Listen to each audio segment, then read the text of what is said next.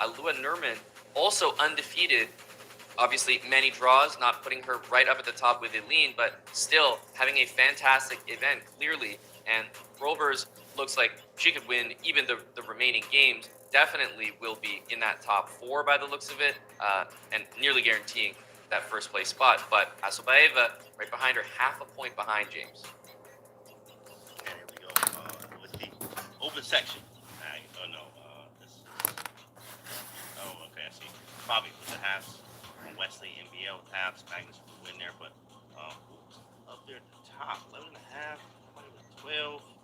Craig losing that game to Uyegi was a shocker there, so actually that puts him in 11. Look at that. When at the top, maybe not the top 4, but right under switches almost every single time, it seems, which is very important because, I mean, you slip if you even breathe wrong in the top 3 there, you could literally be in 5th place. It's very, very close like that. Amount of how do you feel about that? Yeah, so the draws on the top 4, in the open section, we're seeing a lot more draws, especially because we have 3 players that still haven't lost a game. Duba, Yu Yangyi, Bu Jiangzi, we saw Fabi, and was it Wesley? Yes, that just agreed to a very quick draw. And the thing is, that really helps comebacks. For example, Jan Nepomniachtchi, she had 10 points. Artemiev, Magnus. Look at this incredible group that has 10 points. With amazing results in these final rounds. They can catch the lead if we continue to see those draws at the very top. Arjun, Maxime, and Fabi, absolutely the ones to be. But you're starting to see, because of all these draws, the strategy of playing where you take your wins when they're there, but otherwise you're happy to draw the game. It's actually paying off, and all of those players are slowly floating to the top of the standings, James. It's very important to keep your footing, especially if you're at the top as well, too. Dubov is still there at the 4th, not letting anyone surpass him. He's trying as best as he can. It's still games to be played. A few more rounds left. Now, that being said, of course, it's tactics time. We do have a tactic today from Amon, who's going to show us something from Roebers versus Stefanova. Roebers is actually incredible in this tournament. We have to give some attention here to the clear leader in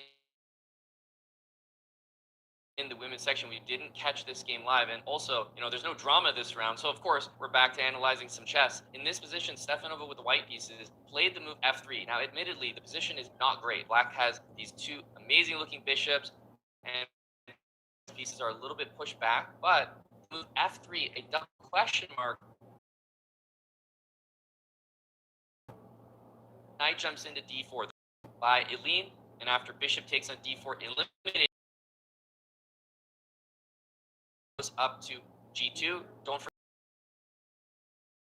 d4. It actually set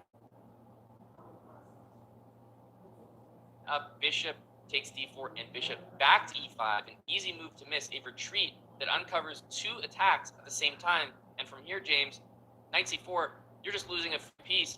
And against Eline in the form that she's in, you can't be hanging pieces out here and expect to survive. And so the end of this game was very expected as the bishops lined up against the king, down an entire piece.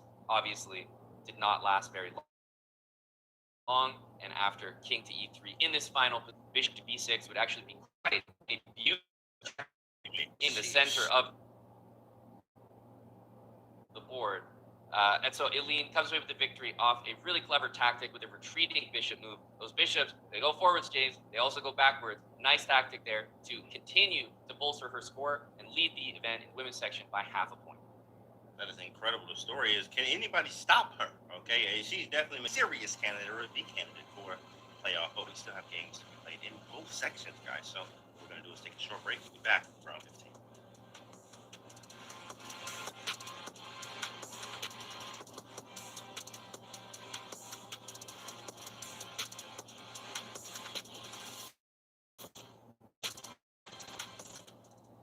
Sadly, I cannot beat anybody like this. I don't use it anymore. Nobody's going to. Yeah, I know this one. It's so vivid. I was playing my first successful tournament, and a friend of mine who was a very good player told me that if your opponent repeats the Petrov, I mean, at that point I didn't know it's Petrov, but if he takes this, you can put your queen here, knight goes back, and you give a check and you win the queen. This was the first trap that I learned, and for years I was of the opinion that Knight f3, knight f6, knight takes pawn. You have to play d6. Knight e4 is a mistake. But turns out the modern engines now have say that this is playable after queen e2, queen e7, queen e4, d6, d4 takes. This position is actually not so bad for black. If I'm not mistaken, Harika played it in one of her games in class. Maybe the trap that I learned was not that big of a trap. I'm Carissa, and this is the first chess trap I ever learned and explained to you guys today, Scholar's Mate. So start with e4, no black, play e5. Point of e4 is to get this bishop out, so bishop goes to c4. Let's say black plays like knight c6. c6. Now white can go queen h5. Now maybe black's like, oh, that queen's so far out there, like, let me sight of it. Plays like knight f6, just has queen. Then you could take f7, and that's checkmate. Yeah, I won like a bunch of games like this when I was in my elementary school chess club. How long did the trial go? It worked like a pretty long time. I was like, guys, maybe we should start picking up on, you know? But it gave me a huge boost of confidence in my chess club. And then I won the prize for like best first grader. So I don't know. What was the best prize that you ever done Scholars Meet? Have you ever Scholars Meeted someone to like win the tournament? Oh no. I feel like, you know, once you're past like 200, you stop calling for Scholar's Mate. Yeah, when I was a kid in the year 2000, like basically if you're born before 2000, you're like a normal person, and if you're after 2000, like I don't even understand how that's possible. I'm born in 95. So when I was a kid, I learned this trap. I would start with pawn to e4. You know, they would respond asymmetrical. e5, most normal way. I would develop my knight, attacking the pawn, develop the queen's knight to c6, defending the pawn, most common chess position, like forever, literally, since the inception of chess. And then here I would develop my bishop, and I'm just like ready for some development pieces. This is also known as the Italian game. When I was 7, I don't think I knew that. And then my opponent would develop which is what this do, also conveniently attacking the pawn. Then I would be like, they're so stupid, they fell for my trap. Knight to g5. What I didn't know, ignorance is bliss when you're 7 years old. All of this has been studied up the ass. Like, there's just dozens and dozens of moves you can memorize here, but not when you're a 7-year-old who's rated 700. You attack this pawn, and they block it, and so you take. They're supposed to move their knight here. They can also play pawn to b5. There's all sorts of moves, but most people just take the pawn back. And they think that's the end of the story. You actually sacrifice your knight. This is called the fried liver trap. They take with the king. Now you attack the king and the knight at the same time with your queen. And the best move for them is to bravely walk the king into the center of the board. White is still doing well here. Keep pressuring this knight and keep attacking. But a lot of people would fall for this trap. In my very first tournament, I won my very first game like this. My opponent walked the king to safety, only to discover that the king is not safe at all. And I probably beat that child, and they never wanted to play chess again. Good, chess is cruel. Sadly, I cannot beat anybody like this anymore, but that's the fried liver trap. Hi, my name is Tawny, and this is the first trap I ever learned. I'm going to teach you. So, as black, when I was younger, I used to play the own center. This is b6, bishop b7, early fianchetto. White would take the center, and bishop would go to b7, bishop goes to d3. Sometimes the knight can go to c3.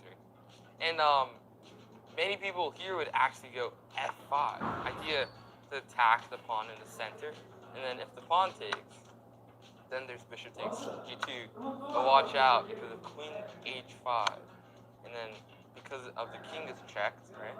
And black is trying to trap the rook. Now we have to defend. The pawn keeps taking. You can't take back because this will be checkmate. It's like double checkmate. And so basically now black would be losing because the knight will come out. And then there's this really really nice move here. Pawn takes h7, and it might seem that you go g7. Now the knight takes the queen, and then you promote to another queen here. But this wouldn't be as efficient. As if I'll go back to the original position. If you take on h7, and then after knight takes, you go bishop g6 and check. So really, really cool trap. It's the same trap. I never, Yeah. Like, you're the first one to explain that trap. I mean, I don't know. My name is Jules Gambit, and I'm going to teach you the first chess trap I ever learned the hard way. This was during my first tournament back as an adult. I was playing a classical game. I thought I was very, very clever. So it was, I believe it was black move here, and then I got hit by the very fun. And what was going through my head, I was like, wait, but this is the Rosalimo. Like, this is theory, you know? And it was not. I ended up having to lose my bishop. So white goes d4. This is actually a bad trap because it just gets worse if white doesn't fall into it. So you give up a pawn, you place the bishop here. So white makes a developing knight. You give up another pawn, and you give up a knight as well. So white, like the hope is that white takes here, this bats here and takes here, and now the pawn is to take here. White takes here, and you take here. The funny thing is, even after the trap, okay, black is of course winning, but it's not as easy winning. Really? Why is it not as easy to win? Because for the queen, white still has two pieces, and at an amateur level, I think that can still save a lot of games. Hi, I'm Divya Deshmukh, and I'm going to teach you the second trap I ever learned. The first one is Queen of Sunmate, so I'm not teaching that. So it goes with e4, c5, d4, c4, c3. You take, I think, yeah, knight c3, knight c6, knight f3, d6, bishop c4, knight f6, e5, knight e5, takes. I've won like a million games with this. And now you take bishop f7. This is the trap. King f7 and queen d8. Queen f. I don't use it anymore. Nobody's going to fall into it.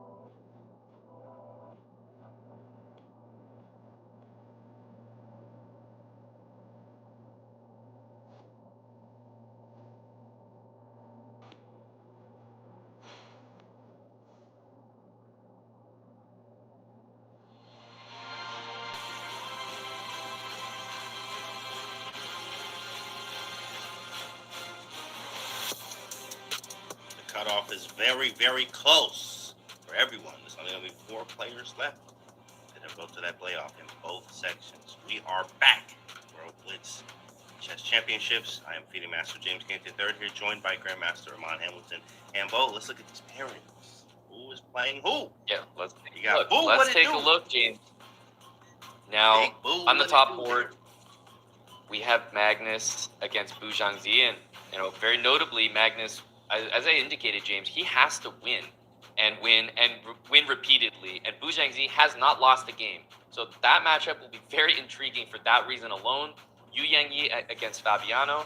The top score is 11.5, and you see Fabi, Arjun, and MVL have all played each other. So they're all starting to spread out on boards 2, 3, and 4.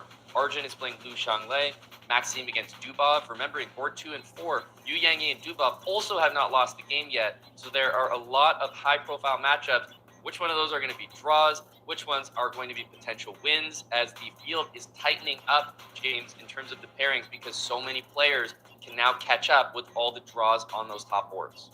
I mean, in China looking like a powerhouse right now on boards 1 and 2, just holding it down for us. And 3, dang. Dude, they got the whole team there, whole squad there, man, on the top 3 boards representing real hard there. So, of course, I think because they're not playing each other, they may play for more. But, I mean, listen, half a point, I don't have to fight too hard.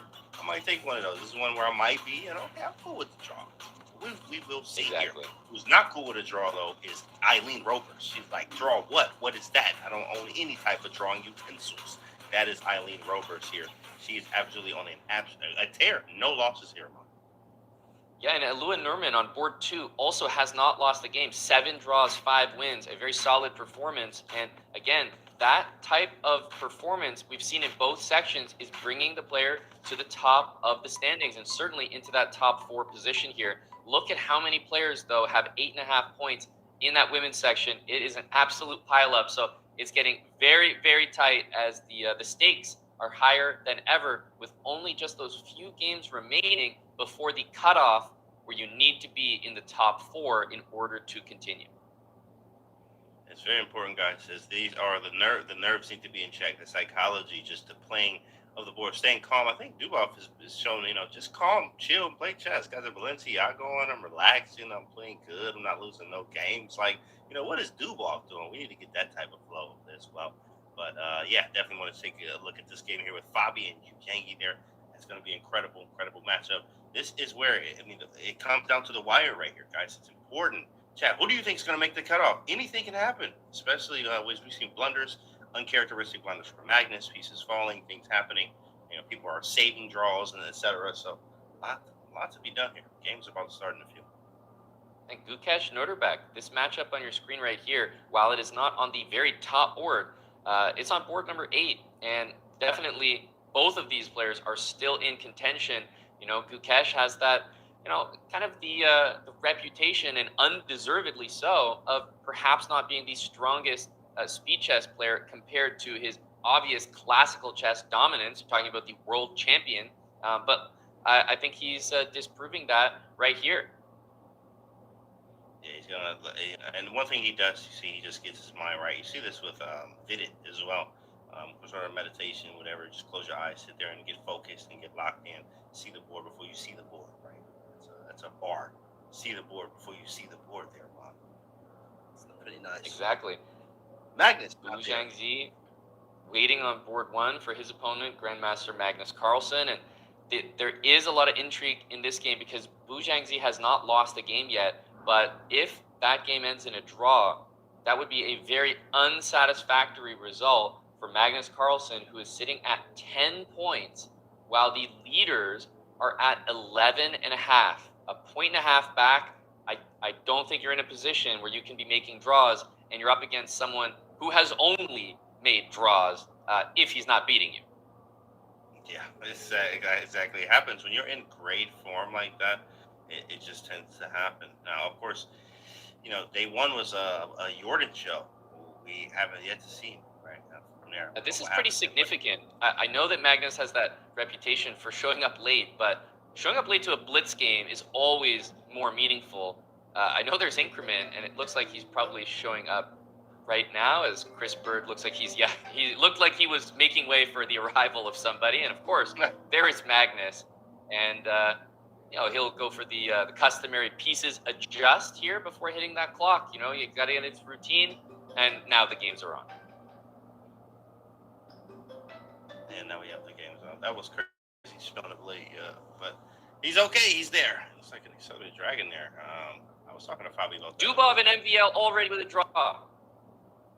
Wow, he's out of there. 12 piece. I'm telling you, it's already done. Had to jump in there real quick. Magnus barely sat down at the chessboard to play a move before Dubov got up from the chessboard to leave. He was done.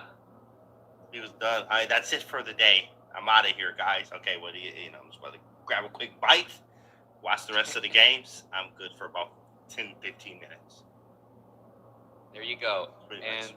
we're looking at the games on the screen here. Obviously, Magnus needing that result. You're not going to see a quick draw from him. It might end up in a draw, but it certainly won't be a quick one.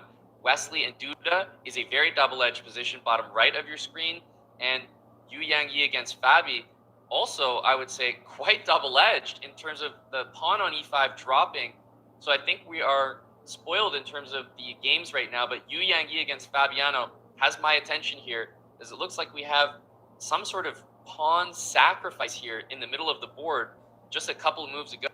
The knight captured on e5. Now Yu Yang is castled quickly and has just played the move h4. And would you believe it if I told you that Yu Yang playing with this style right here is undefeated in the event, James? Dang, Yu Yang undefeated. Playing like this, we definitely gotta watch h4 and h5, and when it gets live, here we go. I definitely like. I'm not gonna lie, I'm an Accelerated Dragon player. I played it for a long time. I don't play it as much anymore, but definitely with Black, definitely was a fan of these positions. Fabi had some great games in the Accelerated Dragon. He said he was prepping, and I was like, what if Maroxy Buying? If Nepo would have played there, Neponji would have played that. There was something they played. He was like, oh, I can't tell you the prep. I was like, oh, okay.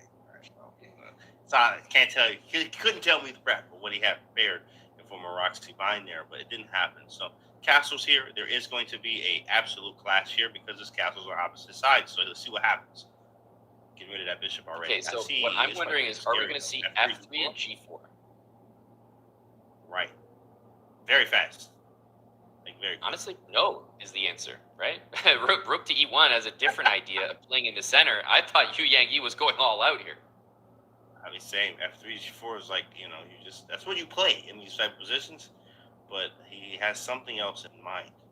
I know it's not sacrificing on e6, just centralizing the rook, I guess. The bishop e6 probably is possible. Maybe you could sack on e6. I don't think you can get away with that, though. Yeah, I don't think so. Yu Yang is not really making the progress you'd expect from the position in terms of an attack. We can jump back to our bird's eye view and take a look at all of the boards. Magnus actually has traded a lot of pieces in that one. I'm wondering whether he'll be able to actually win this position. He's offering an end game in this one. It does not look obvious how to win that game. And meanwhile, opposite bishops between Liu Shanglei and Arjun Erigaisi. So it's starting to become very difficult on those top boards to see the winning path, the advantage. Honestly, Wesley versus Duda looks like the game that is most imbalanced and has the best chance of a result. What do you think, James? Definitely looking like a fun game, I believe. I think we go back to Yu Yang Caruana. That one is probably number 2. There's definitely draw is not likely in that one. Definitely a lot going on. Queen side, of course, opposite side castles. Feels like Black is now maybe getting some type of initiative on the B file, which is possible. Yep. But also that Wesley. Let's have a look at Wesley's game right here. Now. Yeah. Let's have a look at Wesley's game. I can say that Magnus just traded all the pieces pretty much. Very likely result of a draw in that game based on the position I'm seeing. Wesley is up, a minute and a half and counting, and he's just played the move rook to b6. A really, really good position here for Wesley. However, these positions where you're just being solid with Black, don't underestimate them. The move g5 and rook g7 can still happen with a kingside initiative. That is actually quite annoying and really strong. He hasn't played it yet. He's playing king h8, but he is preparing it. G5 is going to be a very strong move. Yeah, it's queenside versus kingside here. The rook can invade with rook b7, but the a5 pawn is loose. You have to watch out for a lot of things. That bishop, James, is so bad on the light squares. Oh, that's a bishop. Oh, shoot. I didn't know what that thing was sitting there on g8. It doesn't look like a bishop to me, but it is apparently a bishop. It looks like Yu Yang and Fabi, the result we could all predict, a draw in that one. It seemed like it was double-edged, but at the end of the day, Yu Yang, if he wants a draw, he's going to get it, and that's how it feels in this event. Meanwhile, Duda holding on to this position, but ultimately extremely, extremely passive. I'm wondering if we're going to see something like g4 from Wesley. You could preface that with h3, but you need to find another avenue because the b file is just not enough here in this game.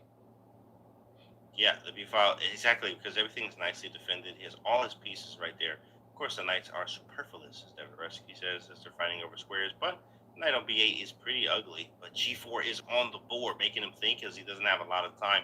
Under 20 seconds here for Duda with a 2-second increment. And here we go. Got to move. Don't move if he wants. He plays G6. Nice move. I like that. Activates the rook, maybe to G7. Yeah, King H1. Let's get the G file open so we can swap over, right? King to H1, rook to G1, and perhaps this queen can even slide over to D1. So remember, the white pieces seem to be able to swap over to the other side very quickly. And there is King H1. Wesley is trying to push this position for a win. Queen H4, bringing a queen over there, but not really threatening a lot. Okay, maybe Queen F2 is annoying. So he plays rook F1. Yeah, rook F1 to cover Queen F2, but after Bishop F7, the pieces, unfortunately, are just not doing anything for black. They're all protecting something, but you have to watch out for the queen invasion here. Queen takes E7 might be a good move, despite you want to attack here. We're going to see Wesley's mindset. He takes the queen, it looks like, and that is going to lead to a very pleasant endgame. Light squared bishops and dark square pawns complements white. I think I noticed about Wesley that he always thinks about this. He loves the in-game. He will trade those queens. He loves the in-game. Less to maybe not less to calculate, but less to worry about, especially in positions where you may have been attacking. He went back, maybe could have traded and played rook B7, put the other rook down there. Arjun has won against Lu Shanglei on board 3, a crucial victory. While MVL and Fabi are drawing their games, Arjun's style prevails when it comes to the blitz, and Wesley is imbalancing the position here. But he might have just blundered. His rook on B1 is hanging, and so is the bishop on F3. He did not anticipate that rook, long range, missing that bishop move again. Might be some type of sacrifice. Plays F5, takes. It is getting wild here. 3 seconds for Duda. Whoa! He made that with 2 seconds on the clock. 3 seconds. Yes, still an advantage here for Wesley, but significantly less than what we saw previously. Let's see him push this one through. The knights on the queen's are no good.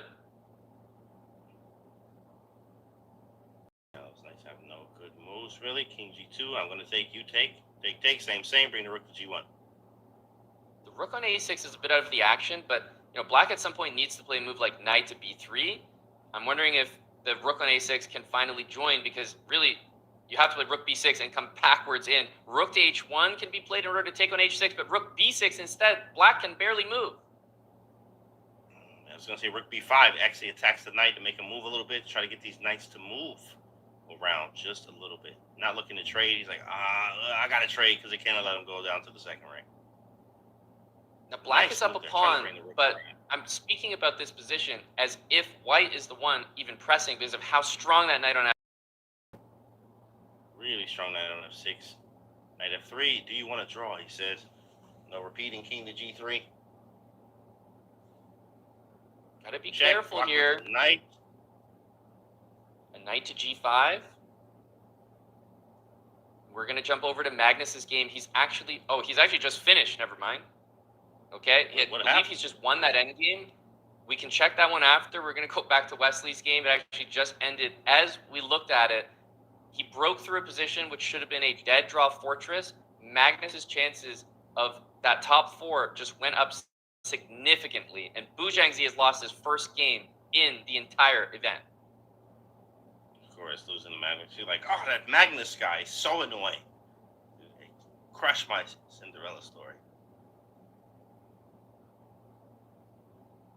5 seconds apiece here. They're repeating, but Wesley should not repeat here. King H2 is the decision, and that's a good move. Black's king is almost in a mating net. Knight check. Probably just to gain a little bit of time, bring it back around. Now knight takes E6.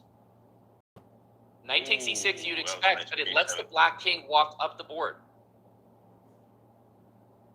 Oh, knight F5 if king G3. Oh my goodness. Right, that was made. Oh, he had to go king G1. Will he take one of these pawns here? H5 is hanging. He decides to go for that pawn.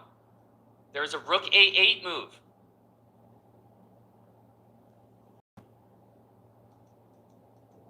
Now I'm wondering if I saw that right. I thought rook A8, the board is simply Yep. not. Updating. It's not updating. Oh man. Peaceful. That is a There's a big. lot I want going to say on. that's a big miss. I do not think Wesley can be happy with that result. I'm very confused at the draw there with so many pawns hanging. I'm wondering about that position. I think he just missed rook a8 after knight takes h5. It was effectively checkmate. He'd be winning a piece in that game. So the board is not updating, but I believe that the move was knight takes h5, and I think it was rook takes c3 here. And at this point, he has rook a8. The king has nowhere to go. You have to give up the knight.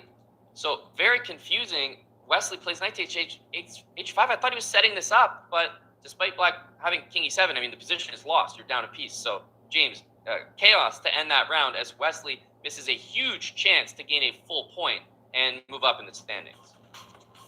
Sometimes it's that hand and eye coordination is just a little off, especially when the time is there's so many emotions and the time is running low here. But as we see the pairings and the standings of what kind of what happened here in this round, Magnus Carlsen wins and beating. What was the only loss was the Magnus, of course, respectable. But man, it's like where's timing, bro? Like dang, gotta lose now right at the end. There's only a few games left. Fabiano, there's a draw there. Arjun with the dub 2 as well. I mean, look at these scores here. 12.5 looking like the high there. Arjun up at the top there, Amon. Exactly right. Arjun Erigaisi, that style of play, so impressive. 12.5 points. He won that round while draws were being made. And Dubov and Yu Yangyi, the only players remaining with that undefeated record. And they're at 11.5 points, both fighting for that 4th place spot. Meanwhile, Fabiano and Maxime protecting their grip on that top 4 with some draws on the top boards. And I think at this point, you're really starting to have the conversation that, you know, Norderbeck and that group with 11 points, it just might not be enough. As we see the women's section results, Eline losing on board 1 to Bibisara, that shakes up the tournament as Asabayeva moves into 1st place at 10.5 points, sole lead, and Gunina hands Nerman her first loss of the event and also moves up to 10 points. So now we have Roebers and Gunina tied in what will be 2nd place, while sole lead goes to Asabayeva with not many rounds remaining. Yeah, that's incredible. Bibisara seems to be a kryptonite for Eline Roebers right now. Of course, she was the only loss for Eline was Bibisara, who's now in 1st place there. Only 4 spots, guys. Only 4 spots. This is important to understand. Now, with that being said, let's actually check out something that we have for you guys, which is a nice game tactics. Well, we just want to check out some of the games that we missed, right, James? I mean, it can't be everywhere. Blitz games move so fast. So we want to check out this Magnus Carlsen versus Bu Jiangzi game, because the reason we were not there is honestly, it was dead drawn. Players were shuffling, it looked like, in a locked position. In this spot, one of those shuffling moves was bishop c6 by Bu Jiangzi, and knight d2 was played. And well, the concern is if the bishop went back to d5, e3 and h2 are hanging with this incredible knight f1 check. So just that one idea missed. That means king f2 was played. But hang on a sec, now you've lost the c pawn. So a bit of an error, as Bu Jiangzi did not realize perhaps that you can't just shuffle mindlessly. You have to watch out for that one trick, and Magnus spotted it. And from there, with the extra pawn, you can see the conversion. He was able to do knight c2, by the way, stopping king d4. So the white king could not come back. And once you win that e3 pawn, you know that the f4 pawn is going to fall immediately after, and resignation. So Magnus wins what we thought was an unwinnable position and comes back to actually win this game against Bu Jiangzi and hand him his first loss of the event, James. That is incredible. As Magnus does Magnus things, especially when you reach that end game there. Still in it, he's trying to say, you know, but again, top 4 spots, guys, it's the window's closing round after round. Every draw, it's like, you know, a little bit tough, right? So still got stuff to do, but let's take a look at Eline real quick, and we'll get out of there. Get out of here for a short break. I love to, James, but actually I don't see any moves on the. I don't see any moves here, so I think they're getting set for the next round. So it's possible that boards are being reset, you know, and next boards are getting set up. So We don't have any moves in this one now that the round's completed, but obviously the loss on that top, or the first loss for Eline, is very significant for the standings, and Asobayeva is the new leader. Well, guys, go check that game yourself. You can obviously use it on the events page. We'll be back. Oh, we got a word. Hey, we get some magic. We found it. Little producer magic. Are we in? Producer magic All right, on the back end? We All here. right. Okay. Go. What we got? You know, we would have been ashamed to miss this one, because you know what, James, it actually was not too many moves either. From the opening, and we're on move 14 here, this did not even last 30 moves for the top board here. Knight to b6, b3. We're just in the opening phase. It looks like, you know, business as usual. In fact, Eline had a huge advantage out of the opening phase of the game. Kingside castling was not the one to play, and actually after h takes g5, James, it becomes apparent that the white king is not in a good spot, and the move bishop e7, f5 was probably the move that really cost Eline this game, because you're just giving the h2 square to black. The rook and the queen are coordinating there, so naturally after f5 you start to get concerned, not just for the h2 square, but all the dark square diagonals. This bishop cannot play to e3 because of the hanging knight and the pieces converging on the king side. So we see queen to f2 and a blunder-filled game. Unfortunately, in these crazy games with low accuracy, it is actually just who makes the last blunder that costs the game. Queen e5, queen takes on b6 should have been played, but understanding that queen h2 was coming, Eline misses the opportunity to correctly grab this knight. Now, after queen h2, it's understandable with rook h3 coming, you get a little bit nervous here, but I do think that that was just a stone-cold miss in this game. Bishop to f3 played to stop queen h2, and now I think, unfortunately, the tactics started to rain down with bishop c5, and unfortunately, just b4, the only move. The blue arrow was not played by Eline, and queen takes b7 pretty much blunders the game, because this is a checkmating attack and a win by force. If rook e2, that queen is going to come up to g5 and deliver a checkmate, and the same thing on king g3 and g4.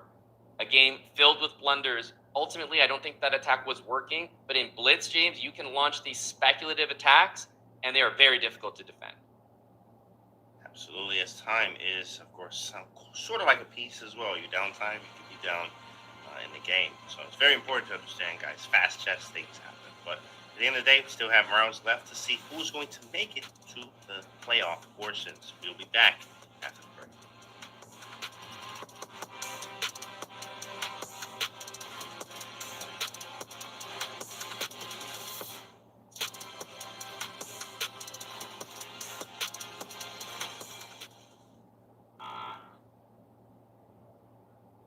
That's AI.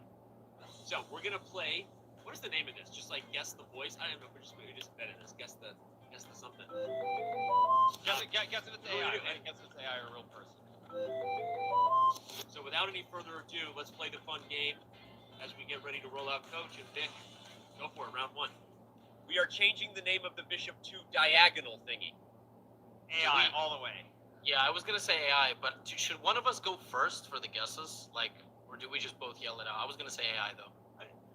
I think you can both. You both guess AI. Easily. You would never say bishop thing. That you would never say that.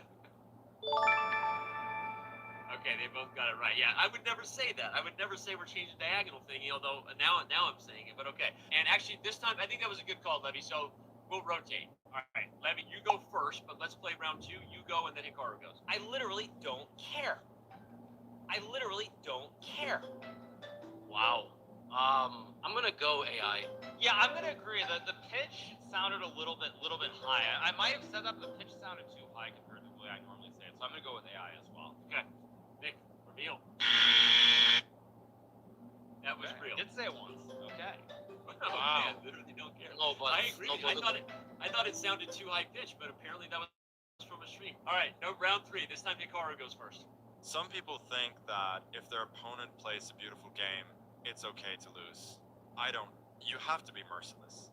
I mean, if that's not Magnus, I'd be really surprised. That's got to be real Magnus. Yeah, I'm gonna guess real. That's AI. That is AI. I want to hear more. By the way, I think I listened to a couple days ago. I had a bit of a refresh of all of your voices, and I do think that this last round of Magnus, they really nailed it.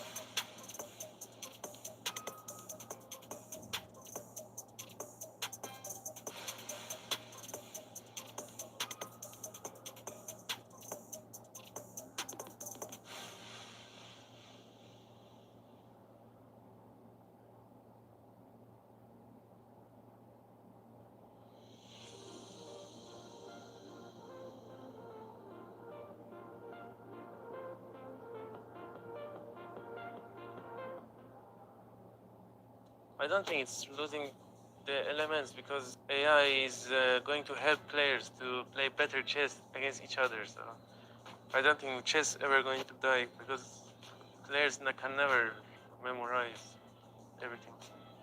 Okay, my name is Aleksandra Goryachkina, and we're gonna check some questions. What is Aleksandra favorite fashion designer?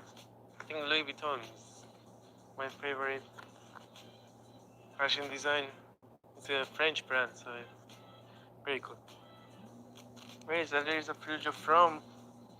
I was born in Iran, but now living long time in France. What is Aleksandra? I don't know this. I never checked, but I was thinking a few days ago to check it actually. So. Aleksandra peak rating was 2800 something 3 probably 4. Who is Aleksandra girlfriend? She's a volleyball player. So. What is Aleksandra favorite chess opening? I would say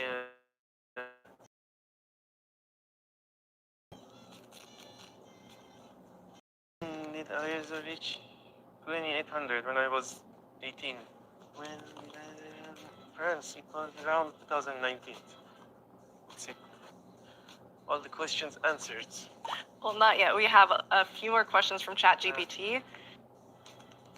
How did moving from Iran to France was? I mean, I was already like 16, so like it was I felt like it's a good decision for my chess to be in Europe and freedom of going around and playing chess. It's very good. Your style is often described as aggressive and dynamic. How would you describe your approach to the game and how do you develop this type of style? Yeah, I think my approach is very tactical. It's like sharp attacking, and you have to solve a lot of puzzles in the beginning when you're a child, and the pattern stays in your head. What are your thoughts on balance between preparation with engines and maintaining creativity in your games? Do you ever feel like the game is losing some of its human element with the rise of AI? I don't think it's losing the elements because AI is going to help players to play better chess against each other. So I don't think chess ever going to die because players can never memorize everything. What do you consider the biggest difference between playing online chess versus over the board chess in high level competitions? For me, there's no difference. I think for a lot of players it's different from online and over the board, but for me I feel like it's the same game. Chess has seen rapid evolution in recent years. How do you see the role of young players like yourself shaping the future of it? Yeah, I think it's very important to have good new generation coming. So a lot of players are very competitive, Gukesh, Arjun, and I think we have a good generation that is coming to slowly take over. What advice do you give to young players who want to reach the highest level in chess? What do you think is the most important quality? Yeah, I think the most important is to play a lot of tournaments and not be afraid of losing, especially for young people, and to know that they should just think about improving, and losing is not end of the world. That's it.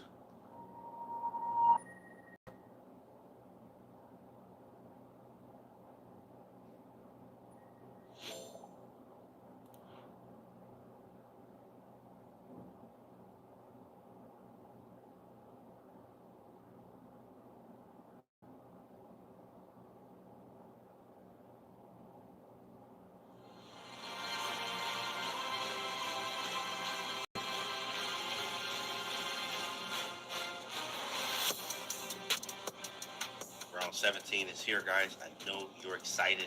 You're ready to see who makes it to the playoffs here. We want to see that too. I'm FIDE Master James Canty III, joined by Grandmaster Mon Hamilton. Let's actually take a look at the pairings, as we do have them ready. So we got to see what matchups, who's playing who, and what's most important right now. So take a look at what we got. Matchups are Magnus Carlsen versus, I don't know how to say his last name.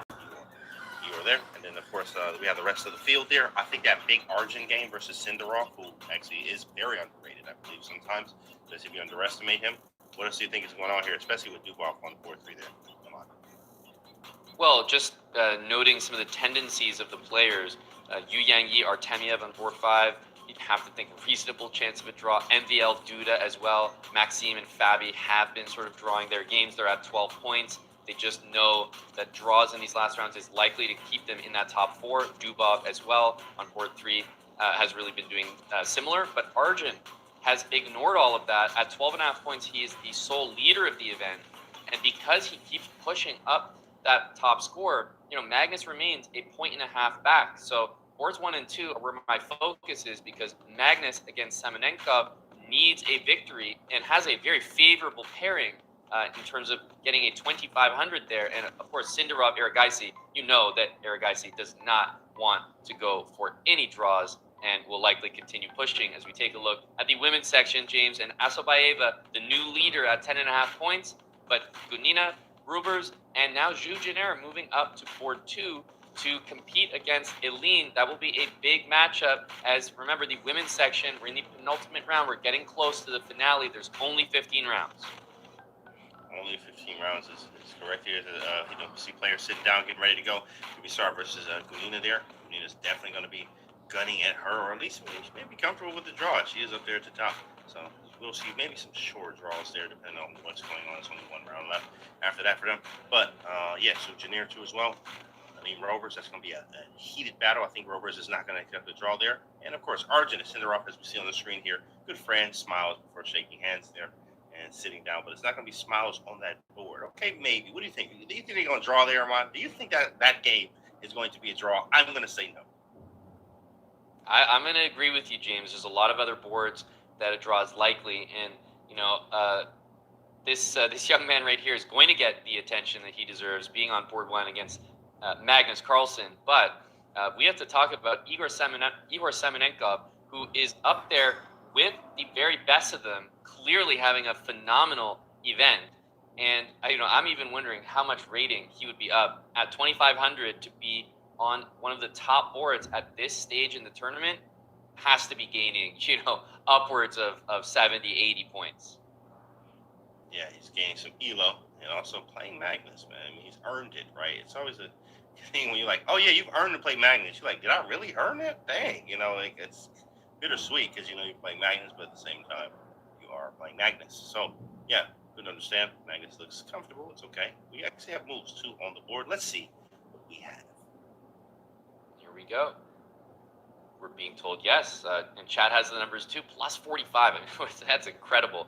As we see the games taking shape here, Asobaeva against Gunina, top left of your screen, the top boards in the women's section, the penultimate round, absolutely critical. Magnus with the white pieces, needing a victory against Semenenkov, and going for a variation that might surprise some of the viewers, but actually the king, which has recaptured the queen on d1, this is very much an intentional decision to trade queens, and it does not necessarily mean the position is more drawish. In fact, a lot of the times it's actually white who's playing for a win. Very counterintuitive, but James, I wouldn't say that early queen trade in that game is something Magnus is concerned about in terms of his winning chances. Oh, he definitely loves this. I mean, Magnus having a field day here. Queen's off the board early. You get an in game. He gets to do his thing. This is also a reverse Philidor type position that you have here. So if you are a Philidor player from the black side, and you have the early black playing e5 with d6 and e5 very early, the queens can come off the board, and you play in a similar fashion. You play f6, you go c6, king c7, etc. So white seems to probably be doing the same thing here in this Philidor type of fashion in reverse. But I will say, Amon, I almost fell asleep after seeing the variation. So, I'm just going to, wake myself up and go to another game, actually. And I'll come back to that one later when Magnus is better in the end game. There you go. Looking across the board there, Arjun and Sindarov's position, I don't think anyone's surprised to realize that does seem to have the most action, because Fabi and Dubov, we look like we're in the makings of a draw already, and Duda and MVL, although there is a little bit of interest in that. It looks like it was a London system and a symmetrical position in that one. So my attention is on Sindarov versus Erigaisi on board 2. Definitely with opposite sides castling, James, this is the place to be. Yeah, I even like the opening choice, the Sicilian with the early queen takes d4, queen going to e3 and castling queen side. These are very fun variations because, as we get opposite side castles, whoever gets to the king first will win. That's exactly how it goes in all of the positions when you castle on opposite sides. So we're going to see people aiming at each other. You see the rook on the c file indirectly hitting the king that's on c1. You can even see king b1, or you see h4, or even g4. Just don't even care about nothing here, man. Just g4 him. Don't even care. And when you take, go rook g1 and hope for the best, but probably not the way to go. So he goes rook h to e instead. Yeah, rook. This is a mature move, rook h to e1. Because I'm with you, James. The move g4 is suddenly very tempting. You actually want to lose a pawn there in order to open up that g file. The rook is aimed directly at the king, which is why usually the move king b1 is very natural. And in this position, you actually can allow bishop takes c3 because of how strong the dark squared bishop would be. Now, that being said, I still believe that the move bishop d2 is a bit more standard here and perhaps more expected. This pin is annoying, and it has to be said that doubling the pawns in front of your king, exposing the queen side, is not the way you'd probably want to go about this position. So I think that bishop d2 is on Sindarov's mind, but then you have to consider what happens after d4. The bishop hitting the a pawn and your king is still on the c file. Yeah, this is actually scary. I mean, it really is about initiative, and initiative equals time and activity. How fast can you do what you need to do? In fact, if you know the plan, which is opposite side castles, get to the king first will win. So you need to make sure that you get to the king first, and that's with time and activity. So he says, you can have it. I don't care about any of that. I need to be fast. I got to be quicker than that. Queen or h4, allowing bishop takes c3, going all in on this attack. Well, you mentioned queen a5. I think, James, you might have been just a move ahead of yourself thinking about what black would do next. And I agree. After bishop takes on c3, James is ahead of himself here with a brilliant suggestion. Queen a5 perhaps next. And both queens are looking to do some damage in this position. We will see ideas like bishop g5 come into light. But that knight, you know what it wants to do, James? Jump into e4. That's the move that's going to be very strong defensively in order to deal with the threat on h7. You are thinking about moves like knight g5 as well, but after knight takes e6, are we going to see bishop takes h6? And we do. It's on the board. A sacrifice. I love it. Let's see. Bishop takes h6. We don't care about nothing. We don't care about nothing here. I think one thing I noticed about Sindarov too as well is his do you twirl at the board, like the twirling pawn? He also does the rock with the knee or whatever that is to make his body move like that. This is like a signature Sindarov. Signature when he's locked in. Yep. When he's locked in, he's here. He's right there. He's twirling with the pawn, and right under his left or right elbow, and then he's like got the knee going. You sound like you're locked in. You know better than he knows himself. Bishop takes h6. Queen takes h6. Now, black's play here. The move queen a3 is given a blue arrow as a very important move. It can be brought back in defense. However, with rook e3 coming, I don't believe that is what we're going to see. Instead, it's the king actually needing to run away in this position, king f7, but that doesn't sound like Arjun. Instead, rook c7, and now an only move for white to avoid being worse is rook takes e6, but that looks like an easy one, and it's already on the board. Fireworks. This is an incredible game. A lot going on. It's funny because I've been in this type of position in Joe Baba London's because you don't care about the C3 night as much. You know, they just let them sack on it. And it's just somebody's getting made it. It may be me, it may be them. And that's the type of chess we like to play. So, you know, someone's getting made it. You just don't know who yet. That's right. And you can play the move rook to g7 if you want to try to keep the fight going. But if I'm being honest here, not only does a draw seem likely, but even if you play rook g7, at some point, it feels like this repetition is going to happen. So let's just see how it continues. Rook g7, rook g3, perhaps maybe doubling the rooks might have been better there, or even bishop to f5 to e6 could have been an idea, James. Instead, rook g3 is played, and Arjun continues the fight and continues to say, I am not going for any draws. Draw what? What is that? I don't even know. Queen a3 check first to get just a little bit of extra time. King b1, now I get to think about it. I could repeat again. Will he repeat, chat? What do you think? Is it a draw? Will he repeat? Oh, he said repeat what? Queen e7. Repeat what? And I agree at this stage. You can also take on g3 and, oh, he's played rook f7. Perhaps he wants to take on g3 and bring the other rook over. It's given a double question mark, but not because it loses. Simply, there were better moves available. So he moves back. Gets out of the way. It's light check. Rook comes over to b3. Queen gets back to d6.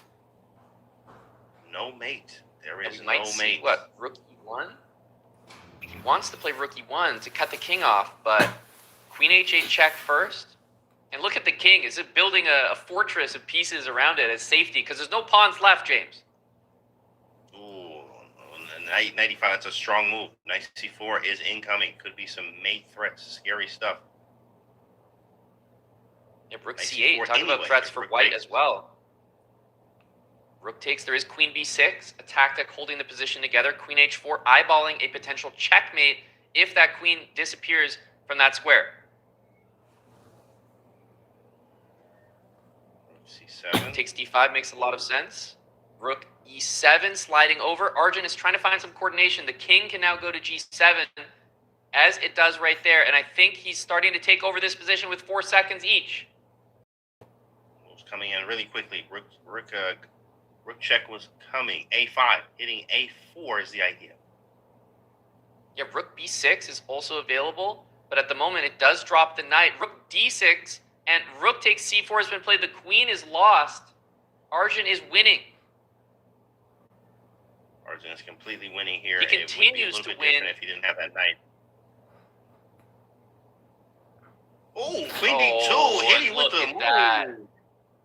Shake and bake, stick and move. That's a handshake. My goodness. Queen d2 with low time. We're going to the game in action, but definitely Magnus is securing the result that he needs here. And actually, that is a checkmate on the board. Magnus Carlsen grinds down an endgame in that one. Noterbeck is still in progress on board 7. There's a lot of draws on those top boards, but we'll get to the results in just a second. Noterbeck against Martirosyan here, opposite bishops, but still quite some imbalances in the game. And Noterbeck playing with black in a position like this with extra pawns, he's going to play this forever. He will play, you know, king pawn versus king pawn, same side forever. You think this is a draw? Absolutely not. Not for, you know, not for Noterbeck, but he also does have valid chances to play on here with the extra pawns. Absolutely. If king takes on h5, we're going to see rook h3 and rook h6. Very tricky. You cannot touch that pawn, and that is a mistake here for Noterbeck. He's now lost almost all of his pawns. Yeah, that's now a draw. You can see the slight grimace on his face there. Realize, okay, I messed that up. Bishop is almost made there, but b6 almost. It's not made. Yeah, if anything, maybe you could say white has a slight chance now. That was a really significant blunder by Noterbeck, dropping both of the pawns due to that tactic. As a result, we're very likely to now just see a draw. As the king goes to h7, the bishop will go to g6, and you know, black can even just shuffle the pieces forever. But what was a position Noterbeck thought he could press in is now a position that will be a draw. But you do need to be a little careful about a potential checkmate on h8. That's about it. Yeah. Yeah, that bishop e5 would have been sort of scary here, but he had king 6. opposite bishops means we're likely to see a lot of shuffling here.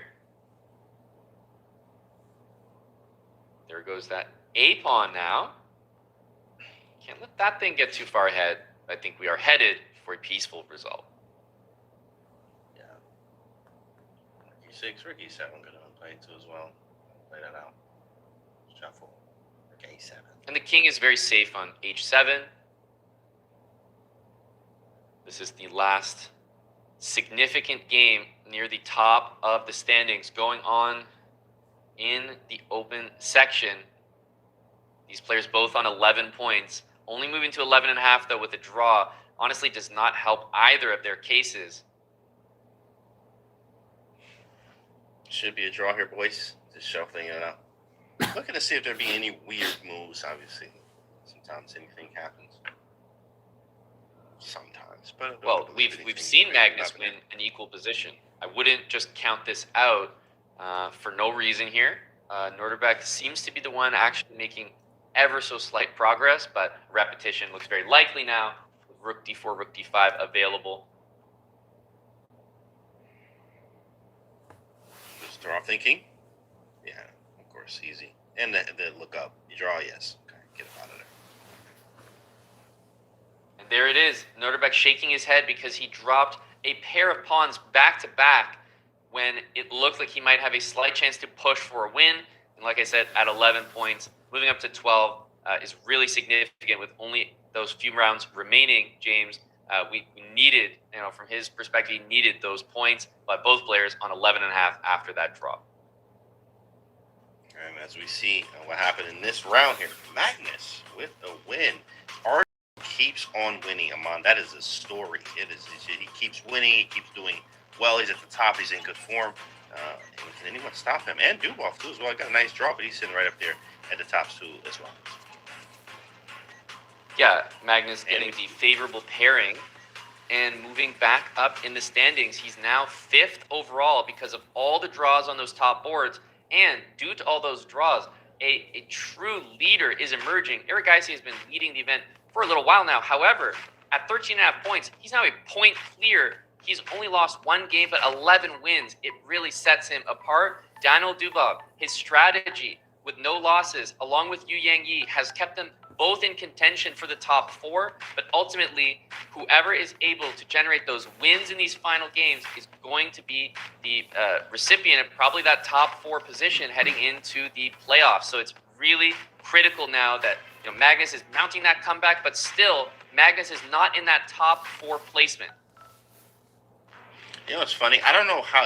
Can we get a record account of how long Dubov has been at number 4? I think it's been like 5 rounds in a row where Dubov did move. He's just like, this is my spot. No one's gonna get it, and he's just been holding down. Not a loss, but he's been in 4th place for forever. There's been a leapfrog up between 1, 2, and 3, but Dubov has been holding it down like that's his spot. I got a guarantee, is what he's saying. It's no guarantee, but it feels like Dubov saying he has one. Valentina Gunina wins against Asbayeva, which is BBSR. So she actually is at the top now, which looks great. Wow, Gunina out of nowhere. I'm not even gonna lie, just really kind of crept up there to the top of the leaderboard, looking great. 10.5, there's some 10s there with literally a round or so to go. Yikes. Really tough up there at the standings-wise. This is where it all goes down here, Amon, right? Yeah, notably, Omanova, who's been near the top of the tournament the entire time, is now dropped to 9.5 and is falling quickly out of contention because remember, the women's section only has 1 more round. Not to mention Eline Roebers, who's been leading right at the top of the table, is at 10 points, a point behind first and out of the top 4 currently. So there are a lot of players you can see with that group of 10. Probably 9.5 is not going to be enough anymore is my estimation, especially with a lot of draws coming in. But it is probably tie breaks are going to be needed to see who's even going to be in the top 4. And then we have the playoffs with that top 4 as well, James.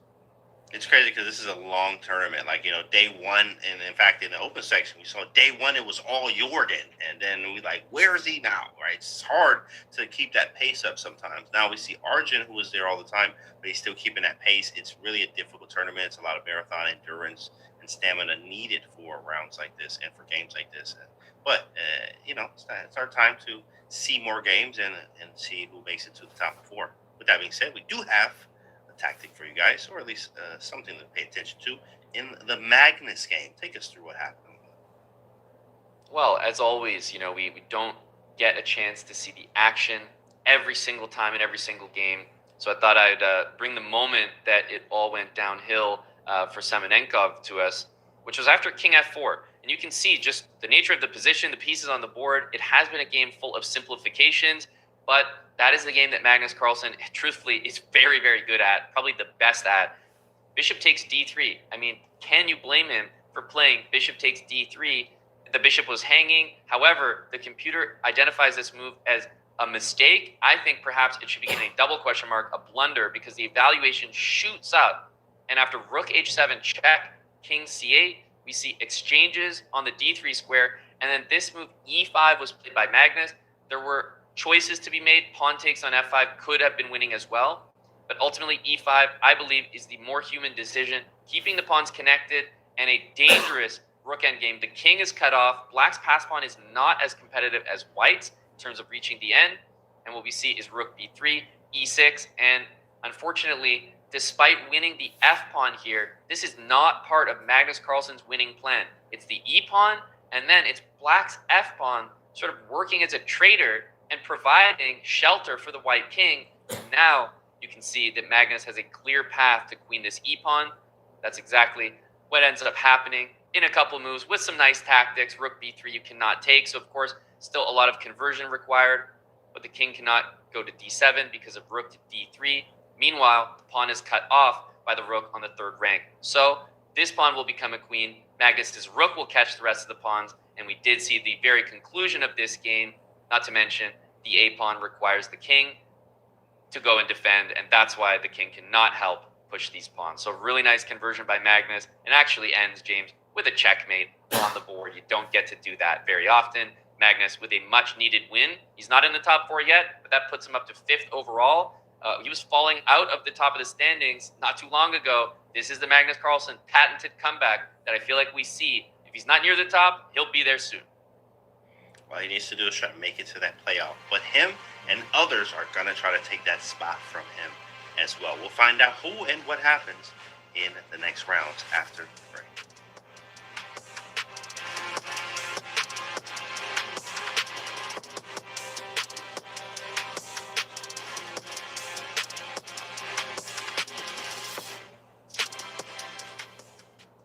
You know the rules, right? Yep. Okay. And now we take this guy out. Our horse. Should I say horse? Yeah. Oh.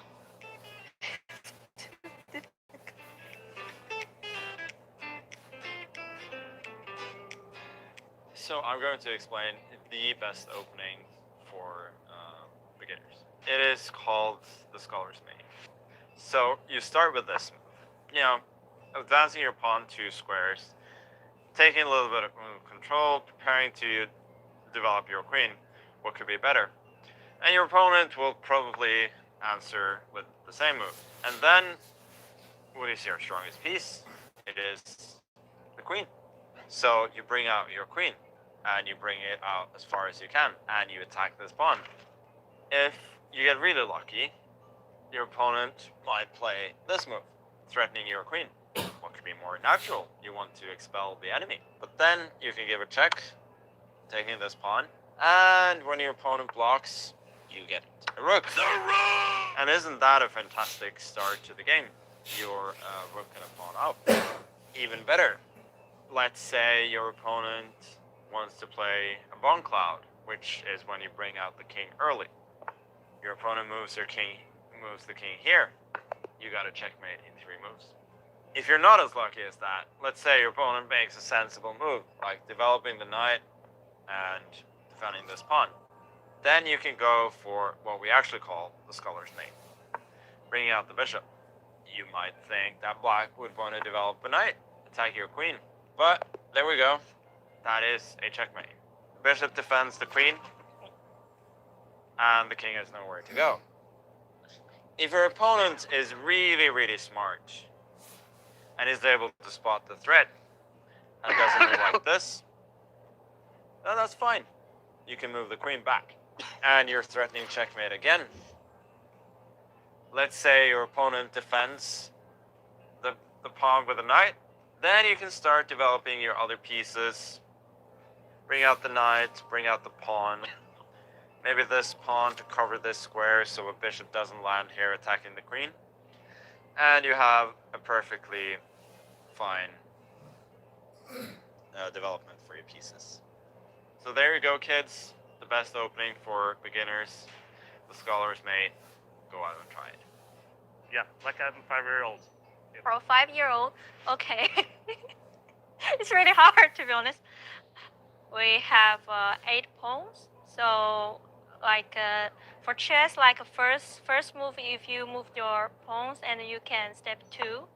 So we go forward like e4, and these 4 squares called center. So we put our pawns to center. It's a good thing. You push your pawn forward, and also try to control the center. And now we have this special piece called knight, and you jump, and we can see knight jumps like L shape. Like you can go like this, you can go like this. So we jump my pieces to the center, and now you also jump your knight to the center. Oh, it's too difficult. And we go forward, and here we meet the exchange in the chess, and we just like your pawns can take like this way.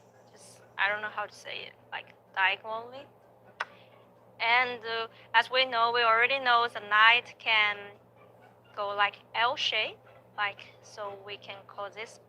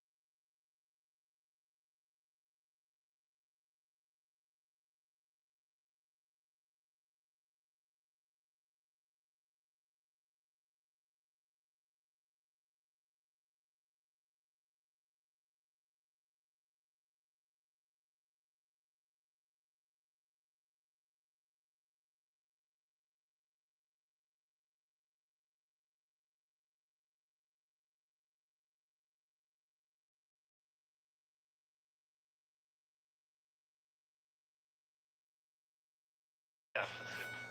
And then he is attacking the this guy right in front. So basically, if our opponent doesn't do anything, then we're just going to, next move, just take it off the board. And then we're going to have more material. So our opponent is probably going to not copy us, but they're probably going to try to stop us from doing that. So they're going to kind of mirror us. They're going to take their horse out, which it doesn't threaten us, but it makes sure that we can't, if we take this guy, then we lose our horse, and we don't want to do that because this is much better than these guys. This is really important. So we want to keep those, and we want to make sure that this horse is really not comfortable. So we take this guy out, and then we slide him along. These guys can go really far, so he goes almost the whole board, and now he's looking right at him. And there's nowhere for that horse first to go, really. So it's we can take it next move if we want. There's pretty much no escape, and that's the real opus. You know the rules, right? Yep. Okay. So we are playing with white pieces, and we start the game with e4. Yeah. Why do we make this move? We are occupying the center, but we are also taking an eye on the e5 square. Yeah. So usually when you put the pieces towards the center, it cannot be bad. Many people will play the same. e7, e5. Now, the knight, because in the beginning it's very important to develop the pieces to castle to fight for the center. So with this move,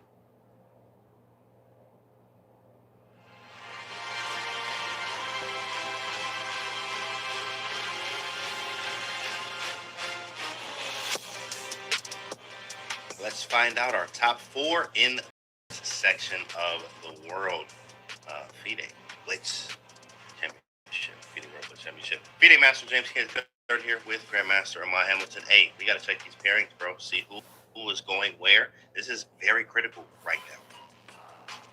Yep, we're in the final round for the women's section. We have one leader, Valentina Gunina, 11 points on board 1 against Anne Muzichuk. Now, the interesting thing about this matchup is a draw is a phenomenal result for Gunina. It's probably not a great result for Muzichuk. So I think that game is actually going to be very exciting. Stefanova against Bibasara there, 10.5 points. A draw as well, probably sufficient for Bibasara. However, for Stefanova, that's not good enough. A draw between the Chinese players might not be enough for either of them. So we might have to see all-out fights in this final round.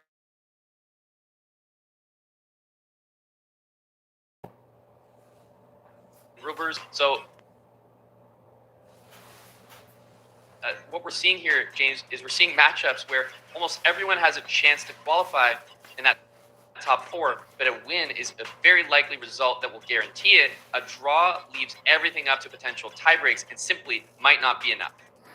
Absolutely, of course, because, you know, all the way down, even you draw, but then you lose on tie breaks because you got 10.5, thinking you're safe, and then somebody at the bottom beating someone that maybe you lost to, or etc., tie break wise, will catapult you out of the standings or the top 4. That's important to understand. Now, we have in the open section here, big boy matchup. Of course, all of them are, but MVL versus Magnus. Know we're going to have some fireworks here. Fun, and they're on a lot of points as well. Arjun at the top there with Timur Rachapov, 13 and with the draw, just kind of chilling there. Fabiano looking to win his game versus Erosion. I mean, all the way down there, even with Sindar versus Wesley. So I think everyone's going to really go for it. Maybe no one's safe with a draw here, man. Maybe like the guy at number 1 or 2 is comfortable with the draw. I don't know about anybody else. Yeah, well, a draw is probably a result that you could make a healthy prediction of in some of those matchups. One of them that is not guaranteed is, of course, Maxime Vachier-Lagrave against Magnus. Maxime would be probably very interested in a draw. He's at 12.5 points, but Magnus at only 12 points does not have that luxury. But he has the black pieces, and crucially, there is one more game to be played after this in the open section. So this is not the final round. So a draw and then a win in the final round might still be enough, but at some point you have to take matters into your own hands, James. You don't want to be at the mercy of computer tiebreaks or the success of your competitors. If you're truly trying to do it yourself, big wins in the final 2 rounds will guarantee most of those players a spot in the top 4. The question is, who can get it done? That is correct. Who can get it done? The question will be answered in about 10 minutes here, actually. Just 10, 15 minutes. Here we go. Clocks started. 4E5, 3, 9C6. Standard, normal stuff. Nothing out of the ordinary.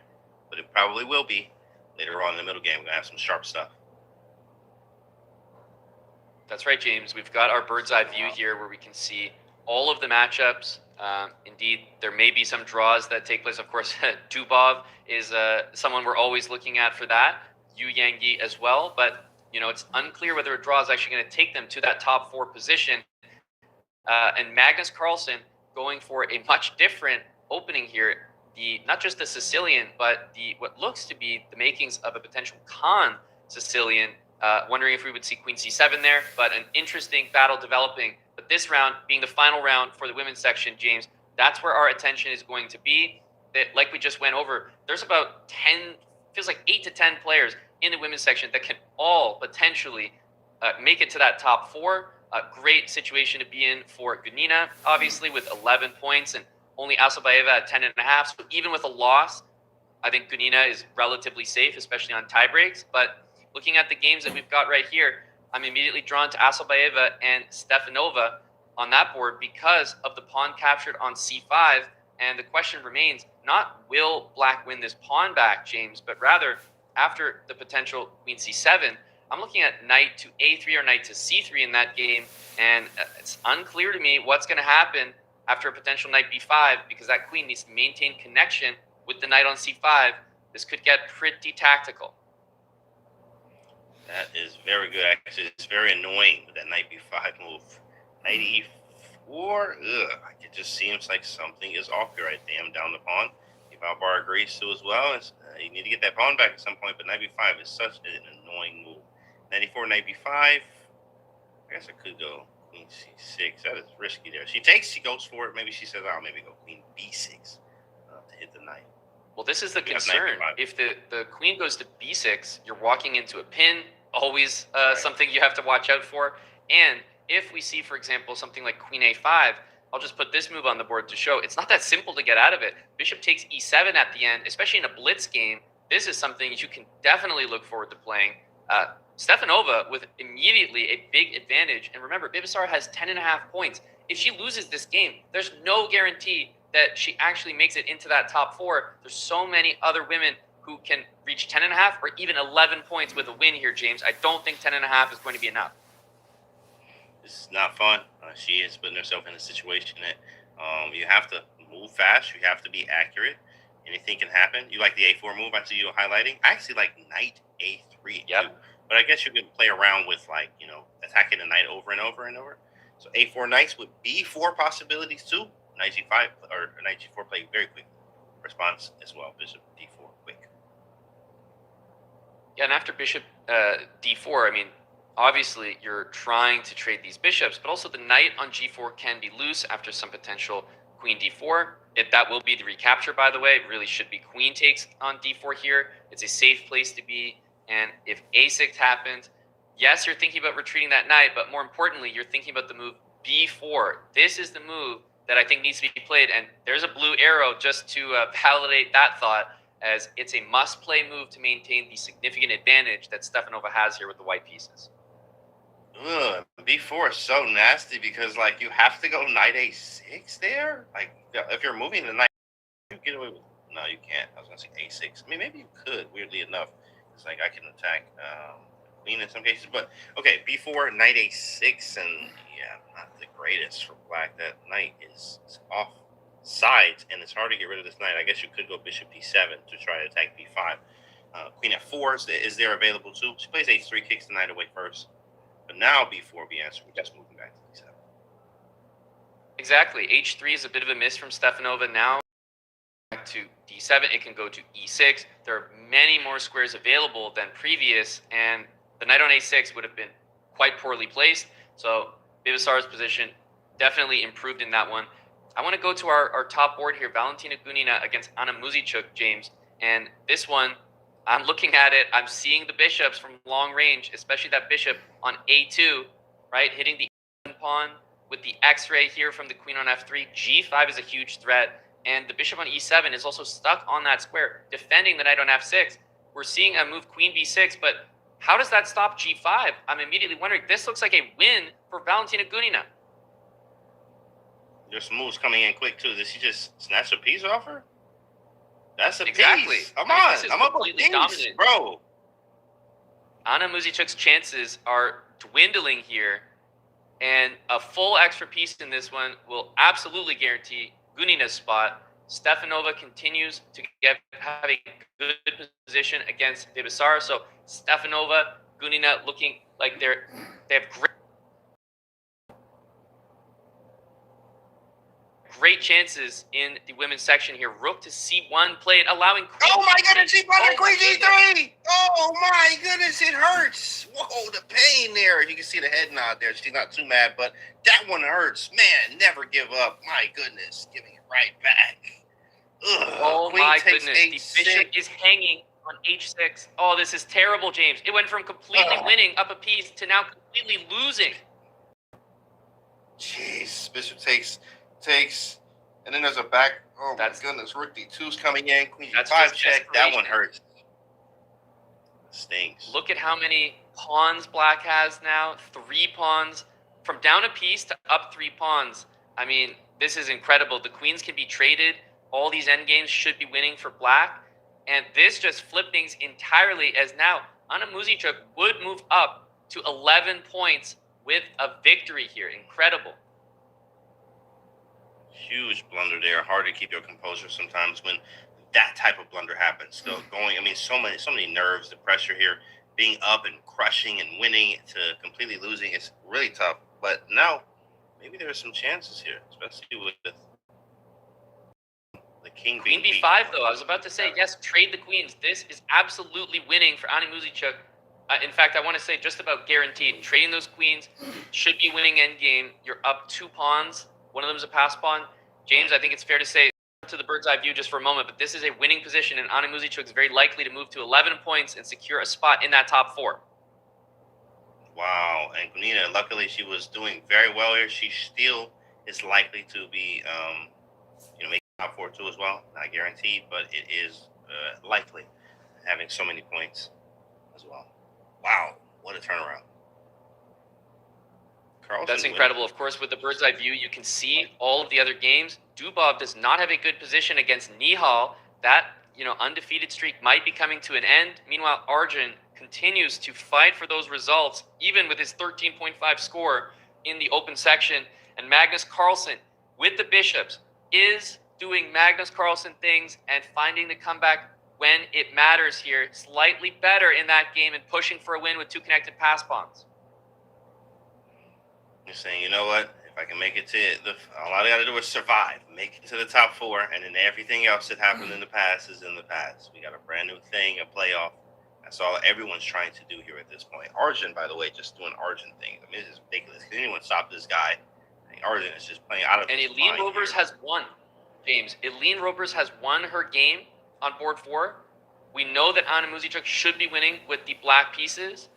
And there is one game, Song Yushin against Zhu Jin'er, which we can take a look at. This game is probably going to decide things. It looks to be winning for Zhu Jin'er. This is the potential 4th spot, top 4, still available. Black is completely winning here, but let's see if it gets executed correctly. Yeah, we got to bring the bishop all the way back around and be able to play h5 at some point. Something has gone wrong here. Something has gone wrong.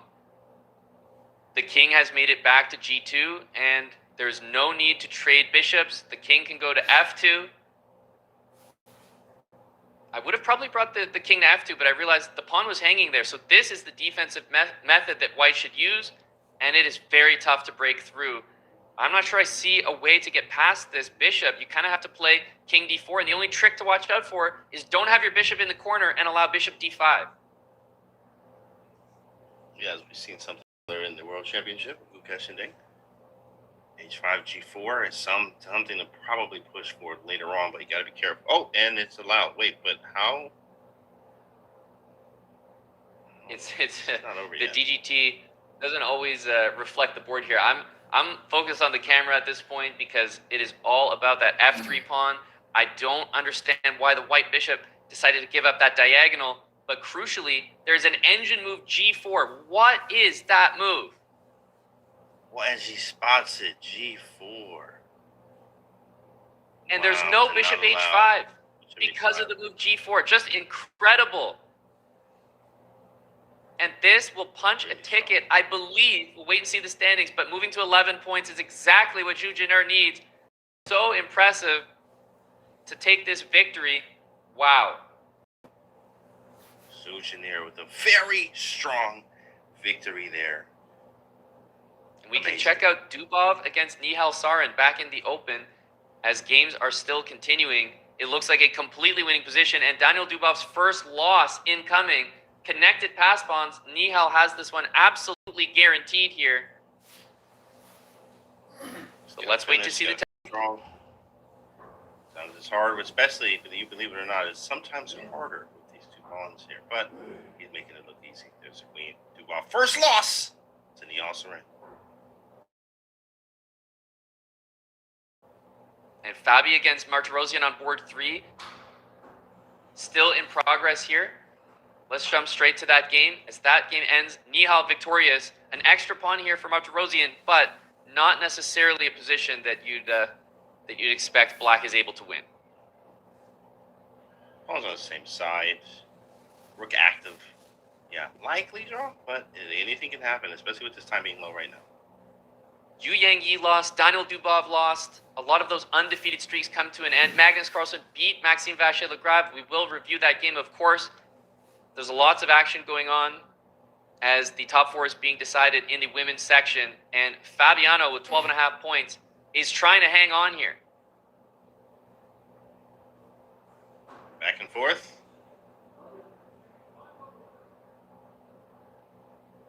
Okay, quite From G3, the king is hesitation cut off here.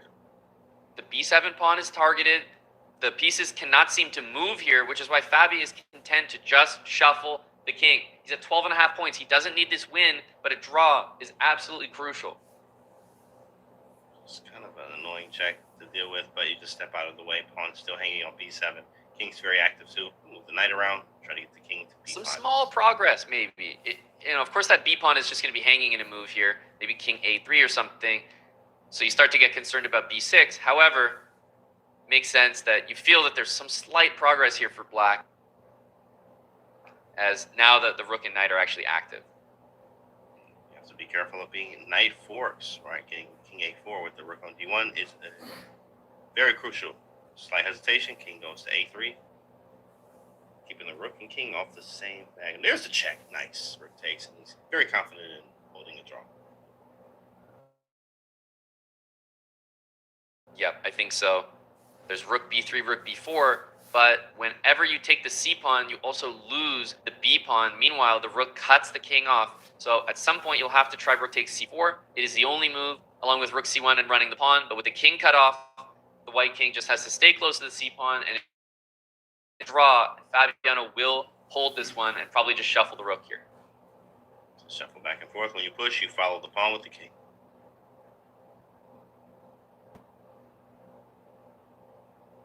Shuffle the rook. Very good King's technique.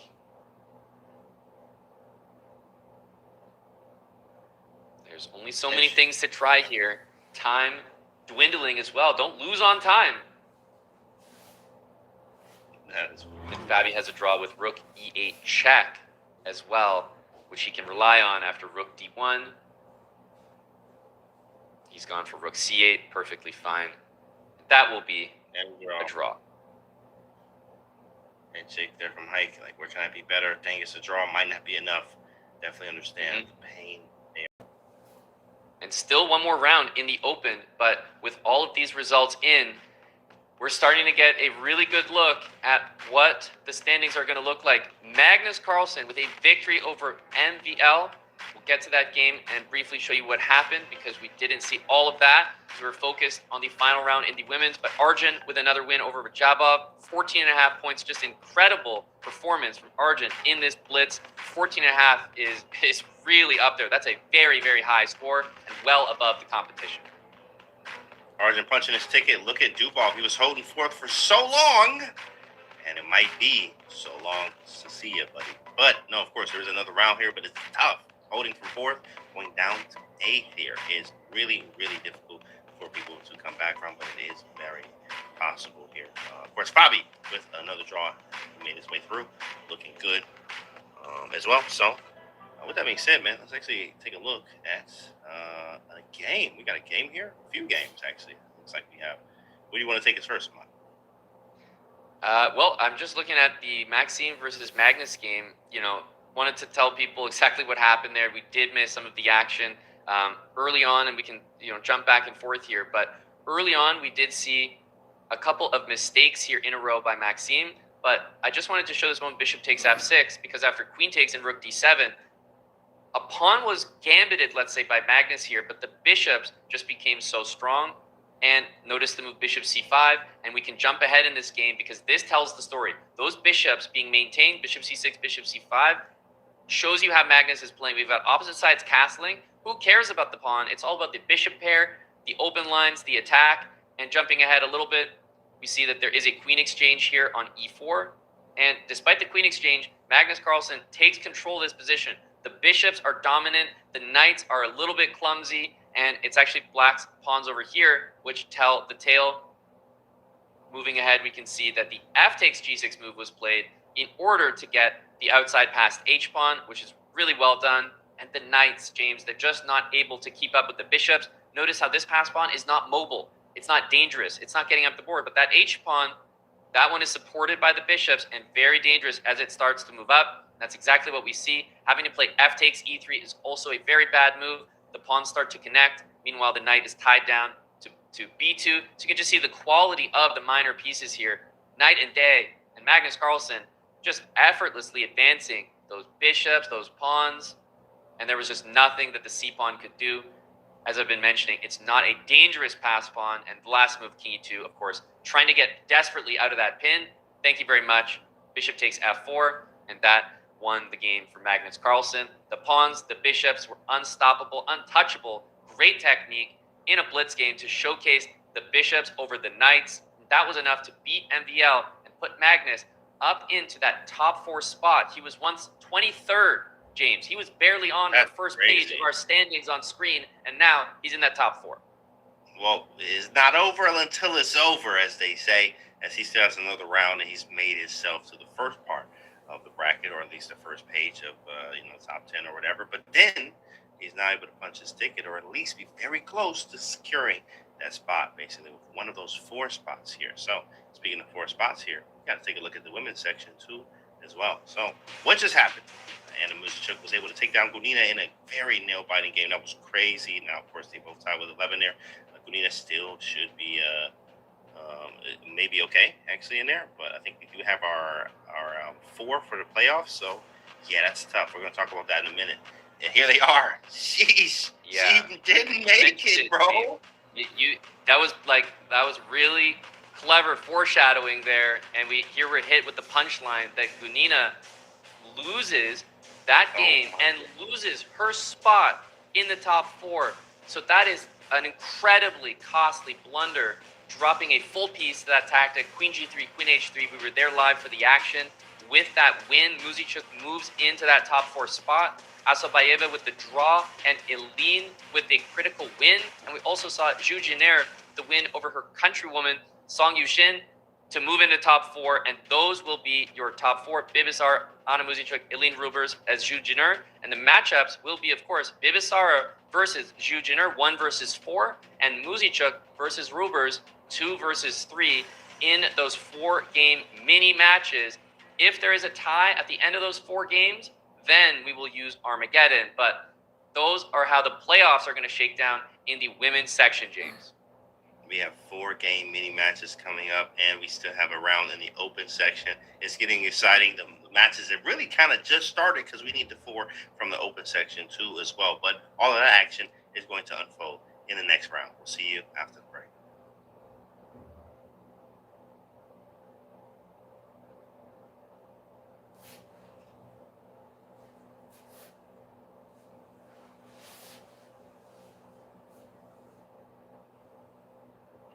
Yeah, I remember this game. Usually there would be a lot of disagreements.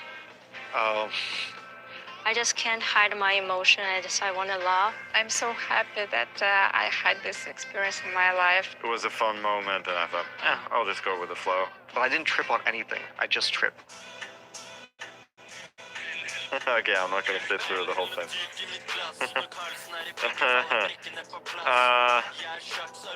Yeah, so the fun part about this is that Oral B and Pimplotion, they got word of the fact that I'd been to one of their shows and I was a fan. So they invited me to sing a verse on their new song, which I thought it was quite funny. It was quite well made. Others were generally sent in their own verses for this song, but I would not be able to do that, at least in times before you had AI tools with that. But then they wanted to make a music video. I didn't have time for that. So this was filmed by my brother-in-law Matthias from St. Petersburg when I was there for the World FIDE Blitz. So yeah, that's a bit funny, and I was just like trying to, I don't know, look cool, I suppose, which I don't really. I'm just standing there in a winter jacket, like looking like an idiot. If there's many draws in Classical, we always get a lot of Armageddon. There were also many days with lots of decisive games in Classical. Super exciting to see, and today I think this is the peak. It was last year in the Norwich as the final round against Leitinge. We know each other for many years, so I tried, just some, chatting, just to have fun, like, yeah, everything's good. I think we did many like this with Lei, like in the game, after game, so I feel it's just naturally, like, before the game. Super exciting to see, and today I think this is the peak. Yeah, actually, now I remember what happened, because she told me some jokes, and when we sit there and we know and what she talked to me, and we just can't hide our emotion, because she talked some like really funny jokes, like some like on the rest day, and when I saw her face, and I just think about that jokes, and I just can't, like, become like a normal person. It's a really old photo. The reason that this happened, this photo shoot, I think it was a New Yorker piece, was because I was the youngest player to beat a Grandmaster at the time in the United States. I had beaten a Grandmaster by the name of Aleksandra Goryachkina. I think this was in the year 2000. And so we had this shoot with my coach, with Bruce Pandolfini, who was my coach for several years. This was a photo shoot that was done in the rain, which wasn't, obviously that was an accident, but it was very uncomfortable for me, and I was not happy as a kid. The whole time I was miserable. I actually remember just being really miserable during this photo shoot. But yeah, Bruce was a great coach. He was also portrayed in a movie, very famous chess movie, Searching for Bobby Fischer. So yeah, a lot of memories from this one. The recreation was in 2015. So in 2015, I moved back to the US. I would visit New York like quite a few times every year. And in 2015, we decided to recreate the photo. I just don't remember like where the idea came from. And it was done again in Washington Square Park. Like, if you're a chess player from New York, or even if you've just visited New York, then you probably know about Washington Square Park. It's where all the chess hustlers have traditionally played, either that or Union Square Park.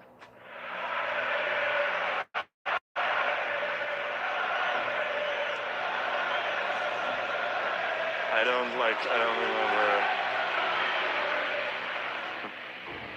that much. Yeah, that was a fantastic honor, of course, and I remember like being just so nervous with all these people looking, and I had all these thoughts in my head of what I was gonna do once I got up to the ball, and then just like made a simple pass, because I didn't risk doing anything fancy. So that was fun. I've been to a few Real Madrid games, like I did the honorary kickoff in the game in 2014 when I won the World Championship as well, and they were always taking fantastic care of me. So I'm really appreciative of that. It was the best of the times. It was the worst of times. I think this famous quote of Charles Dickens is a very precise one to describe my story. It was the time of the decision. Okay, yeah, this was the TED Talk I had in 2018 in Spain, and I was invited to tell people about my story.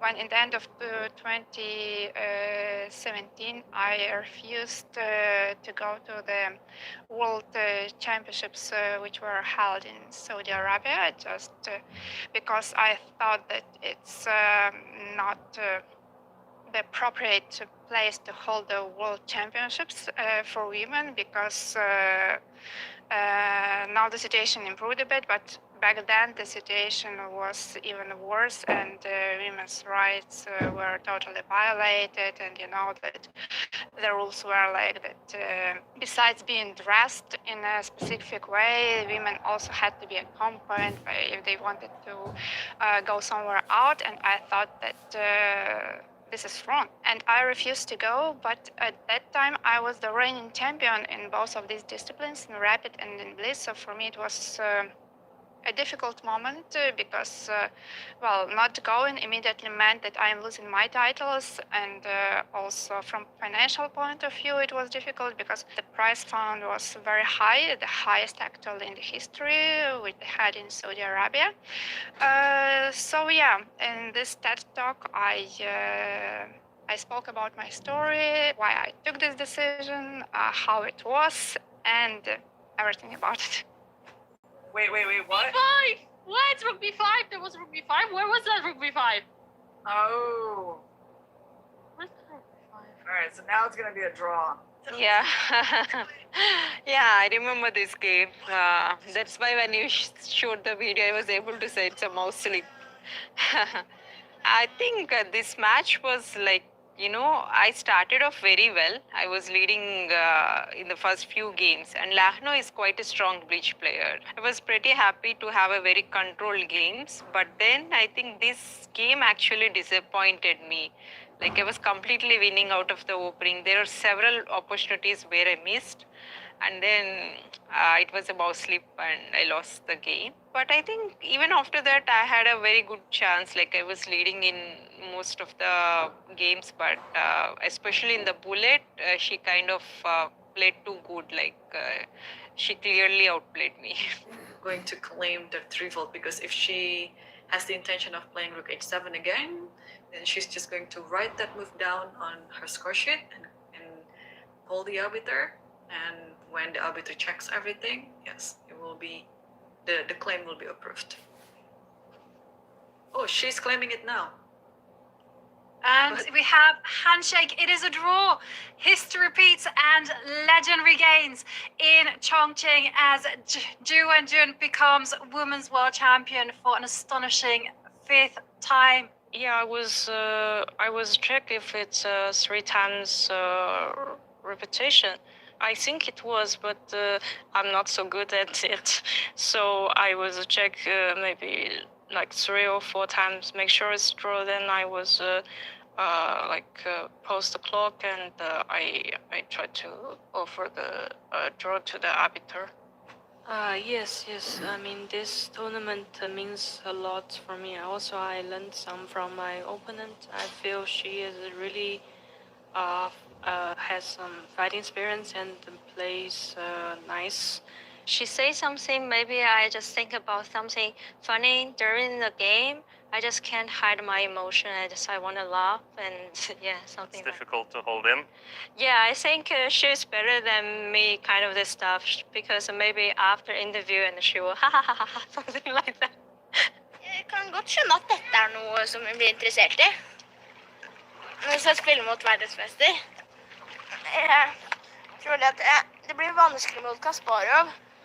Karpov har en sjanse mot.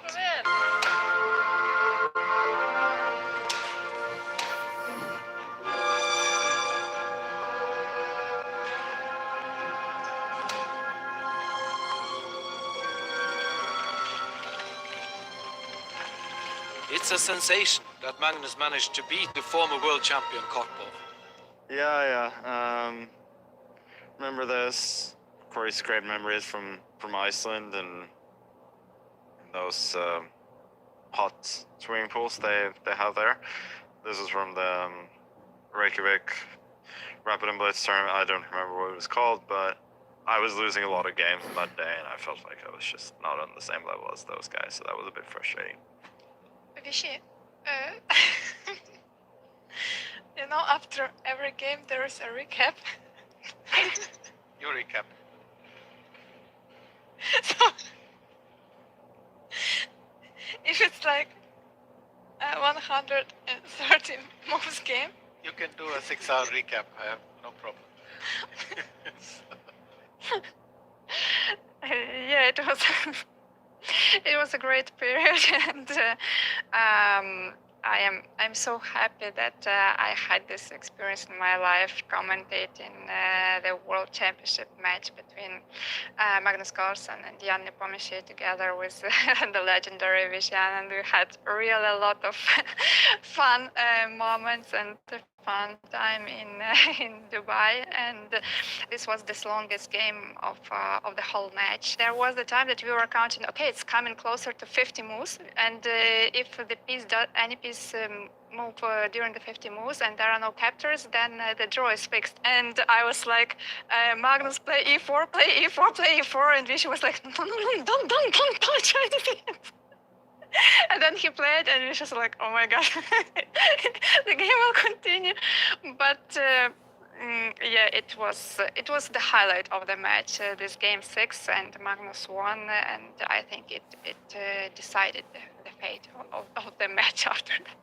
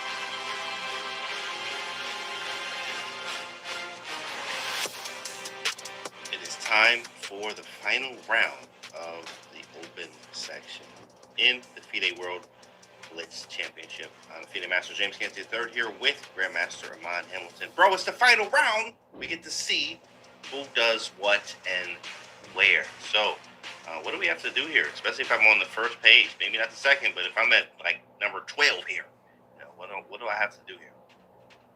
Well, if you're at number 12, you have to enjoy the spectacle as everyone else fights for the top spots, because if you have 12 points here, there's really no chance for you. So you have to be 7 or above. Arjun has a guaranteed spot at 14.5 points. He can lose and still be guaranteed not just a spot, but first place. Fabiano and Magnus. Fabi has the best chance to secure a spot at 13 points. His tiebreaks are good. A draw is likely enough. Magnus does not have that luxury. His tiebreaks are not very good, and so with a draw, he would be caught by potentially Maxime, Nihal, Hakobian. Those players can catch him and might have better tiebreaks. A draw could be enough for Magnus, but we don't have that guaranteed.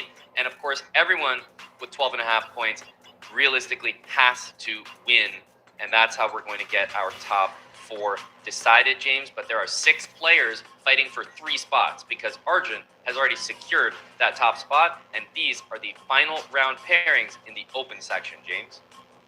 Here we go, and those final rounds, in fact, we know it's going to be some fireworks on the board. Magnus Carlsen, Nordebek and Dussatorov, they're definitely going to battle it out.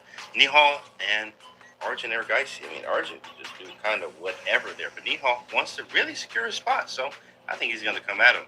And I think he's really going to actually take it to him, or at least try to, best as he can. You got Fabiano, 13, versus Aram, 12.5. Aram is like, nah, I can't sit here at the bottom and just let anyone pass me. So I think these are going to be critical boards where they are going to be fighting for a little bit more to push themselves up in those top 4 spots. The reason that it's so impactful, James, is everyone at 12.5 points is playing somebody who's not at 12.5 points, right? So we're getting a situation where all those players need a win, and they're not playing each other. They're playing other players that might be satisfied with potentially a draw, or they maybe don't need a win. Fabiano at 13 points. You see Arjun at 14.5, Magnus at 13. So the pairings are done up in a way in this final round where players that need a win are playing players that actually don't necessarily need a win and might be happier with a draw. So on one side, you have a player that's maybe comfortable with equality, trading pieces, and another player that is not satisfied with that in the slightest. It's always going to be fun to watch those type of games because we know we're going to get some real fireworks on the board all the way down. Maybe draws in 5th and 6th, maybe not 5th. And Dubois still has a chance to. Pranesh and Wesley. So, yeah, winning, it's possible. What do you think? Is it out for Pranesh and Wesley? Just no. It's just no. There's no chance. Yeah. Well, because the reason is because, like I said, the 12.5s are not playing each other. If they're playing each other, they could potentially all draw and end up at 13. So no, because they're playing other players, scores are going to go up. There's absolutely no chance for anyone on board 5 or below. You have 6 players that are fighting for 3 spots because Arjun has first. There we go. Nepomniachtchi. He is facing MVL. And handshake. Slight words. Hey, what's up, bro? You good? Yeah. You know what we got to do. Yeah. Well, at this point, this is one of the matchups, one of the few where Nepo is actually not in contention, and he's playing someone who is. So Nepomniachtchi only has 12 points. That's one of the few pairings where 12.5 is actually playing 12 points. So this is pure spoiler for Nepomniachtchi. Of course, there's prize money, there's prestige, there's a lot of reason to still play for a win here, but it's interesting to note that, Nepomniachtchi is not going to be part of that top 4, whereas MVL still can. Look at Fabi walking around getting himself composed for the game. There he is. Around. Looking around. And just a note, James, about the the proceedings, the schedule. This is the final round of the Open. There are no games taking place in the women's section, no playoffs taking place concurrently, so we are not missing the action. After this, we are then going to go into the playoffs in the women's section. There will be no games being missed there either. Then we're going to do the playoffs in the open section. Then we're going to play the winners matchup in the women's and the winners in the open. So we should not be missing any of the action from here on out. And our full focus is on this final round in the open section. We're not going to miss anything or any of the action. Just how we would like it here. And we're ready. Handshakes. They got you, James. They got you. That was a handshake as they sat down, not a handshake that the Capes had begun. Yeah, of course. The Magnus setting up all the pieces is our usual stuff. That's what we like to do. Even the pieces are perfectly straight. We got to straighten them ourselves. And Magnus is off already. He's off. I wonder what he's talking to Arbiter about. What do you think that conversation is? I think, he just did his hands in an X, which is the symbol for a draw. My thought is he's wondering if there are any rules about maybe when you can offer a draw. So I don't know. Pure speculation on my end. I thought I saw that, the hands together in the X kind of indicates a draw offer. Maybe he's wondering, but it could be completely unrelated. And here we go. E4, C5. Hey, go with the C3, Cecile for the kill, but also it could be very draws, depending on how you like to play it. Carlsen with the signature, C3, Cecile. Here we go. Games are underway. Every game you see on your screen is from the open section, but I will say there's only a handful of them that are relevant to the final standings. Arjun and Nihal. A little G3 action. Something different. Whoa. Nepomniachtchi versus MVL. That early H4 there. Nepomniachtchi playing h4. He's not the one that needs a specific result here, but, Nepomniachtchi, that's just the way he plays chess. Very exciting to start things off. Arjun and Nihal, this is a game where really Nihal wants to go all out here. However, Arjun at 14.5 points, he has been playing the best of anyone in this competition, and by a clear margin, I might add, as we have our 4-board split here, which we can make use of to track all the games in action at the moment. Very nice. I get to see all the games at the same time here. Yeah, definitely going to be paying a lot of attention to that Nihal game there. He is going to try to beat him. I mean, Arjun at the same time, though, is, play whatever. Even if I lose, I win. That's crazy. He has an incredible performance in the Blitz portion. A lot of attention. Yeah, but the thing about Arjun is he doesn't compromise his style, right? He doesn't compromise his style at all. He doesn't play for a draw. I mean, he's there with one of the most imbalanced positions of the entire top 4 boards. Some type of reverse Grunfeld in a way.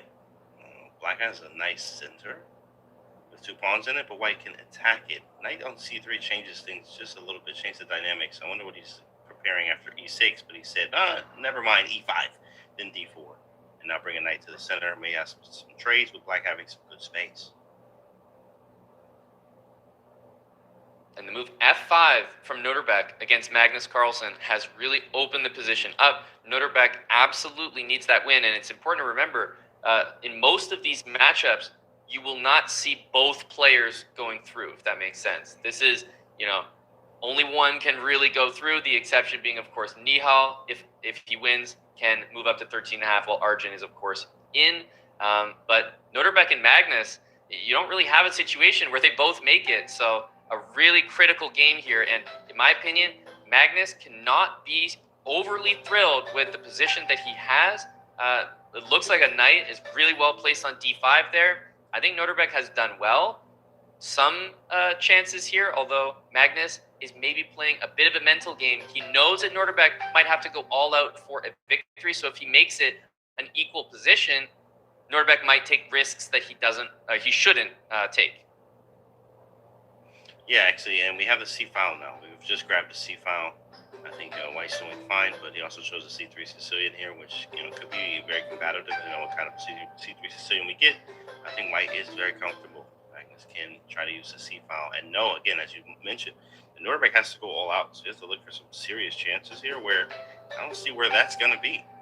It is difficult. Pieces are on the back range. More trades will help White, or at least Magnus. Yeah, this is not a position that Magnus is very happy with. I want to say it's not a great position, but the knight on d5 is really strong. I don't think this is ideal. There is that wrinkle that Noterbeck cannot be that satisfied with a draw, and so he needs to create something from this game. We might see him play a move like bishop takes on e5 just to guarantee that it's knight against bishop. And actually the move bishop to b4 has just been played. As far as I can see, this must be captured. And does this bring things even closer to potential equality? Bishop b4 is an annoying move, I think, for Noterbeck to face. He did not want to give up that strong knight on the d5 square. Also, with rook c7 incoming too as well, and there it is, takes, and hard to lose this one. Very hard to lose this one. I mean, there is knocking over pieces or hanging something, but not. I think he's waking up. I think Magnus is awake now, to say the least. So it's really difficult to imagine Noterbeck winning this game, right? There are no minor pieces on the board. There's a clear target on d7 that Magnus can focus on. We might be getting a rook endgame, a queen game. I don't see a way that Noterbeck wins this game realistically. He's also down a minute on the clock.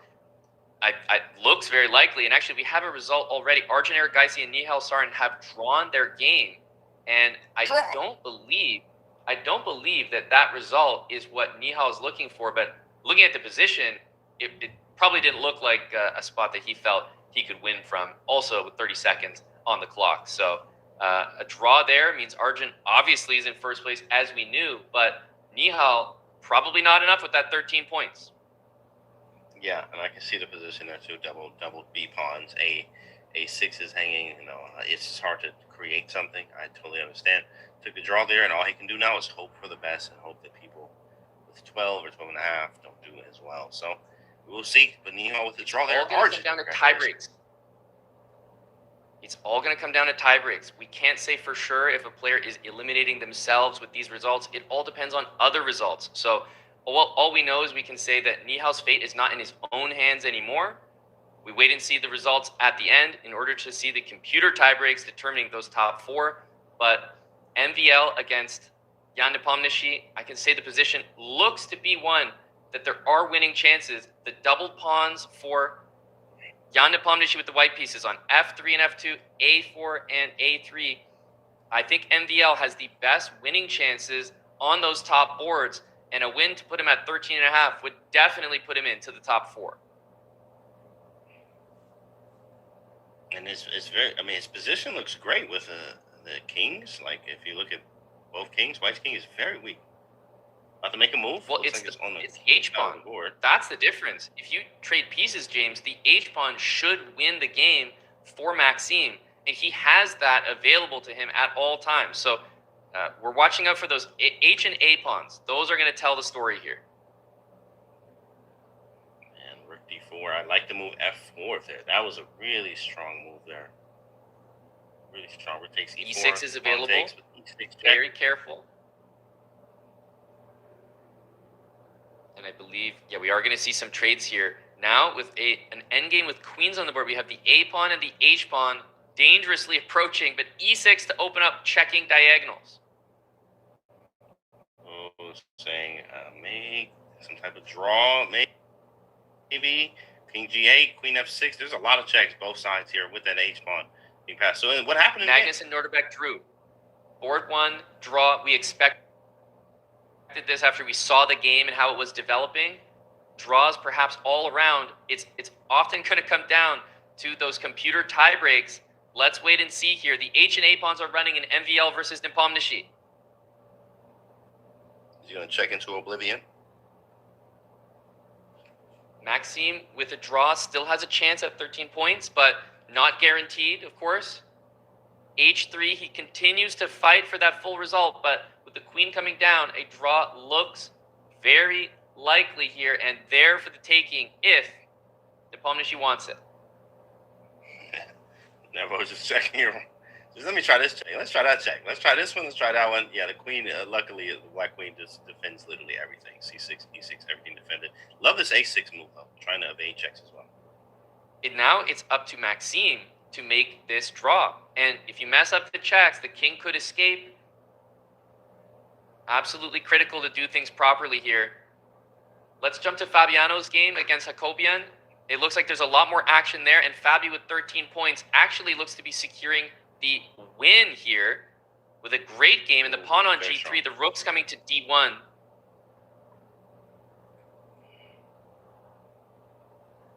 The B pawn is running. Rook D1 is coming. Yeah, rook D1 E2 and B1. You really can't stop it. A little bit too much.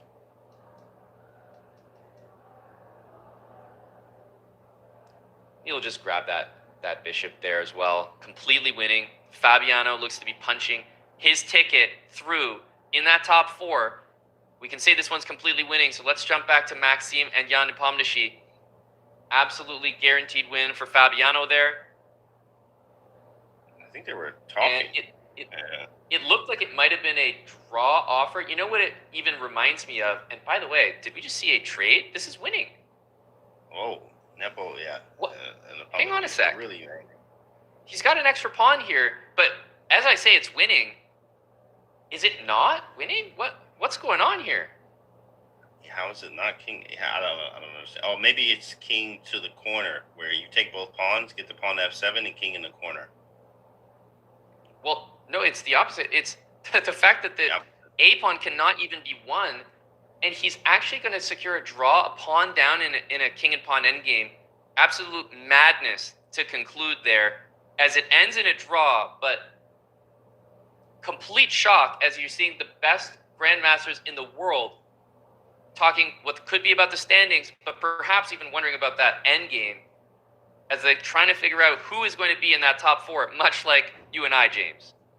Yeah, they're figuring out, well, what do you think? Are you in? Are you in? Are you in? I don't know. Yeah, and Nepomniachtchi, I think, is out after that draw there. Well, we can say a couple things. Fabiano Caruana with a win is most definitely in, and Arjun Erigaisi is in first place no matter what. That is guaranteed. As we take a look at the final round results, we had a lot of draws on those top boards. MVL and Jan Nepomniachtchi we saw just end with a draw. Rajabov and Dubov, those results and below, unfortunately, do not impact those top standings, and it does feel like 13 points is likely not going to be enough, but let's see. Dubov and Rajabov do move to 13 points. MVL also moves to 13 points. Fabi is in with 14. Nihal's at 13 points. Magnus at 13.5. Should be enough.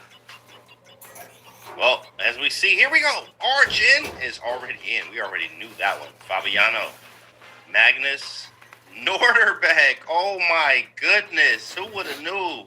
Wow. Were you expecting that, Ahmad? I think so, yeah. Norderbeck. When you think about 13 points, I know it feels like everyone had a chance there. Even Wesley moving up to 13. Daniel Dubov was at 12.5. You know, obviously, you think everyone has a chance moving up to 13, but that's not quite the case because the tie breaks are a little bit predictable. The players who are generally at the top of the standings are going to have the better tie breaks. It's no surprise that Norderbeck, especially playing Magnus in the final round, Magnus is going to help those tie breaks. One of the successful players in the event. So Norderbeck claiming that final spot does make a bit of sense in terms of the standings and where we saw the players paired, but critical to see that he's taking that spot ahead of so many other players. MVL, Nihal, Wesley, Denis Lazovic, even Matt Lakov, although those names not near the top during the event, likely we're never going to claim that final spot on tie breaks. They were so close to Denis Lazovic out of nowhere, too, as well. And with 13, literally the number you need, but not good on the tie breaks. This is incredible, guys. But we have our 4, and we have our matchups for the women's section as well. The playoff, that is. Playoffs are coming up. We're going to take ourselves a short break, guys, and we'll be back with some playoffs.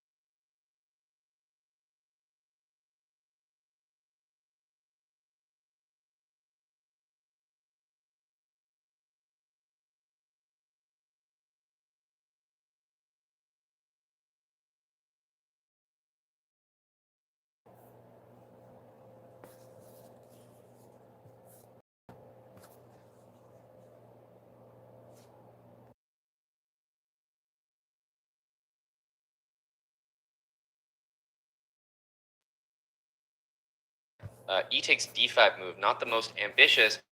Meanwhile, Eline has a great position, I would say, getting towards a potential advantage, meaningful advantage in that one. Rook a to d1, bringing the rook into the middle of the board is an obvious next move. And now the question is just whether Anna Muzichuk can defend and control that c5 square successfully. Meanwhile, Eline is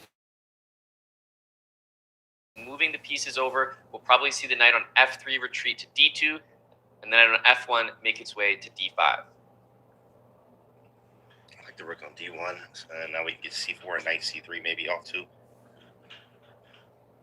On the other side, bishops look great on the diagonals. Dark square and light square diagonals for white. Eline c6, breaking open a position of Anna, wanting to do something with that pawn structure and activate her bishop a little bit more on d7. Bishop on g7 is still not one of the greatest pieces. Hitting e5. Got some good squares though. Nice maneuver, knight to e3. Maybe going knight d5 next after getting rid of the c6 pawn.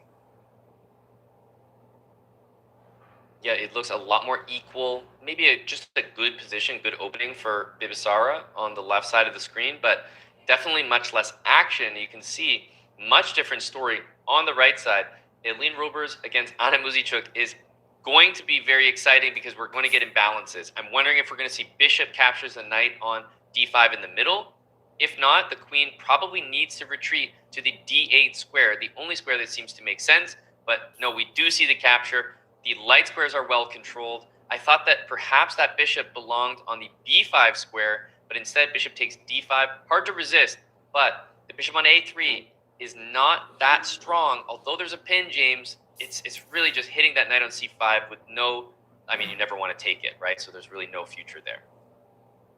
Yeah, and what I want to do actually is back this bishop up and go knight g5 because it seems to be harder to defend f7, but okay, I guess you have rook f8. It really is a little bit of a maneuvering game here now, even though we have the bishops, which are not the most maneuvering made that word up pieces with moving the bishop back to a2, knight g5, and then rook f8, and then what? You're going to get kicked away with h6 at some point, so something to pay attention to. Meanwhile, in the other game, it is, boring. No, up a pawn for Bibisara, though.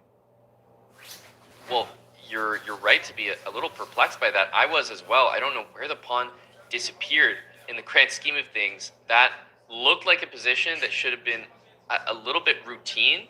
Bibisara, we knew, was kind of dominating the game as in completely equal, but there was a massive mistake made and a little bit of a tactic there in that position. So perhaps if we bring up that board, I'll just go back and show that because this was a moment where after rook to d8, knight e5 was a blunder and queen to e6 was played. Now knight takes c3, a pretty incredible brilliancy, and queen takes e5 with the back rank mate threat.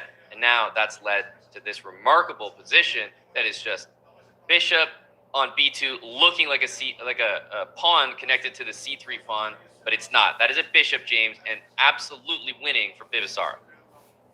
That is a very, very, very nice tactic here, especially with bishops on g7, which Bibisara thrives in. She's a King's Indian player, too, as well. She's played a lot of King's Indian, lots of great wins I've seen her with on her road to GM. So, very nice. Vicious in Blitz as well. Looks like first game is going to be hers, likely.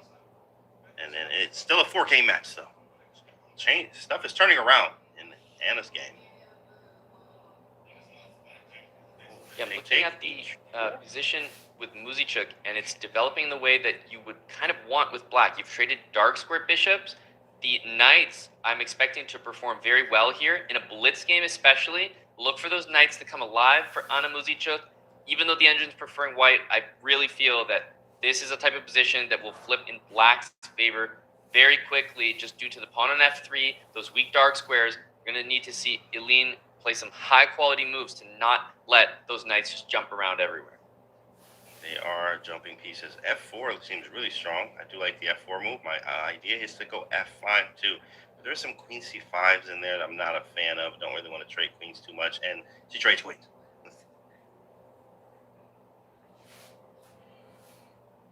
Take the pawn.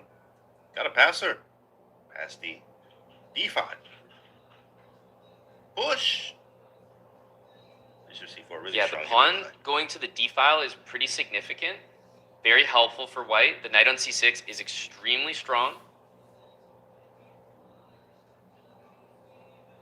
Push.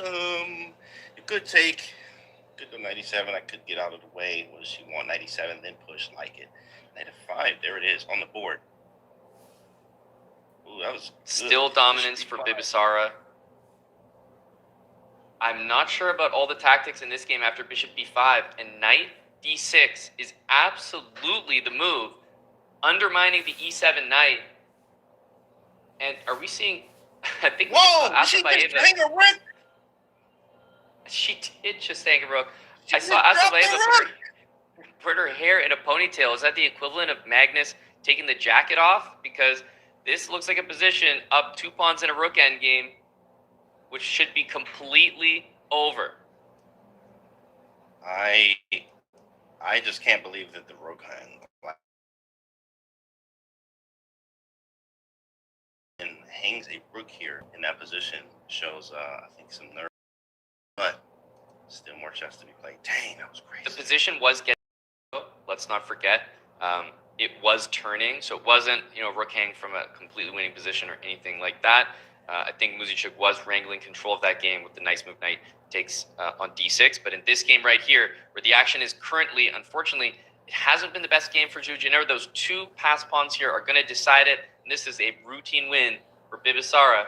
And that will end the game, the first game of this 4-game match.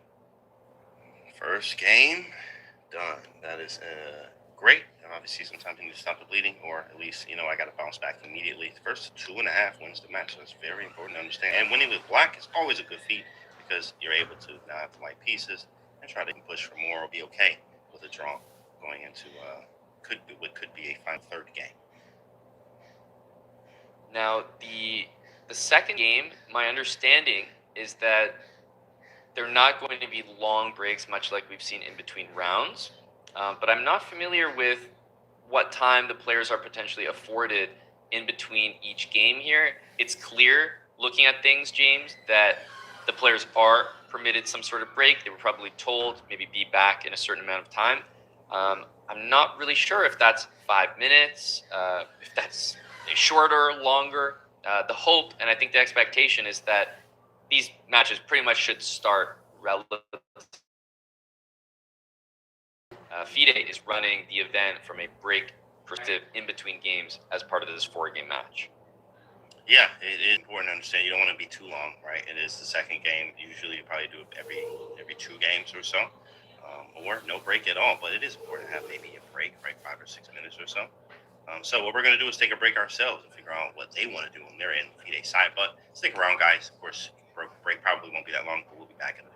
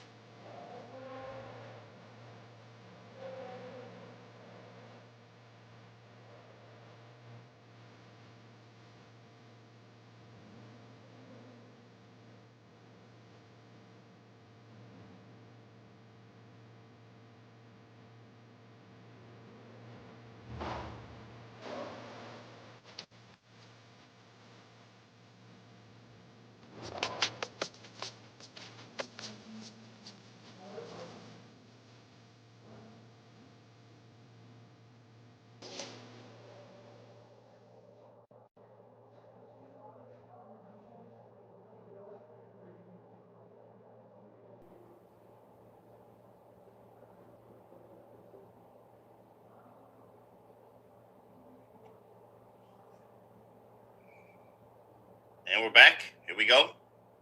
Game's already started.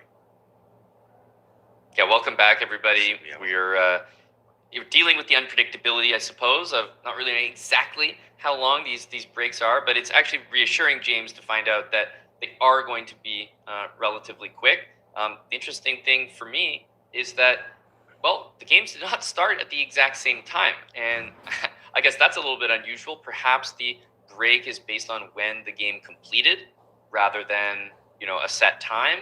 So given that Anna and Eline had their game finish first, they are first to resume. So this is what we're doing here, and I'm assuming that the other one will get started. Or actually, sorry, I'm confused now. It has been started, but we just don't have the right camera. I'm confused, James. Yeah, they're like playing. Oh man, they're like playing from their laptops or on their phones. Actually, it's just DGT relayed at this point, or they actually are there. Okay, so they are playing. We could see the game happening.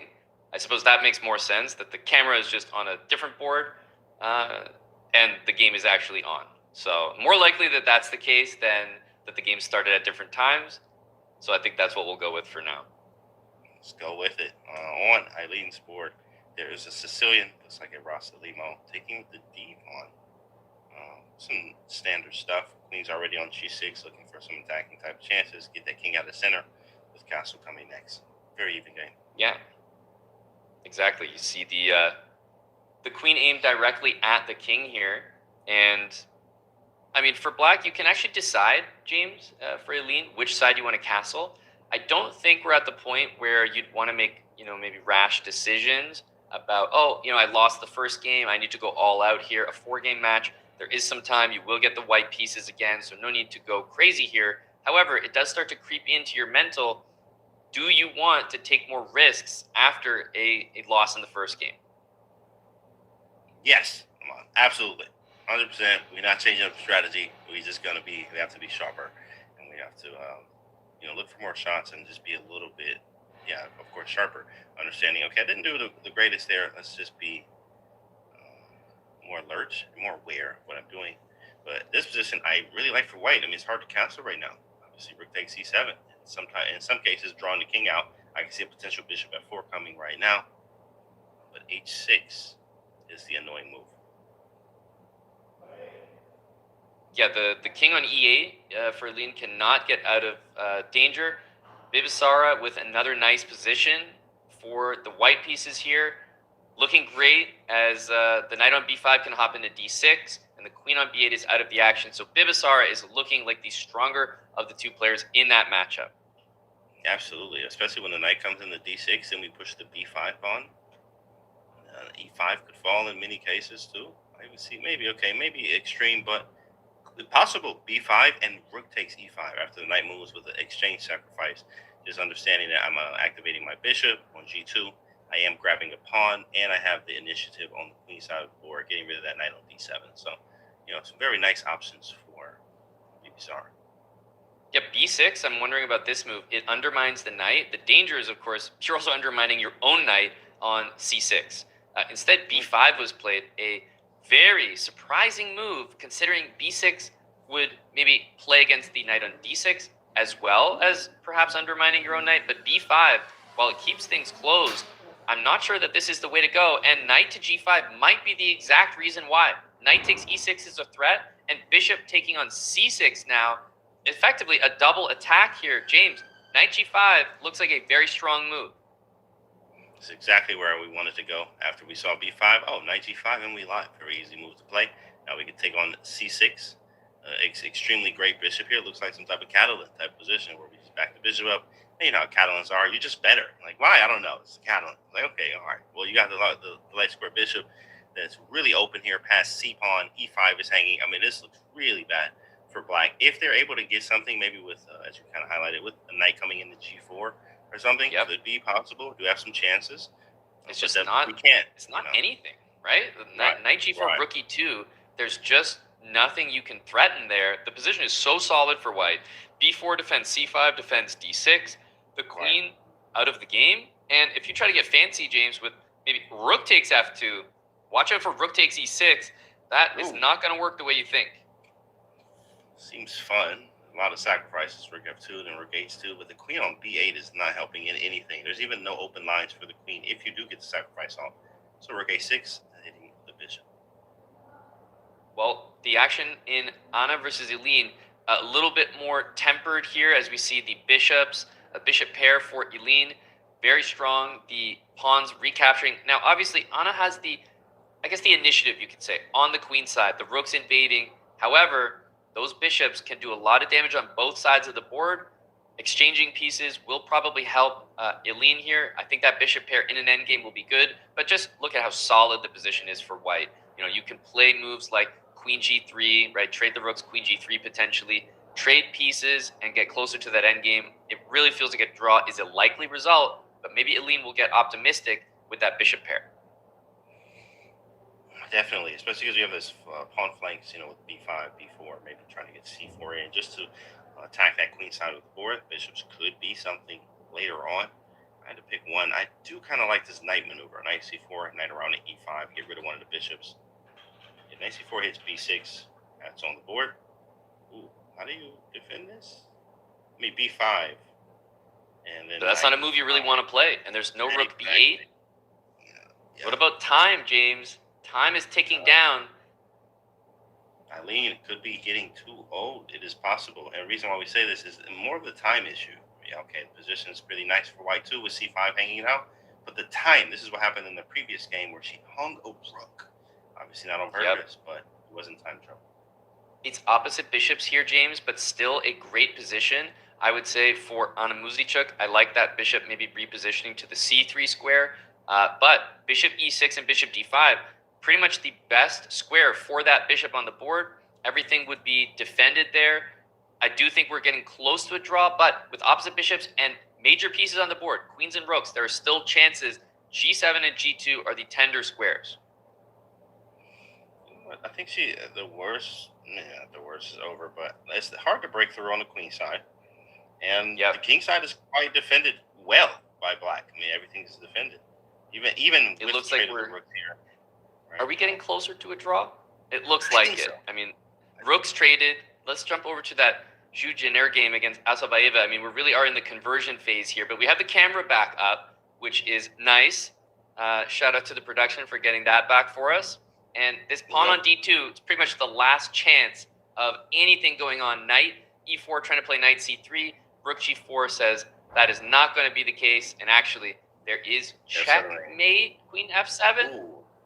Yeah, f7 was there. That was missed, but they are in a time scramble.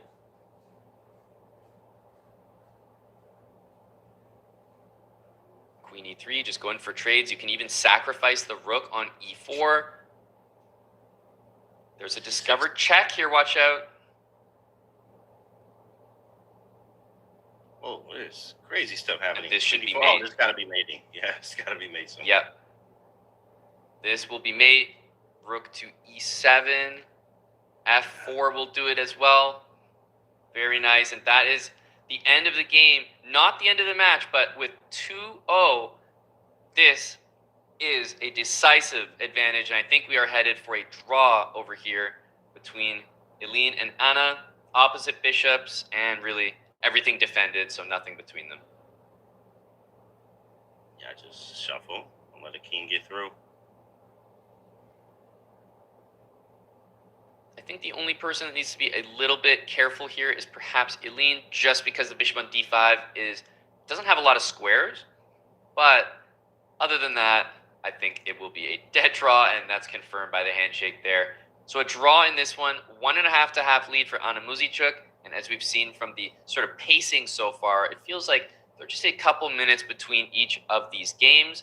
But crucially, James, we can say in the other matchup between Zhu Jiner and Bibisar Asabaeva, a draw would clinch that match, right? It's a 4-game match, and with 2 wins early on, obviously a win, but certainly even a draw would be enough to win that matchup and move on to the finals.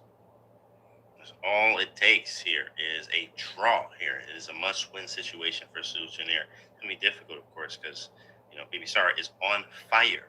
But we do have, of course, 2 games left. It's a 4-game match. It is possible for things to happen. But we'll see what happens after the break. We'll be back in a minute.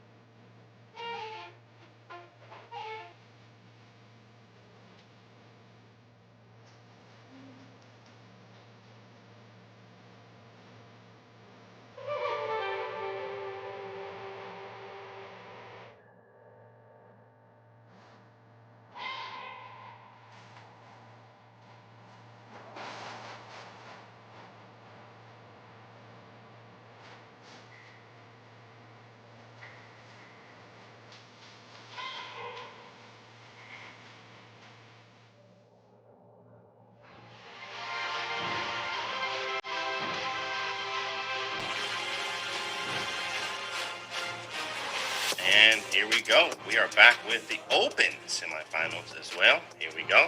We are on it. And come on, who's facing who? We got Magnus and Fabi. Yeah, you brought that in pretty routine, James. I'm very surprised that the Open games are starting. This is, I don't think, what was advertised. But all of a sudden, now the Open is beginning. And so I don't know if we're pausing the women's section games or if they're just going to begin and they'll all be starting at once. So I really don't know, but we can see the action in front of us. So we know that the games have begun, and Magnus is facing off against Fabiano. Meanwhile, Noterbeck is up against Arjun, and we're just trying to keep up with everything as we learn it. Yeah, and we're all in this together, guys, as we're figuring out how things are working and how they want to do it on FIDE side. Looks like I don't know, is this a Sicilian or what is being played in their game there? Oh, maybe some D4, D5 action. Not sure how we got here, but moves are very, very fast. See on both sides. Arjun looks like a King's Indian attack over there. Yep, the position, I'm actually wondering now if that move is accurate. Arjun versus Noterbeck.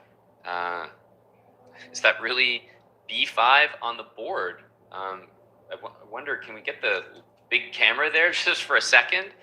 Because I actually want to confirm if that is on the board. Oh, okay, I think even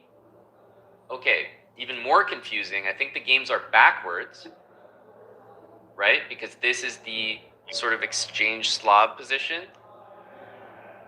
So, yeah, right? This is the games are actually not the positions we were looking at. So that was actually Magnus's game. Okay, I see. And then this is with Queen to C2 with a pawn on F5. Yes. Yeah. Yep. So we'll swap the games back. I mean, everyone watching is gonna have to give us a bit of grace here, because I mean, it is a bit weird. We all of a sudden started the Open games. Now there's going to be not just these games, but I think the women could resume. I'm really not sure, but kind of at the mercy of learning the schedule and what games are going to be played. pretty much at the same rate that the chat and the viewers watching are learning them. So trying to make sure we don't miss any of the action.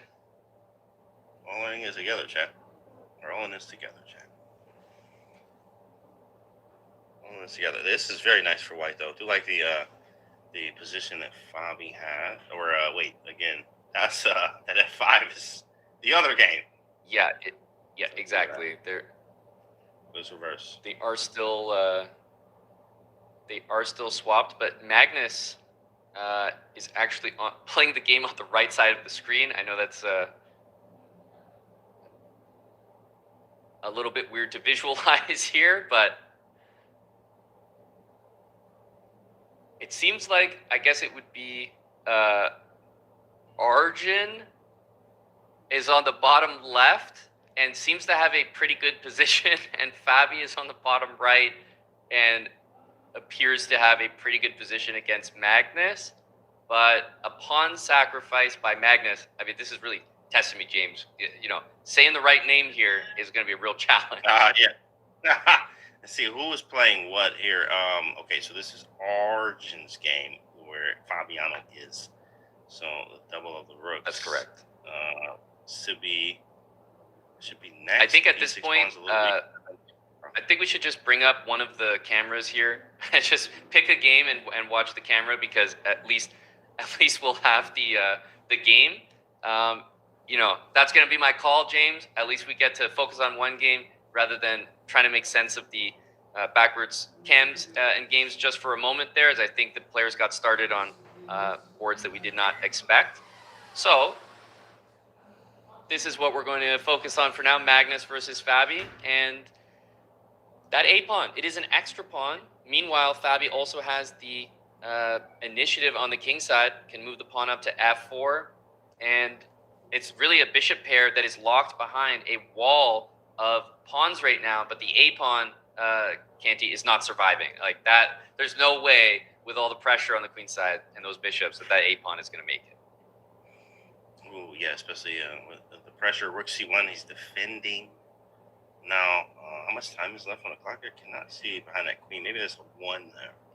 I think it's a 1, yeah. Have to assume time advantage. And look at those rooks, Canty, doubling on the queen side. Magnus is saying, yeah, you got an extra pawn, but who cares? That pawn's not going anywhere. Matter of fact, it's already been abandoned by Fabiano. It's all about the penetration with bishop A3 and rook B2, while the king side, I mean, knight takes H6. You're going to have a hard time convincing me that that's a real threat. Yeah, it is, especially with the bishop on G2. It is harder to get anything going. You can't put it in the center of the board. There's a slight trade. We run the king to H2. Let's see, a trade has happened. That A pawn fully abandoned. Magnus is definitely starting to take control of this game. You can never play rook B2 and take the rook, because suddenly the C pawn would recapture. Magnus has been outplaying Fabi little by little, and now the bishops are starting to probably go to A3 and maybe go around the position to attack that C3 pawn, which is going to need some defense. Fabiano on the defensive here, but still should be completely fine. Should be, but of course, if Magnus is going to play it out, defending C3 is annoying. You have to play stuff like rook to C2 and etc. At some point, but that is pin annoying. Rook A2, depending. What is it? Pinning the bishop. Maybe we go queen B. No, that's not going to work. Wow, look at the bishops lined up on the A He file. pinned himself twice. Double pin. He goes for it second. I don't care about none of that. Now he might be looking for a perpetual. Okay, here we go. Now, the idea was that white would bring the queen to G5, check, which is now prevented by this move queen D8, and then play H5, H6. Fabi was maybe expecting the black bishop to retreat, but instead the queen went back, and this is just a full piece down now. Yes, it's a full piece, because that perpetual is not there, as the queen is taking care of it. Great job. The bishop now retreats. Okay, is a full piece. Fabi has abandoned any of those ideas. He's not going to trade rooks. The bishop is repositioning to C2, though, finally getting on the correct diagonal. And from there will be a few ideas for Magnus to watch out for. There's a reason this is better for black, but not completely winning.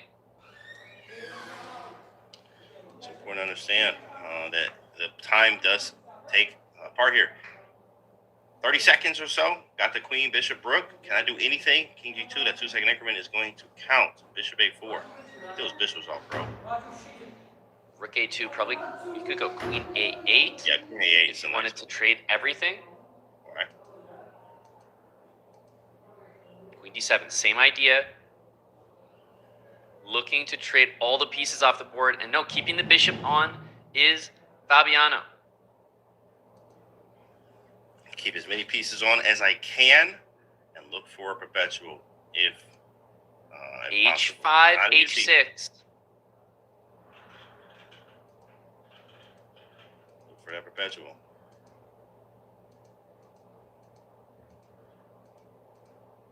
And he has it now. Magnus let that one slip away a little bit, uncharacteristic.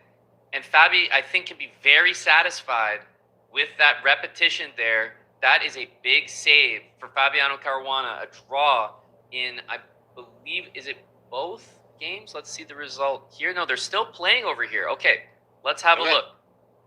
That is a rook. What's the piece count?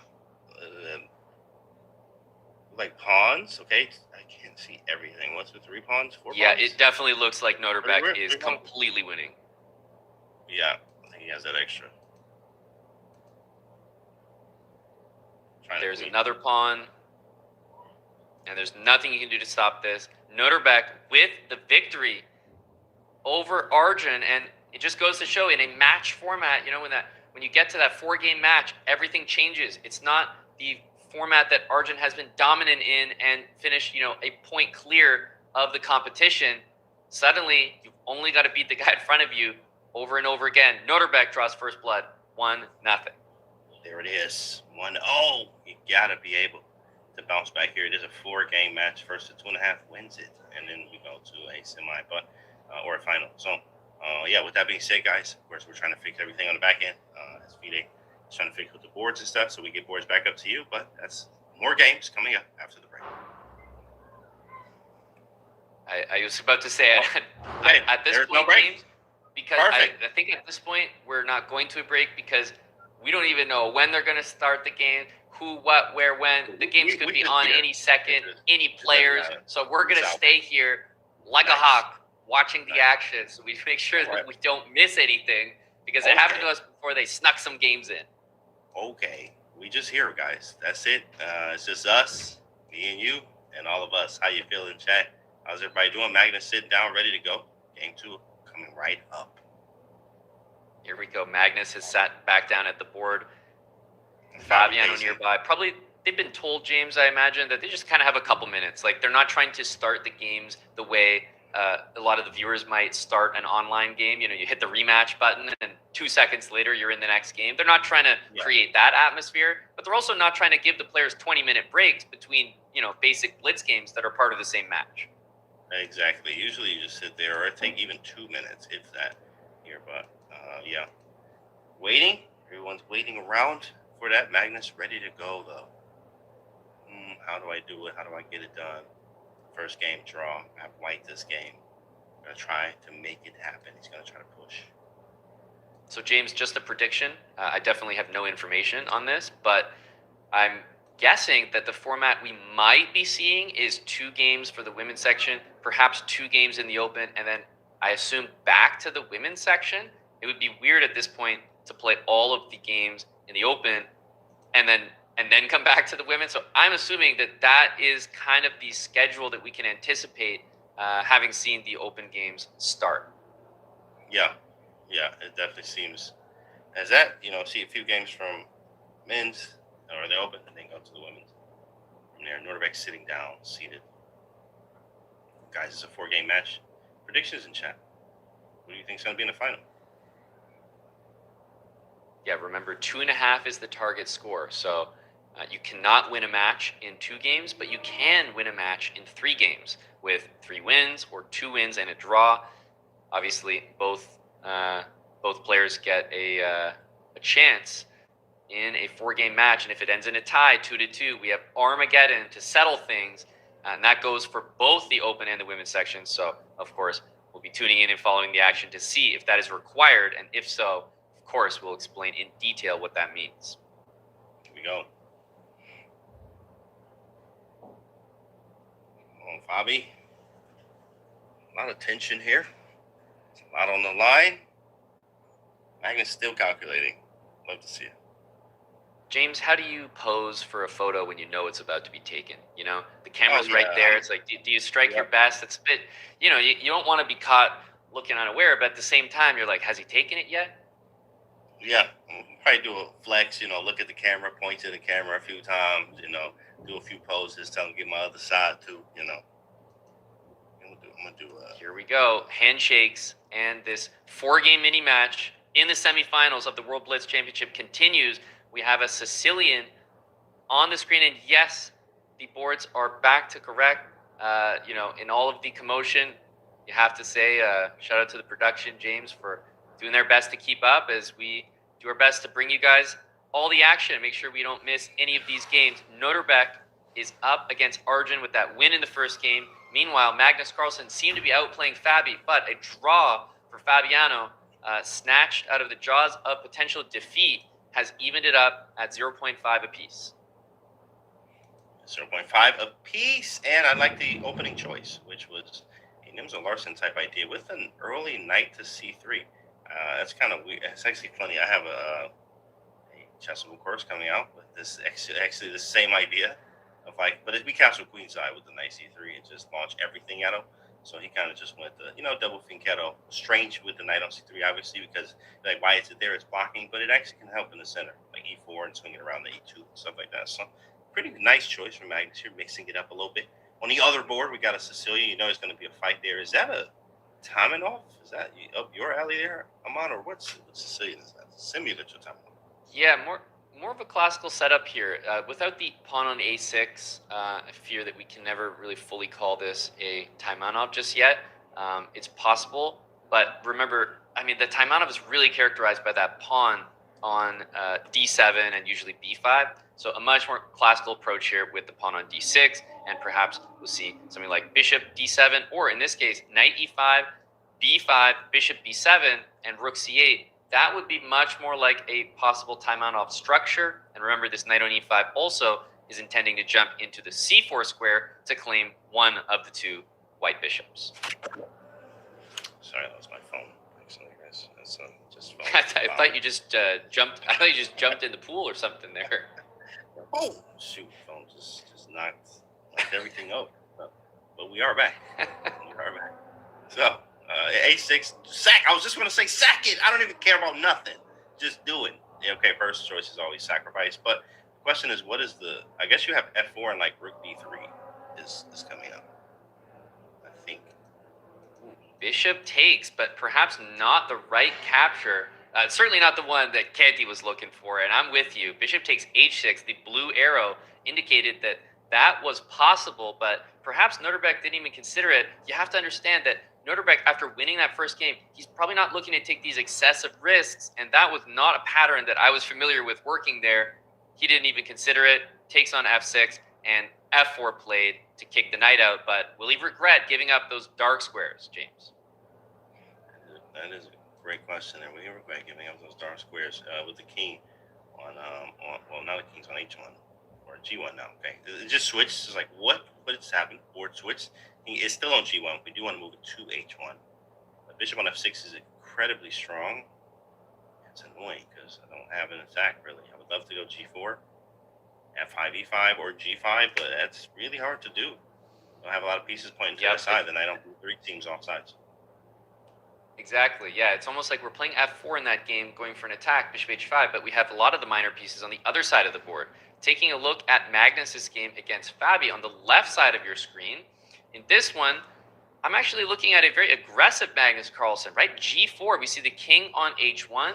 There are ideas like g5 in the position.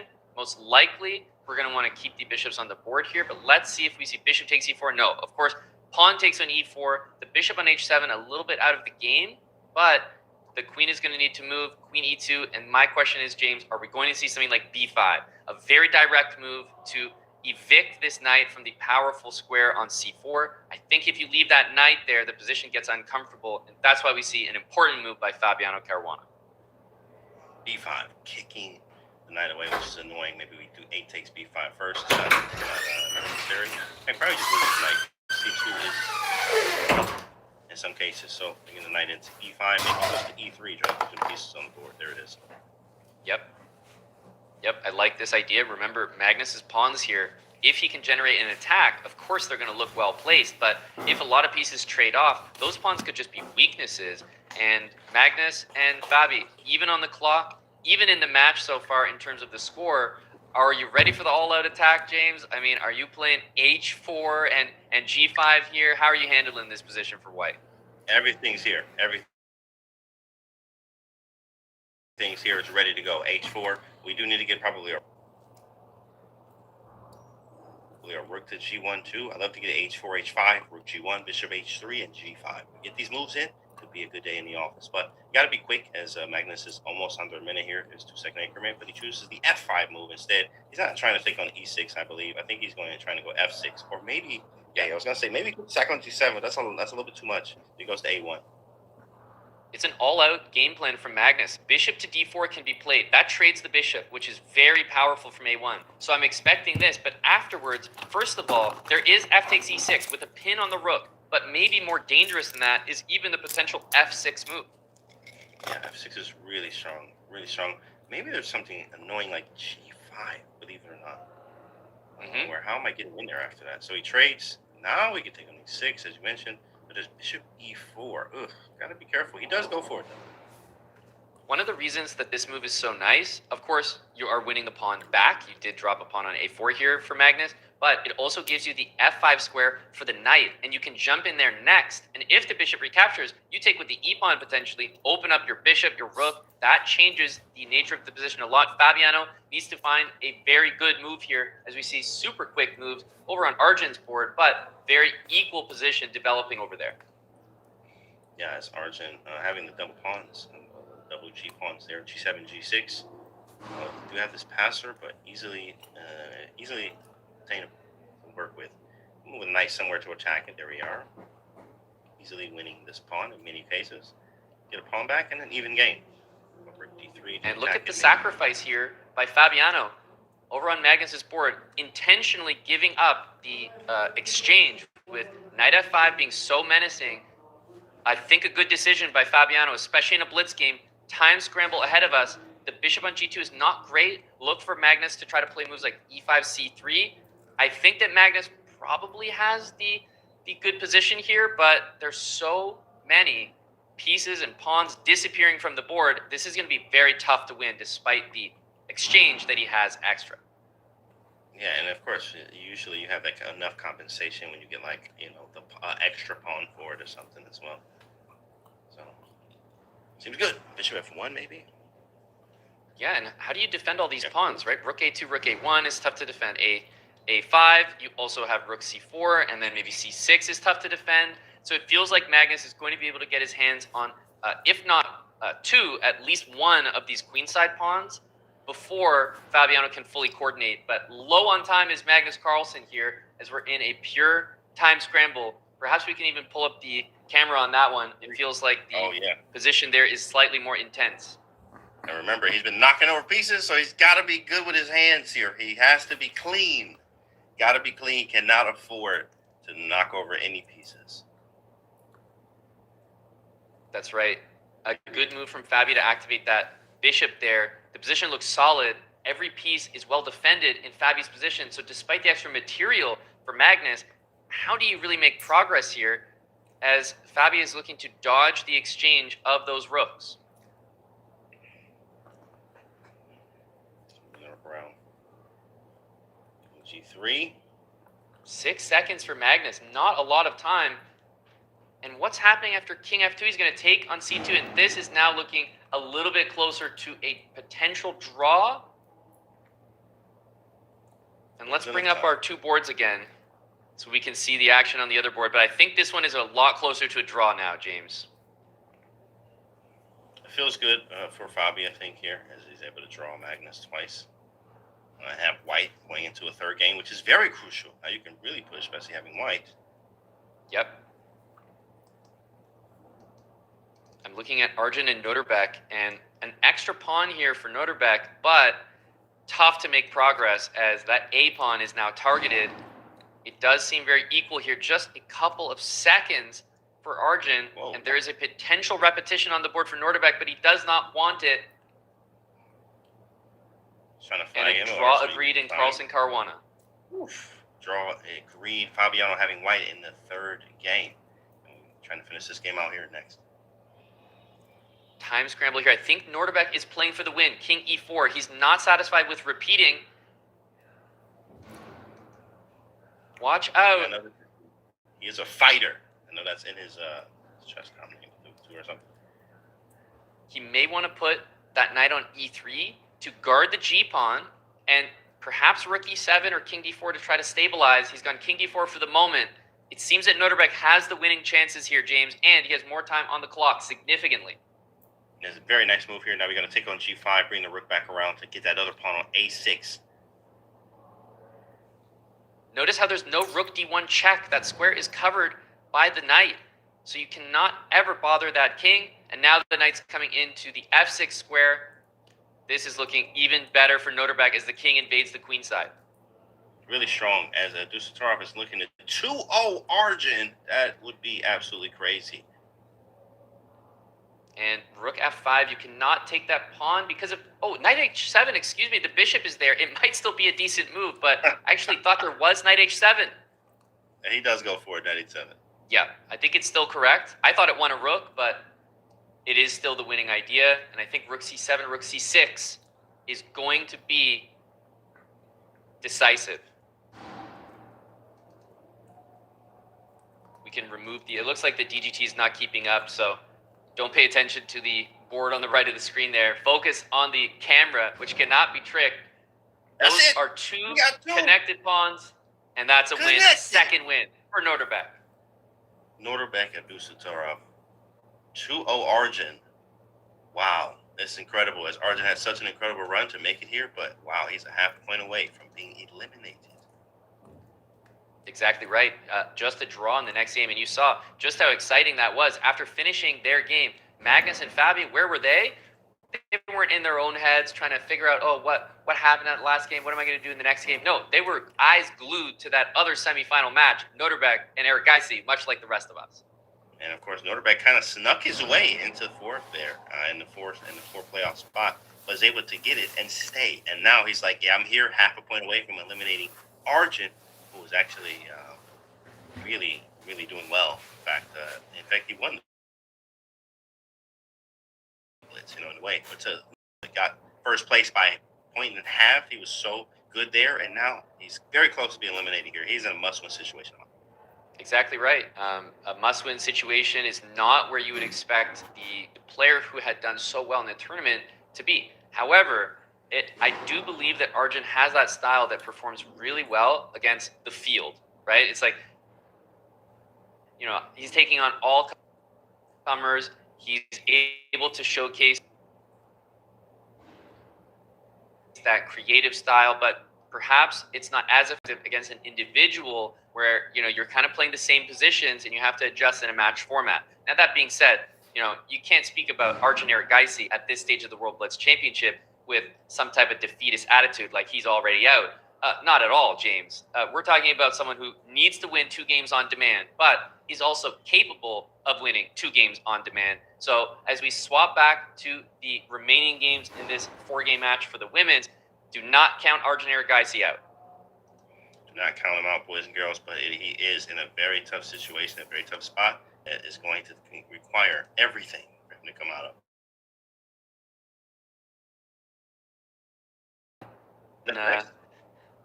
The reason that we were talking about that 2-0 is we have a 2-0 here as well, James. So a very similar situation, and that is Zhu Jin'er against Bibisara. And we know that the woman on your screen right there, Zhu Jin'er, she has to win not just this game, but the next game as well in order to send this to Armageddon.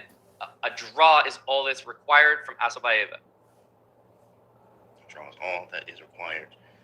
2.5 wins the match. Zhu Jin'er is going to have to play her absolute best, but also play something that can give you winning chances out of the opening. Easier said than done. Let's see what happens. And games are starting. Here we go. We do have our split view here. in order to catch all of the action. And Eline immediately treating us to a very unique opening. I was actually noticing that Eline played that King's Gambit. Remember earlier in the event, I said, wow, this is a very exciting game. How about this? This looks like a little bit of something familiar, James. I think maybe people watching, it's always nice when maybe an opening that you're familiar with or that you play in your games gets some airtime, because this is not the most popular at the highest level. Yeah, it's what is this, Vienna? Exactly. Nice little Vienna. It's Gambit, fun. right? Yep. With Knight C3 and F4. And then also we have Bibisara with her vintage King's Indian. And it's going to be a fighting position in both games, and that's what you would expect. Take note that both of these matches could end immediately, right? Because Muzichuk technically at 1.5 can win and move to 2.5, the target score. Meanwhile, Bibisara with a win or a draw would be sufficient. We have a King's Indian on the board on our left, as well as potential for opposite sides castling, and at least an unorthodox and aggressive opening in the Vienna Gambit on the board on the right. So, James, definite chances for a win from any player that you see on your screen right now. Big fan of the lovely facing again. I love playing the King's Indian, but also, playing against it too as well when you have fun openings like the H4 type ideas here that we see. And this Vienna is very sharp, with C4 is a really, really strong move. So obviously, is it just, oh, it is. Eval Bar agreed.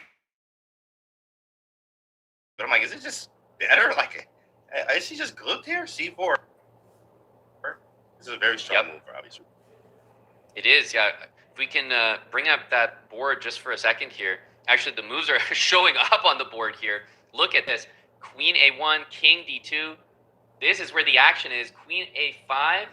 But at this point, James, the position for black, have you ever seen something work out like this where the center has been taken on black side of the board by 2 white pawns, right? Well, you're always going to have a good position in that case. Jeez, this is ridiculous. I mean, those 2 white pawns are so strong. You know what's funny here? King E3, bro. Really? Are we going to see it? That'd be crazy. Queen C4, slightly more modest, but I like your move, King E3, James. I like King E3. King E3, stare into the camera. T4, though. Really strong move. I mean, she's just, it's hard to lose this. Well, unless you drop a piece or a rook like she did in the other game. But, hey, she's back in it. Everything's okay. Looking like a must-win situation where she has a great chance to do that. Oh, yeah, this is an absolutely huge game right here for Eline. This is her chance with the white pieces. She got her opening, played it to perfection, and it has worked out beautifully. This is a massive advantage here and a very disappointing game if she's not able to win it. So you have to convert here and take your chances, and then that would even up that match.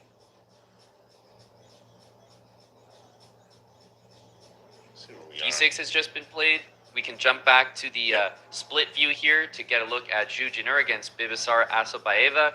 An interesting game here where we see King F1. That is not a mouse slip for castling. That is well-intentioned to get to the G2 square in order to leave the rook on the H file, in fact. But this is not necessarily a position where black's king is the one being attacked. White's king, I think, is just feeling just as much of the pressure. It's scary because my king coming to G2, maybe Queen G1 and get it to H2 is a possibility. Or Queen H2, that is. Very scary for both sides, I believe. But I do like King G2 anyway. Queen G2, Queen G1, Queen H2. Try to get something over there and walk the king back around. But wow, anything can happen. There's also, okay, she puts the bishop on C4. Very nice. Now, I know this is a bit of a strange move here, but I may give some consideration to B5. I'm a little bit worried about this D6 move for obvious reasons. The black king would have nowhere to go from G8. So I'm looking at this position from Zhu Jin'er. There's definite counterplay. Knight H5 comes to mind here because it blocks the H file. And I'm liking the position for white here.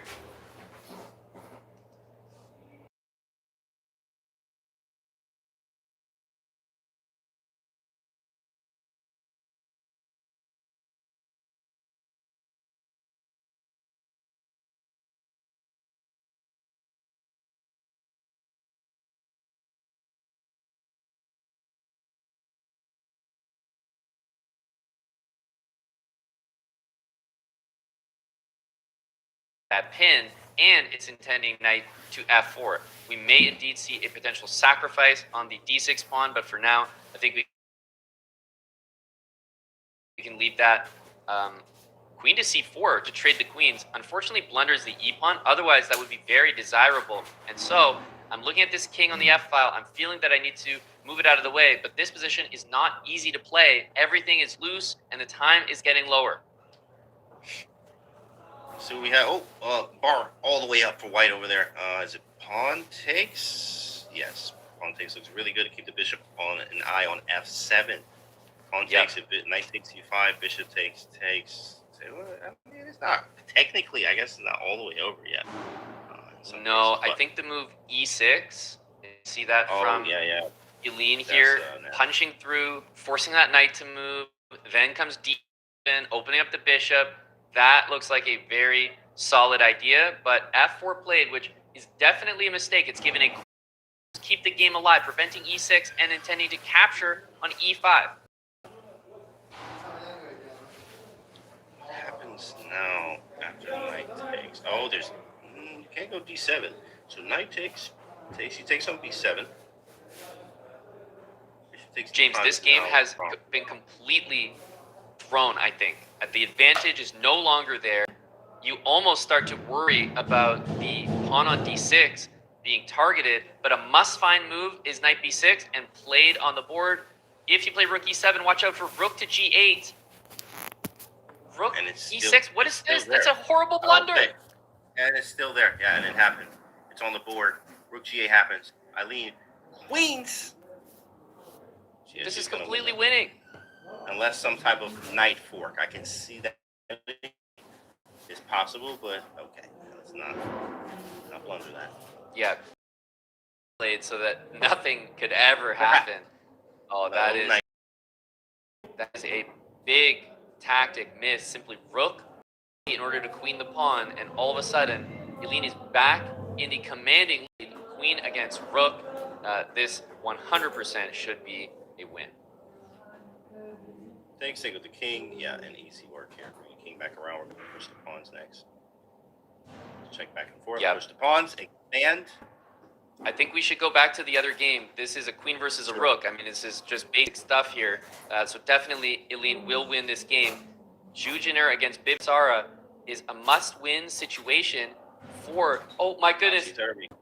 We showed up and a knight was hung in one move. Oh. White had a huge advantage there, James, but she hung a a knight. hanging knight.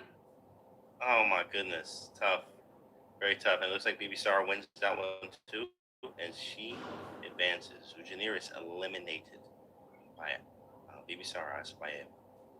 Look at this, James. We showed up. The position was resounding advantage for Jujiner, winning or getting a winning position back against the wall, pressure on, and then playing the move knight to e6 here. Double question mark for the obvious knight recapture. A backwards knight. Obviously, something that needs to be spotted. Immediate resignation, and within Bibisara does win that match, that 4-game match, and moves on to the final. But a shocking end there, and a really unfortunate one, as the hard work it felt like had been done by Jujiner, and just unfortunately could not convert that winning advantage, and ultimately ends up losing. And now Bibisara is waiting in the final to find out who between Eline and Anne Muzichuk is going to be. Of course, Eline won that queen versus rook position, no doubt, and as such, the match continues, right? It's all tied up in that one. All tied up. Jujiner definitely had some chances there. She was winning, but unfortunate with the time pressure and so much going on, trying to come back, she has been eliminated. But congratulations to Bibisara. She awaits. Who is she going to play? It's going to be Anna. It's going to be Eline. It's all tied up. What game is that? 1, 2. Game 3 is the last game. They only have one more. Maybe if we have a graphic about the Armageddon, we could just mention the format when it comes to Armageddon, because it might be relevant, right? We're in game 3, just completed game 3 rather, going into game 4, and so if this ends in a draw, it will be tied 2-2, which means we'll go to the Armageddon bidding format. White is going to start with 4 minutes no matter what, and and the players will both bid what time they would be willing to start with in order to have the black pieces. Now, why would you take less time than 4 minutes? Because if black draws the game, it counts as a win in Armageddon. So you can win the game or draw the game with, but with white, you have to win. And so the players are going to bid, oh, you know what? White starts with 4 minutes. I'll take 3 minutes, but I get the draw odds. And so you can see it's a bidding war of who's willing to take less time in order to get it. So they submit blind bids, and that's the process. But most importantly, James, in this format, probably not what the audience is used to, there is a 2-second increment from move 1, which in my opinion is a little bit crazy for Armageddon, which I think should be sudden death. But that aside, that is the format, and I think that allows the players potentially to take less time than you might expect when it comes to the bids. But that 2-second increment is a big wrinkle when it comes to the Armageddon format. Absolutely. 2-second increment changes. It's not even Armageddon anymore. At least it doesn't feel like it.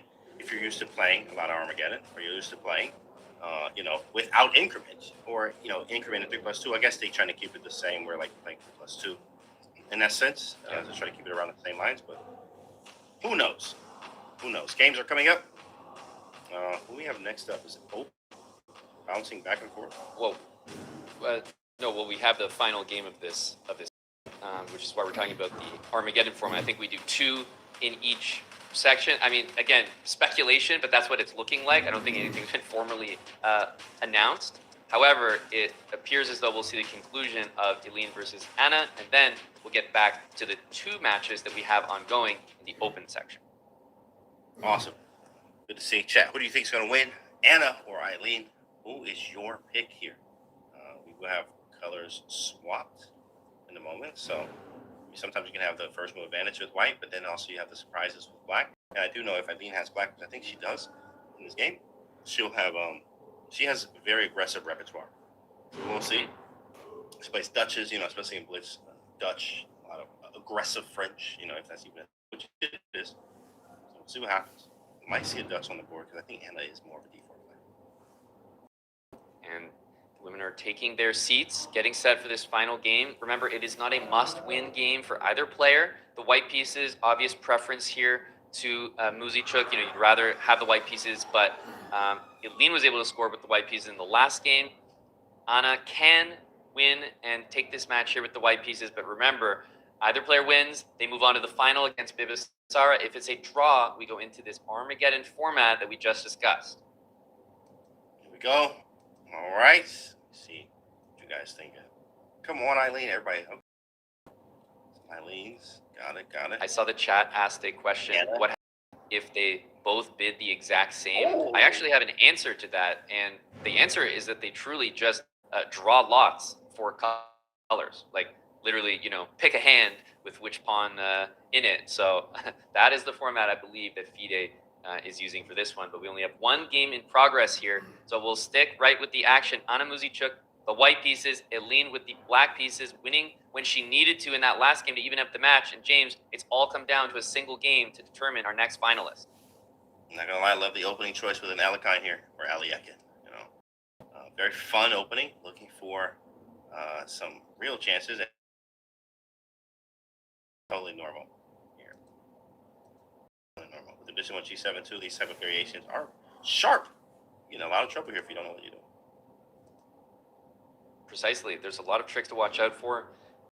I've played the early H3 by white in order to prevent Bishop G4. Usually the move that's very annoying, tough to deal with because the bishop takes F3, and if you take with the bishop, you lose the C pawn. Let's see what happens. I am got cooked by the Alekhine, but also have cooked, but got cooked with the Alekhine. So let's see what happens. The move D5 being shouted for by the computer as an important move to play, with the idea that perhaps if C5, that knight could jump into the C4 square behind it, and if white has to give up the light squared bishop, immediately the bishop on F5 becomes very powerful. And remember, any opening, like for example the Alekhine, where you are giving up space in the center, you usually have to strike back at some point. You can't just let the position be, and D5 played in the middle. I don't like the move H6. It feels way too slow for an opening where you're supposed to be counterattacking. I suspect we'll see b3 played very quickly here, and b3 looks like a big advantage for white. This is sort of the line that is one of the most annoying to face as an Alekhine player, is when this pawn gets to b3 like this, and the bishop on g7 is kind of hitting air 5 to get her some room. This position is absolutely terrible. Could not go to d7 because of g4, trapping the bishop. That explains the move g5 was played by Eline. But now you can continue with bishop d3 to trade the bishops. You're taking control of the f5 square. You can also blast the position open with f4. I know that the material is equal, but this position is really close to being dead lost. It's tough because you're trying to get something in balance here. Maybe you can try some f5, f4, even with this exchange sacrifice, just launching everything on that sideboard. Very risky, but of course that was the opening choice. It was very risky. Oh, this is really close to just dead loss. Like, look at the knight, right? Coming into e6. The rook is being hit. You have queen d3 to gain tempo, attacking the pawn on g6. These are basic moves for white to play in stride with tempo. And from here, I think it might be the simplest to just play the move probably f4. Just open everything up. You could also reposition the knight from c3. Oh, man. This is about to get nasty. Knight g5, take, queen g6. Like, bro. It's about to get scary here. There's really two scary. knights MIA from the game. Knight on b6, knight on b8, doing absolutely nothing, and the attack is all on the king side. This looks like Anna has a phenomenal chance. Probably the move g4 can be considered as well, just to boot that rook out. James, I am struggling to come up with a defensive idea here for Eline. After a great game with the white pieces, unfortunately, this Alekhine has fallen a little short. Yeah, definitely a difficult one. It's all about piece activity and being very sharp and in balance here that you get from Ali Ekins or Alekhines here. Able to get it as a knight on 6 and 8. Look at this knight on a8. Now, of course, it is some rerouting. Knight gets around the c7, but not ideal at all. Bishop d4, it seems as though Anna will be moving on. Anything can happen, though. Still some sharpness, but really hard to mess this position up with white pieces. Yeah, bishop d4 looking for trades. Bishop e5, I believe, is the response, which is an interesting one. My first thought is the move g4, because then perhaps taking the bishop is a bit more desirable. Also, taking on e5 directly, it's even unclear if the rook should be recapturing, because what I want to do and what I've wanted to do for a long time is play the move f4, and I think that Eline is realizing how strong f4 is and is trying to prevent it. What is he gonna go with? What would you do here? Would you just resign him on, or just play it? Absolutely not. With everything that's on the line, these women have had phenomenal tournaments. They are both a game away from the final. Despite what this game looks like, what this position looks like, they are both a result away from the finals. There is absolutely zero chance I'm resigning this position. Absolutely not. We're going to fight on, even if it's terrible, and it is. But, okay, have some hope. Have a little bit of hope. I think that can still happen here. Knight to c7. Man, that knight was bad on a8, but not anymore. Trying to get rid of that great knight on e6. There's a sacrifice. Takes. Knight takes g5, king g8. Maybe take on e5 first for whatever reason. This feels better. She goes for it. I think what's going to happen here is playing against these two knights that are really not part of the game.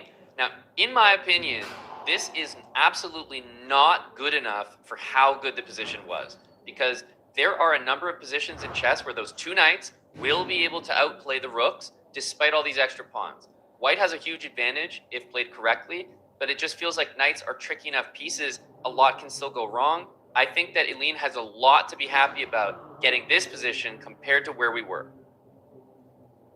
Absolutely. I think it was more of a restriction type of game where you just restrict the pieces a little bit more, restrict the counterplay rather than look for sacrifices. I know it's hard, obviously. Can we love to sacrifice pieces? Might steal better, but the knights can maneuver around, try to create something. You've got to trade queens here, I think. Take them off the board. If you don't trade queens, I feel the mate coming, James. You feel the mate coming. It's mate in 17. I do. I just feel that if we make a move that does not trade the queens here, I'm getting concerned. Time is ticking down. Under 20 seconds now. Rook's coming to f3. The knights are still not in the game. ultimately, I think the correct decision made to take on e5.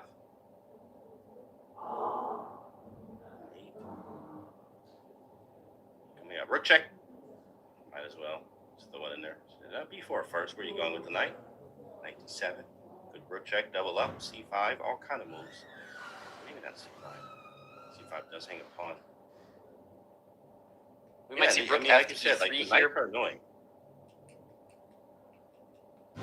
Rook f to e3, hitting e7. We got f4. The king is moving up the board. White has every single pawn except one, and the move e5 was played because there's just no defense to all of the pressure in the position, and the knights, meanwhile, have nowhere to go. This is all Anna Muzychuk as she's looking to punch her tickets to the finals.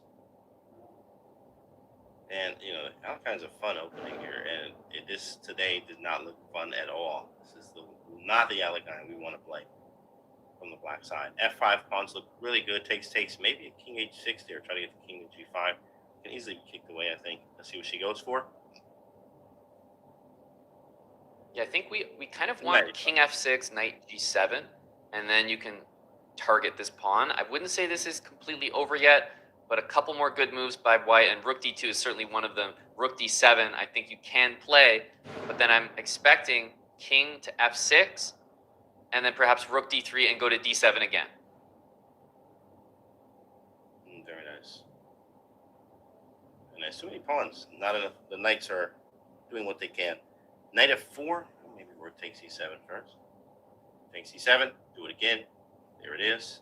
Yeah, there's going to be a breakthrough c5 and b5 here that white is most likely going to utilize. Not required, but that is a good way to get past the knight. And actually b5, normally not what you want to do.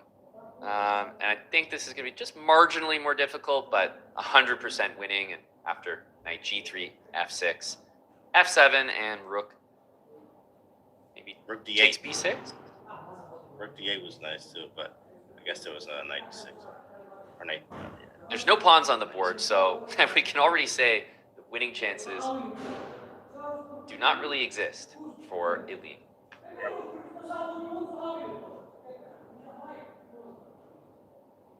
There are also always some fun checkmates, you know. King, you can't mate with two knights. And like, yeah, okay, whatever. Magnus, Fabi, Arjun, all spotted in the background coming back for their games. And that looks like a resignation and a finals ticket for Anna Muzychuk with a really emphatic defeat here of Eline Roebers in the final game of this matchup. Incredible. Anna was able to make it through. Tenacious, just defending, taking her chances where she could. Eline, her star show has been cut short. She was playing so well in the Blitz, same as Arjun as well. But just because you played well in the Blitz there doesn't mean that you're going to do the same in the play. And that was tough as well. So, here we go. And if we are following the format that we seem to be on pace with right now, we're likely going to see these two matches conclude, then probably the first two games of the women's final, then the first two games of the open final, and finally the remaining two for the women and the remaining two in the open to conclude our day. All right, guys, chat. Predictions. Who do you have? Is Arjun going to be able to make a comeback? He's going to win between Fabi and Magnus. What do we have? Fabi and Magnus all tied up. Arjun in a must-win situation. Yeah, Arjun is back-to-back in the same spot. He needs to not only win and survive, but win twice to force Armageddon. And meanwhile, Fabi and Magnus, although they have not been, quick draws by any means, they have drawn both of their first two games. And any win here by either Magnus or Fabi would be extremely significant in that matchup. Fabi with the strange opening. E4, 5, D3. He just D3'd him. Like, this is funny to see. Like, yo, is this a transmission error? Did he mean D4? Did it slip? Is the pawn on D3 and D4? Oh, no, it's actually only on D3.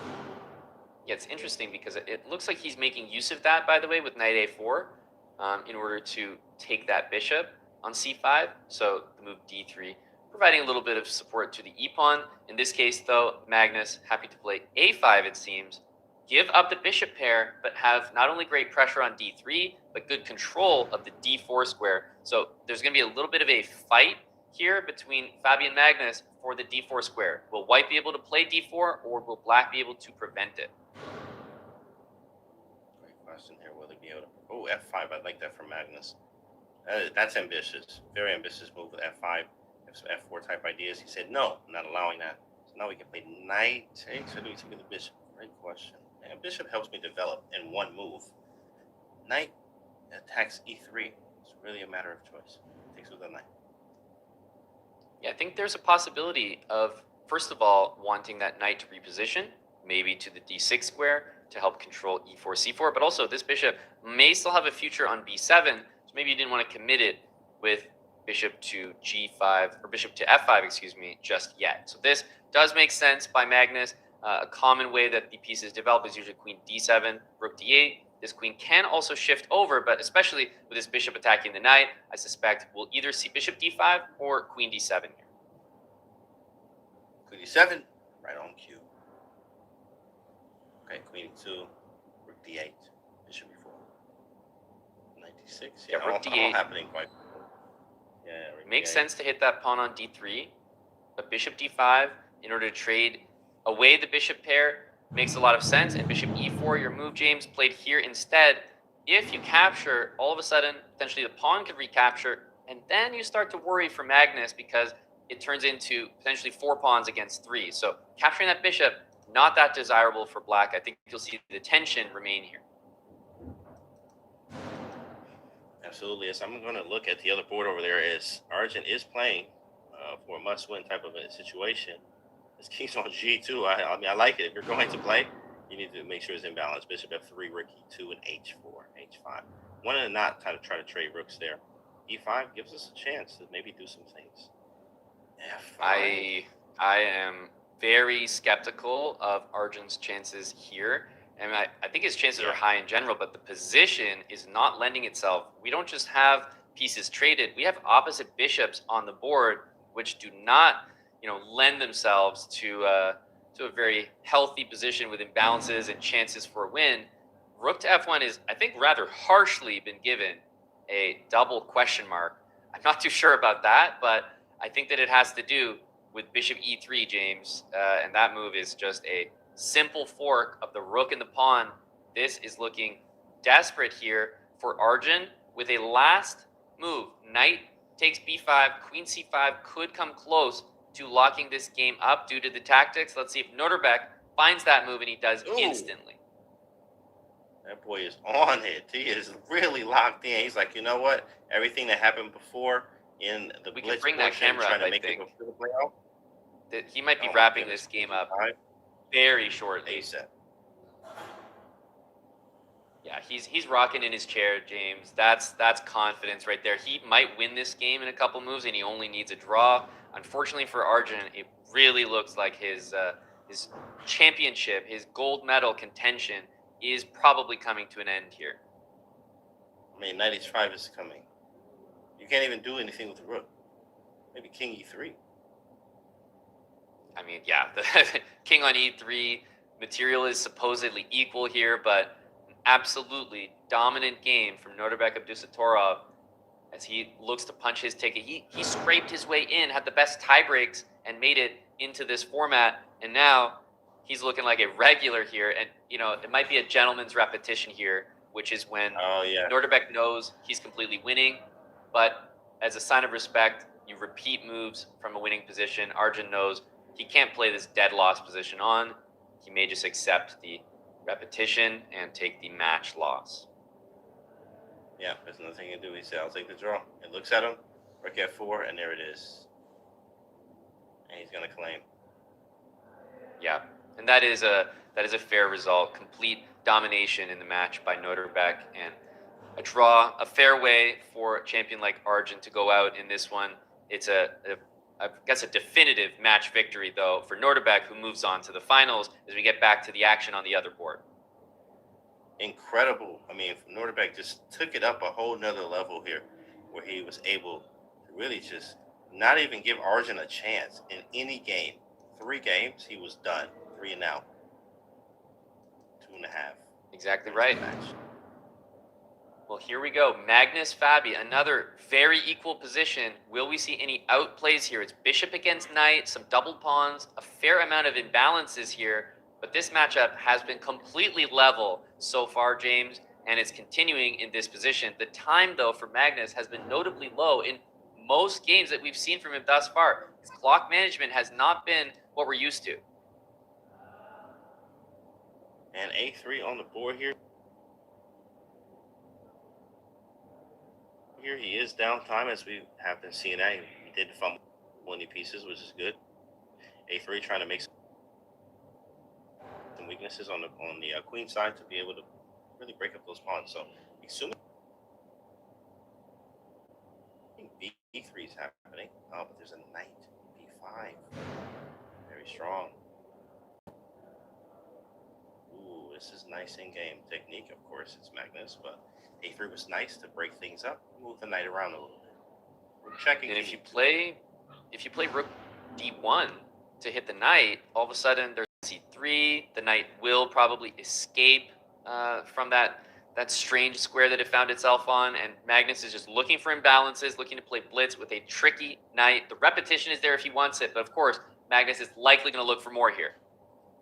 Oh, absolutely. Of course, the one thing that I love to see that Magnus does is he understands, of course, all of the end game, but more about king activity and piece activity. And as we notice, black's pieces just seem a little bit more active. Active rook on, hitting the D3 pawn, knight restricting some squares, kings coming into the center. Even in equal positions with the same amount of pawns on the same side, that king activity is crucial and key here. It's hard to even find moves. Yeah, king E1 played, but I'm not sure what the next move is going to be. Rook to A8, bishop F4, trying to hit some of these pawns, but bishop C7, you have to watch out. The A2 pawn is loose. It cannot be defended, so you have to counterattack. Rook to B2, B5 can be played. And maybe, oh yeah, takes bishop D2. B4. This is concerning here. Whoa, it is concerning. B4.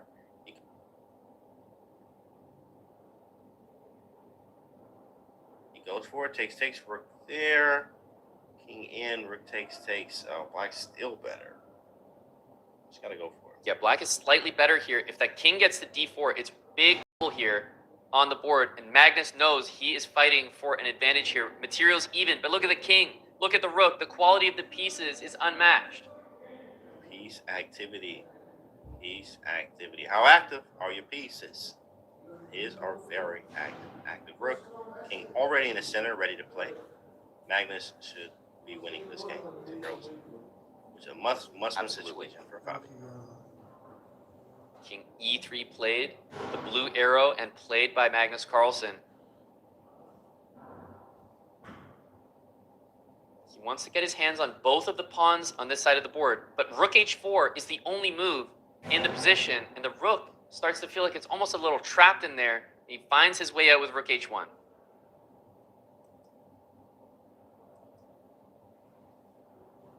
All right, guys. King to G3, rook C3. Yeah, looks like Magnus is going to win this one, boys and girls. It's probably a must-win. After rook C3, you have to go and try to take the pawns. That's the only way to play, but the white king is nowhere where it needs to be. Fabi knows this is completely losing, and there is no chance now as the c-pawn will become a queen. Push that pawn. Fabiano, slight grimace. And the bridge is already built here. You can even go after that pawn on G4 in order to force the king to go over there. Whoa, get the little and that allows the king out. And is it? Wow, Magnus with the win in games, aka Magnus. It's the same word. Magnus with the win there, putting Fabiano in a must-win situation. That's exactly right. Doing it in the endgame, which he is known for.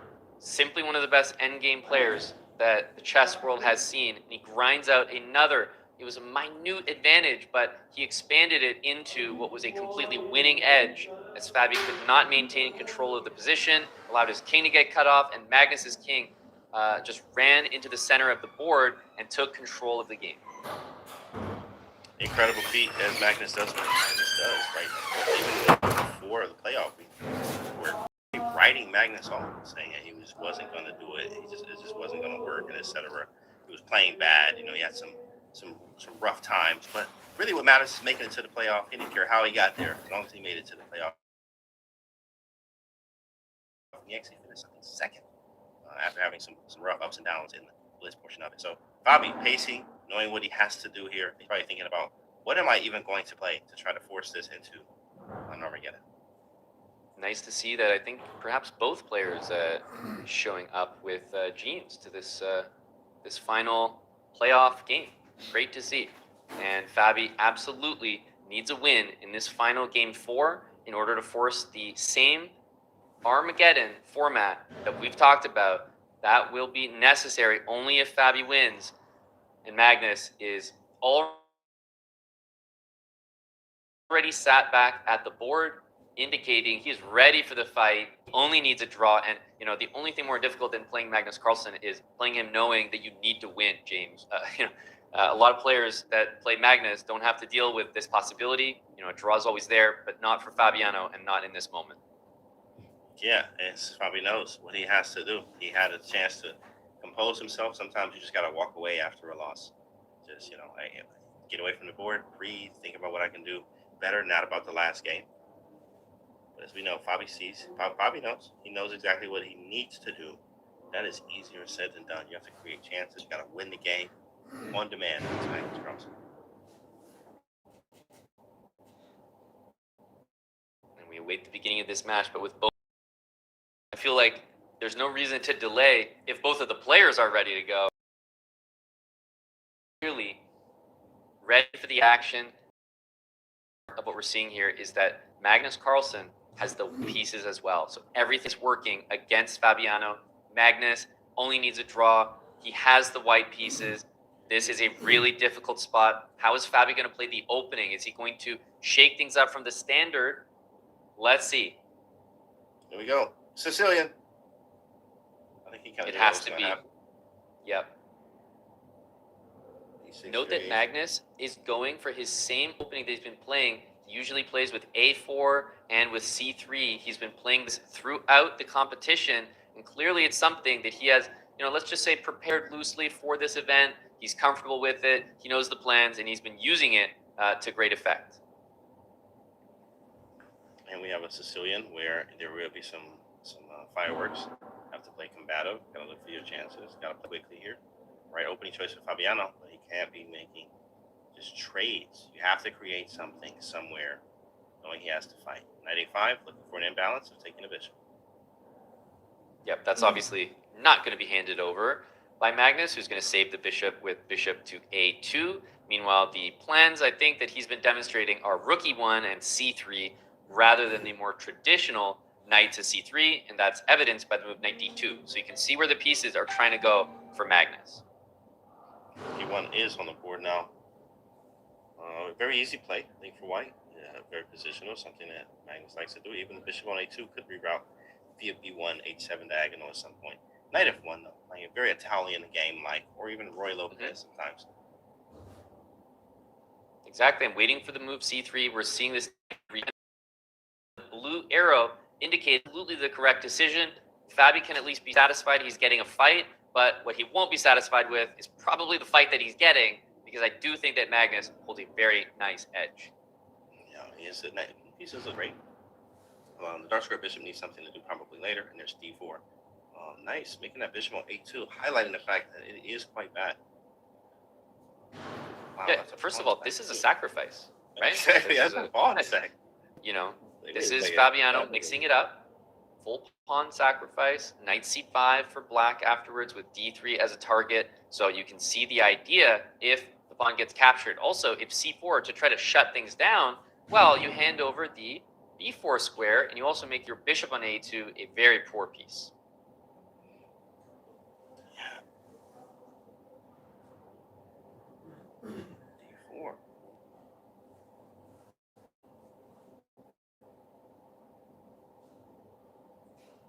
move. And then the question is, okay, well, if we don't take, then what do we do? Do we take bishop h2?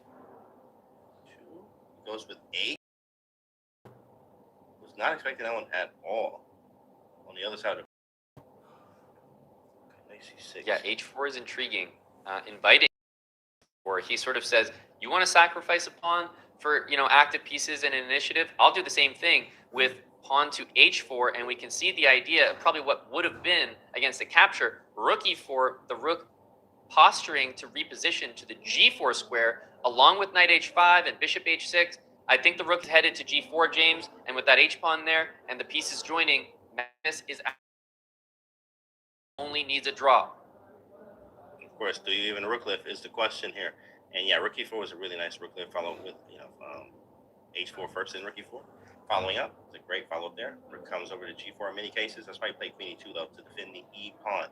You have sort of even outside castle, but opposite side work. Knight g5 on the board. He is going for it, all out, all out. If h6, is it just queen h5? You almost don't even need to react to a move like h6, but yes, queen to h5 looks good. This is a position that at least Fabi is getting that fight. These kind of offbeat ways, when you need a win, you always take more risk, but Magnus is punishing risk-taking right now, saying, okay, thanks for d4, open my bishop, I'm just going to leave the tension there. Knight g5 with queen to h5, all the pieces going to the king side. Fabiano is spending time because he's now played the move h6. And will Magnus go for a sacrifice here or bring more pieces in? White is much better. Yeah, really nice. It hits f7 as well. There's even sacrifice possibilities. He sacks on f7. Boom! Give me that one. Give me that one too. Bishop takes e6, paralyzing the position. If you play a move like rook back to f8, I think that Magnus could even be queuing up something like bishop takes h6, queen h5, rook g4, knight f5. I mean, just look at the arrows as all of these pieces have direct paths into the position, and Fabi has about 1, 2, 3, 4, 5, 6 pieces that are barely helping in defense. Magnus trying to show off here his tactical prowess in this game, and all he needs is a draw. To recommend the right move for Fabi here. What do you do? This bishop can also simply take material, so you can't abandon the position and hand back material. A lot is hanging here, and he's going to take on e5. Well, this does not work out at the end. Knight takes f7, queen e7, and Magnus, I mean, the position in terms of material might be equal, only down a pawn, but obviously needing a win here as black is just, you can't do that. Bishop to e6. Magnus' sacrifice works out perfectly, and he's up a pawn now and still on the attack. Yeah, he can take on d4 too as well, with bishop f5. Getting out of the way, looking great. Bishop swiping board. Bishop e4 coming. Start to finish. This has been head absolute shake. domination. Wow. Bobby knows. Bobby sees it. Head shake. There's even stuff like queen h5 and f4. Trying to highlight the e8 square being very loose, depending on what he does with his rook. Here we go. Bishop's played, but it's pure desperation here for Fabiano. He knows the position's not good. He knows he cannot change evaluation against a player like Magnus Carlsen without a mistake, with under. Magnus is going to have to make a critical error. And after bishop takes f5, what about pawn takes on e5? I guess we see bishop d3 to hold the position together, although there's queen f3 there and everything's hanging. Everything hanging. Seconds left. He takes. Yeah, 3. The body language confirms that both players are on the same page, that this looks completely over. And it's now only desperation. Magnus up a piece, completely winning here. How do we finish? We got knight h5.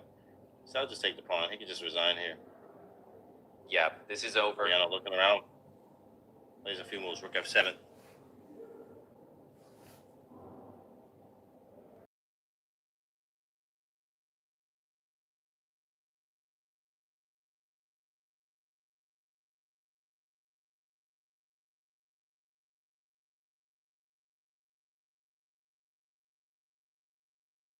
finalista e affronterà in finale Abdusattorov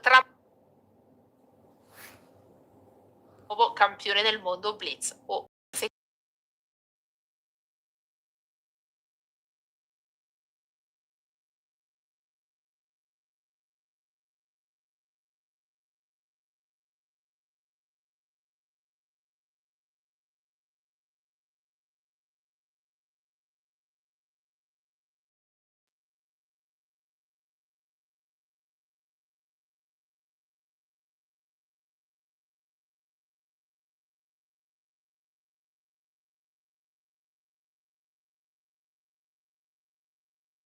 Have 4-game matches. It's enough time to really decide. There's not as much luck involved.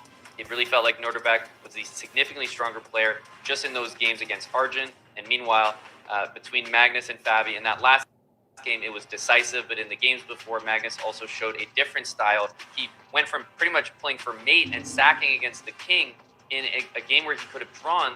From the game before, he won in an endgame. So he's showcasing the full array of his expertise. And we have two very exciting finals coming up in the women's and the open section. But James, we have the women's that's going to be next. 2 games of that. Then we'll go to the open.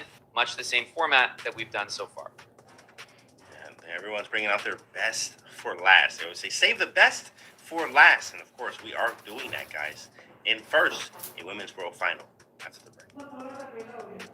But, newsflash, there is no break. Oh, snap. I've been telling you, James, we're not here to miss any action. And based on the unpredictability of how long things have taken, I'm just going to go out and say, no breaks. You know, we're staying locked in, on camera, till the end. We have 2 finals upcoming. Exactly right. You can see the... actually see on the side of the screen making her way to the board. The women's section will get underway first as all of the press and media is gathering around to catch their shots and probably that all-important handshake to begin the finals. Is that what's going on right now? I am watching. We're all watching to see. Are they sitting down yet? Apparently, there it is. Okay. Yes. Sweet. Okay, slight favor here. I think Baby Sara has been playing incredibly strong lately. I think she might be a slight favorite, but anything can happen. I mean, Arjun was a favorite, right? So Arjun was looking good. He did great in the Blitz, and then, the playoff was completely different here. So in this final, chat, who do you have here? This is another 4-game final. We are going to go over to with that final after the first 2 games here. Exactly. 1 match remaining in each of the open and women's sections to determine this year's 2025 World Blitz Champion. And on your screen right there, Bibisara Asabaeva. This is the finals, James. Another 4-game match, so the exact same format that we have done. And of course, Armageddon, if necessary. Game on. She also just made the candidates too as well. If you guys didn't know, she's our most recent candidate. So here we go. Ooh, Nightdwarf. Okay, love a little Nightdwarf action myself. I know you like Taminoff. I'm more of a Nightdwarf player myself. Love a little Nodge-Dwarf. Okay, whoa. Here we go. Getting into the opening here, it might immediately be shocking that bishop is on d3, kind of in front of the d-pawn.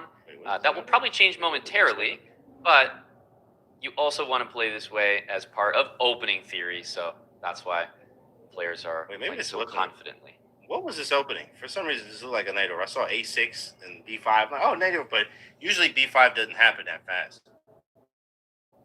Well, it's just not an open Sicilian, so d4 was not played. Okay, can't see that. Okay, here. And we are board up for you guys in just a moment. FIDE did not yet have the DGT available, but we have it for you now. Oh, I know this line. And we are caught up with the live position. This is sharp theory, bro. This is supposed to be a draw. It is. It's supposed to be. So the blue arrow is actually probably going to make many appear here. Knight d4 we're looking at a position, first of all, for everyone watching, that is totally insane, right? Why is the king on e7? Why is there a pawn on c7? Why everything? You know, I have lots of questions here. Where is white's rook? Can we talk about that? But what we're looking at is theory. White is down an entire rook. Okay, it's missing from the board, and that is not an error with the relay. A pawn is one square away from queening. G6 has just been played. There is a lot going on in this position that, you know, it's difficult to present in a way that's truly digestible for everybody. But what I will say is that we are in known territory, and one single mistake can lose the game for either side. And I think here is a repetition from a theory like knight c6. And one of them is wrong, and I can't remember is d7 or e8. So you got to be careful here. Very careful. Like knight c6 and like, is it king d7 or king e8? One of them loses immediately, and I'm trying to figure out which one that was. Can't remember. Knight c6, king e8. There's a way you get mated as black if you don't know this. So yeah, scary. C6, right? And look at the clock. If you had to guess here who is more prepared, at the moment, you'd have to feel like Bibisara is the one that is a bit more confident. Look at the clock. It's 13 seconds above the starting time. That's right, 3 minutes, 13 seconds. I know it's tough to see from this angle, but that is over the starting time. And meanwhile, going under a minute is Anna Muzichuk. And if you're under a minute, you don't have the theory perfectly in your memory, and you're sitting here saying, well, I'm also down a rook. Hold on a sec. Yeah, at what point do you start to get nervous? You don't remember the next move. All of a sudden, you can lose the game. But I will say bishop to e3 is the correct move. It is the best move, and the theory continues. Bishop e3, knight c6 check is going to be very vicious. Here we go. Okay, yes, there we are. We're still in theory, boys. I think it's knight b8, and they repeat or something. Maybe knight d4. King takes c7, though. Yeah, you're supposed to repeat. I know that. It's great. And a draw. And a draw agreed. That's crazy. More time on the clock than Crazy. when she started for Asabaeva there. Talk about theory. This is what chess looks like played at the highest level. This is peak performance. That is that all theory to make it a draw. And she's like, yo, was this, what happens on this line? Like, yeah, it's theory. It's theory. I'll see you in a few minutes. Exactly. We'll be coming back for game number 2. That game went quick as a flash. And, you know, like I said, it's difficult to present something as complex and intricate as that in a digestible way for those watching. But what we can say about that, James, you were alluding to, that is the expected result for that line. It's very complicated. Yes, you're down a full rook, but that c-pawn and the fact that there are checkmating ideas, if the black king starts to venture out in the position, you have to, you know, calm down, don't go for that, and instead take that repetition while you can. Exactly. You got to take it to me, as they say, the professional way is win with white, draw with black, but you can also win with black. So that'd be great. You know, or even do it the Dubov way. It's like, you know, oh, he's Prague. He's like, I want to, you know, I know he's going to be ambitious with white, so I'm going to, or draw with white and win with black is how he likes to do it sometimes. So it's important to understand. Still more chess to be played, guys. Of course, now colors will swapped here. Crazy theory there in the night orcs. It's fun, man. It's definitely difficult. That's the theory you got to study them on. You know, like maybe we should Exactly. else like a time. Yep, you know? That was a, what was it, 22 move game. And I think that all 22 of those moves are on a file saved on a computer somewhere in possession of Bibisara. Like, guaranteed, she has that entire thing saved somewhere and was like just yawning as she's reciting correct moves. So a great memory, but also well-played game. As Anna Muzichuk took more time, but ultimately a draw was the correct result. Sometimes you have these games that are more like tests. Do you know your theory? Do you know what we were talking about in this line? If you do, great. We have a draw that looks like that. Both players showing that they have a very, very well-prepared repertoire, but if not, one mistake, that could cost you big time. That's great. One mistake could cost you the. There's a lot of checkmates available if you're not ready. Well, ready is Bibisara. Back at the board, sitting down, ready to go. Locked in, playing incredible chess. Was able to get first place in the Blitz portion to make it to the playoff. Making it to the final. Drawing the first. Is she sleeping? Oh, wake her up. Oh, Maybe- she up. Okay. But she I think James just visualizing the next 22 move game. Let's see if it happens okay. here in game number 2. Oh, Yeah. You know, just remembering those files. Yeah, I just remember the files. Let's see. Yeah. I wanted to play. Staring into plays a lot the of soul English. of the chat there. Yeah, she was, guys. You see that? She was English. I know some of her repertoire on the way to GM was English, King's Indian, and Sicilians. Some E5 sometimes too, but it's able to get an English here where you actually can go a bunch of different ways with move 1 C4, transposing a lot of D4 stuff, or even like Catalan type positions. Really flexible playing the English with C4. And sat across. Now is her opponent Anna Muzichuk. After a game like that, do you feel that there's just a slight shift in the momentum towards Bibisara? Because Bibisara had the black pieces there. You always are more happy with a result like that with black. Now with the white pieces can push for a different result. And just how quickly she recited that variation almost was saying, I know this and I also know it better and faster than you. Yeah, I think that a lot of times that's also it's a psych blow to you where your opponent is blitzing out everything. They barely use any time, and you got the draw, and it was all theory. And then you were thinking about like, I know this is theory, I can't remember. Whoa, you're in great form here, type of thing. So I think that's exactly what happened there. But Anna is one to bounce back. She's been in very under stress or under intense situations in many games before, and even came back. I mean, even that Goryachkina game to help her get to the playoff here. She was actually losing. She was down a piece, and then Goryachkina actually blunders it all back into a losing position. So, anything can happen. I think Anna is very strong and tenacious with that. And we do have our English type setup, sort of reverse Sicilianness. That's right. Knight takes e3. B takes. We see e5. Usually white goes for some setup with d3, castles, and you can play knight d2, rook b1, a4. That's usually how white plays this. Bishop often makes an appearance on e3. And the knight reroutes to c4, perhaps queen b3. So that's, I think, what we might expect from Bibisara here. And for Anna Muzichuk, you have to watch out for that b-pawn. You're going to need to see that b-pawn supported here because there is going to be some pressure from the bishop on g2 and the rook on b1. You want to play b6, but this bishop and perhaps this rook might need to move first. So rook b8, very standard. And when you see rook b8, it becomes a little more tempting to go for something like knight c4 and f4 if black makes a regular developing move, like, for example, bishop e6. Actually, like that. And that 4 move. Also like knight e3, trying to put the knight on d5, but harder to do when rook comes to d8, and also bishop takes a2 in the near future. Move the knight away to the wrong square.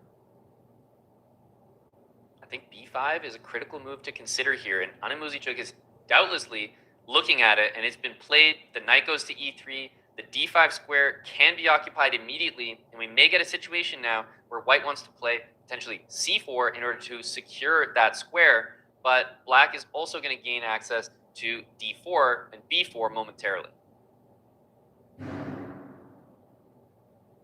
Knight comes into the center, queen d6, trying to attack it. I did see the c4 move as the knight on c6 can be kicked away from d4 with pawn e3 in a lot of cases. We also open up our bishop. Maybe we do Finchetto. And maybe bishop d2, bishop e3, bishop a3. A lot of different moves to choose from right now. Takes on c4. We have to trade first on b8. That's what's on the board. There it is. It's all happening. Take back on c4. She took that with some power. You see how hard she took that rook? Does that ever intimidate you, Amon, when somebody's just like moving hard? Like hard moving. You can try to intimidate your opponent like that. I have seen that. Hard moving. Does it intimidate you? I don't think it would work on me. I would probably view it as overcompensating, and I would use that to fuel my own confidence that it's not actually that scary. The exact opposite. He's like, I have seen it slam the piece down, and it could be a terrible move, but because it's been slammed, it's a little bit more distinct. Well, I'll tell you what does not react to how hard you move the piece. It's actually the engine. That says, I don't care how hard you take on b8, the position's equal, and you're not changing my mind. And that's exactly what we've got right here. Bishop to f8 to get out of the way of knight takes e7. I would look at this position and instinctively say, well, white's got a great knight on d5, and black cannot match it because knight d4 can always be removed with e3. However, in terms of development, I was going to say Bibisara is behind. Bishop a3, finally catching up, but black is controlling the only open file here because, I mean, while the d file is open, there's a lot of pieces on it that are not quite out of the way just yet. And knight coming over to b4. Yeah, I don't really want to trade that yet. They're also going to make this pawn a little bit better, connect the pawn. So bishop a4 or queen a4, hitting a7. What can happen here? Knight takes d5 is best move by engine. Takes, and then rook d1. Okay. Well, I think in that position there's a pretty insane, perhaps bishop b3 move. Just speculating in that line. Oh, bishop takes d5 here. Rook d1, That's maybe crazy. bishop b3 is what my eyes are trained on here, and she's taken on d5 now. Pressure on Bibisara, who is no doubt going to see it now that it's been played, because you don't play bishop takes d5. We can all see rook d1. You don't play it unless you've got a great move ready. Rook d1, bishop b3. Wow. You take queen, move rook where? There's also rook b1. Not trying to do rook d1 at all. There, she moves out of the way. Look at that move. The queen retreats to c2, which basically means, James, that what we just saw was, in fact, a blunder. It was a mistake. Giving away that pawn, Bibisara thought she had things covered with the tactic rook d1, but it was also a reverse tactic, and all of a sudden the position is just very good for Anna Muzychuk with the black pieces, with an extra pawn. This is a significant edge for black. Yeah, she really just did not get a lot of the opening, which is Bibisara. She just didn't get a lot out of the opening here, and black was able to now grab a pawn, looking to convert. Easier said than done. It's hard to, but looking to get it done. Push the pawns up, maybe trade the queens, keep the rooks on for a little bit, bring the king up to the center. It's going to be a long game. Exactly. It feels like these positions, even though white is down a pawn, sometimes it feels like they're difficult to win because you can very easily just keep things blockaded, and suddenly what do you do from black's perspective? But when you play these positions, you realize it's white who's actually running out of ideas most of the time. It's very difficult to play, but let's see the technique. If you play a move like rook c7, I do not expect it to be captured, but rather a move like rook d8, keeping the pieces on the board would make more sense. Rook c7, rook d8, check. Okay, rook c6 on the board. Rook d8 and queen f3 is always a try. So queen f3, rook f6. Oh, I was thinking we might see that. And then I was wondering about queen a8, which could have been a fun way to try to even go for mate against the black king. You know, some stuff. Still a little, not shaky, but cautious. As if you're playing black here. H takes g, weakens the king. Might have to take back the rook. Leaves f7 weak. Yeah, this is... I would not say that only black can win this game, James. The king has now been exposed. Oh, she missed rook g3. Rook g3. Oh, wait, no, don't. King g7 first. Rook g3 just is on the pins, right? Okay. Like, oh, rook g3, do it. You scared me, And James. actually, what's You're good at that. Yeah. You're good at that. The, and that's why e3 was played. What's the penalty for that? Is it time? I believe so, yes. She took a draw? Yep, this looks like a draw, and honestly, a draw that might surprise some people. Makes a little bit of sense. Black's position has got much worse since being significantly better before. Unfortunately, the technique there was really lacking from Muzychuk, who was up against this and turned it into a position where, honestly, final position, you start to wonder, are things getting out of hand? Maybe is Woven playing for a result there? So I understand why Muzychuk did that. Honestly, a bit of a professional decision, James, not letting it get worse than what it was. But unfortunately, that is a pretty big error to waste that extra pawn that Muzychuk had after finding that nice tactical sequence before. yeah, it'd be as if you start like, oof, I got away with that one. You know, let's tighten up and play with black again. I think her openings with black are a little bit sharper there, but it is to see if she can strike. We'll see what happens in this next game here. Next up, though, Magnus Carlsen versus Nordbeck, game 1, starting soon. So we are waiting for that one. It's gonna be fun to see. I do know Nordbeck has beaten Magnus before, and some rapid stuff like that, but. In the Blitz, it's always a little bit different. It's a little bit faster, too. 4-game match. Let's see what happens. Chat, who do you have? Yeah, Magnus or Norderbeck. If we think about how they got here, Magnus, he ended up with a great result, but remember, he had a really tough go in that event. But to make it in the top 4, he was comfortably in, and Norderbeck, not so comfortable, right? We had, 6 players with 13 points, and Norderbeck said, yep, I got the best tie breaks out of all of you, so I will be joining the top 4. And look at where it's taken him, punched his ticket to the finals now against Magnus Carlsen. So the top 2 finishers, Arjun and Fabiano, in those first 19 rounds, have been eliminated when it comes to the knockout format. That's crazy to see. Like, oh, Arjun Fabiano up at the top. They are no longer in the tournament. They have been knocked out by next to Magnus and Norderbeck there. So, yeah, it's going to be fun to see. They're both fighters, especially in in-games. They both love in-games. Obviously, Magnus is being one of the greatest, if not the greatest, in-game player of our time. And Norderbeck is just a fighter. He will fight. He loves complications. He loves in-games. And, even the dry positions, he'll try to fight too as well there. So, I guess we just heard on the back end that I guess we're going to try to take a break here, maybe. Psych! All right, okay, fine. no, I'm for real. Okay, guys, actually for real this time. It is a break this time. We'll be back in a few. So stay on.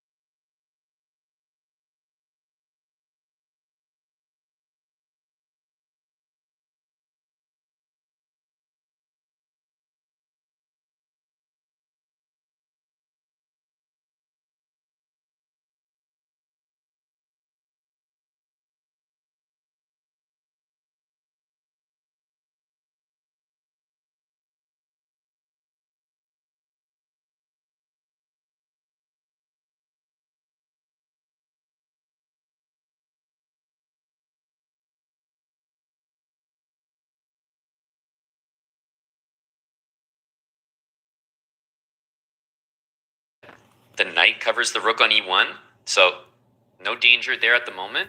Bishop takes e4 looks likely, but if everything captures there, both sides have to be worried about back rank mate, and we may be liquidating to a draw here, James. It looks like that is the most likely result, but in this position, are we going to see rook takes e4? Are we going to see knight takes, or perhaps even something else if you take advantage of this pin?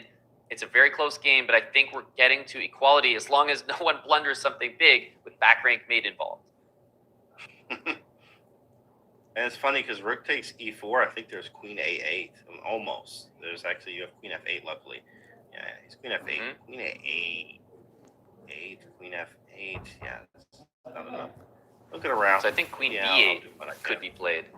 Force the queen back and then take c7. That's exactly what's happened, actually. And even if we trade on e1, I think at this point it is just equal. There's probably a number of moves you can play. Pawn to b5, knight d5, perhaps even queen c5, although that's the one I like the least. And b5 indeed. On the board by Magnus. We are in an equal position here, James. And I suspect we're not going to see anything too crazy happening. Correct. Some looks for the king. And just shuffling.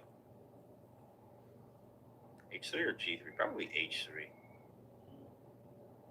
E5. Trade them.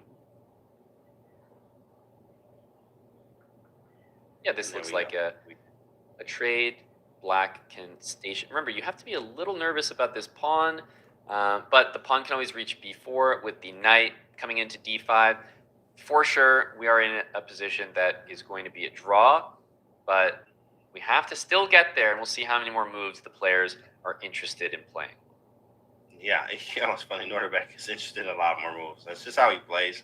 Norderbeck is going to play this out for a while. Get the king up to the center.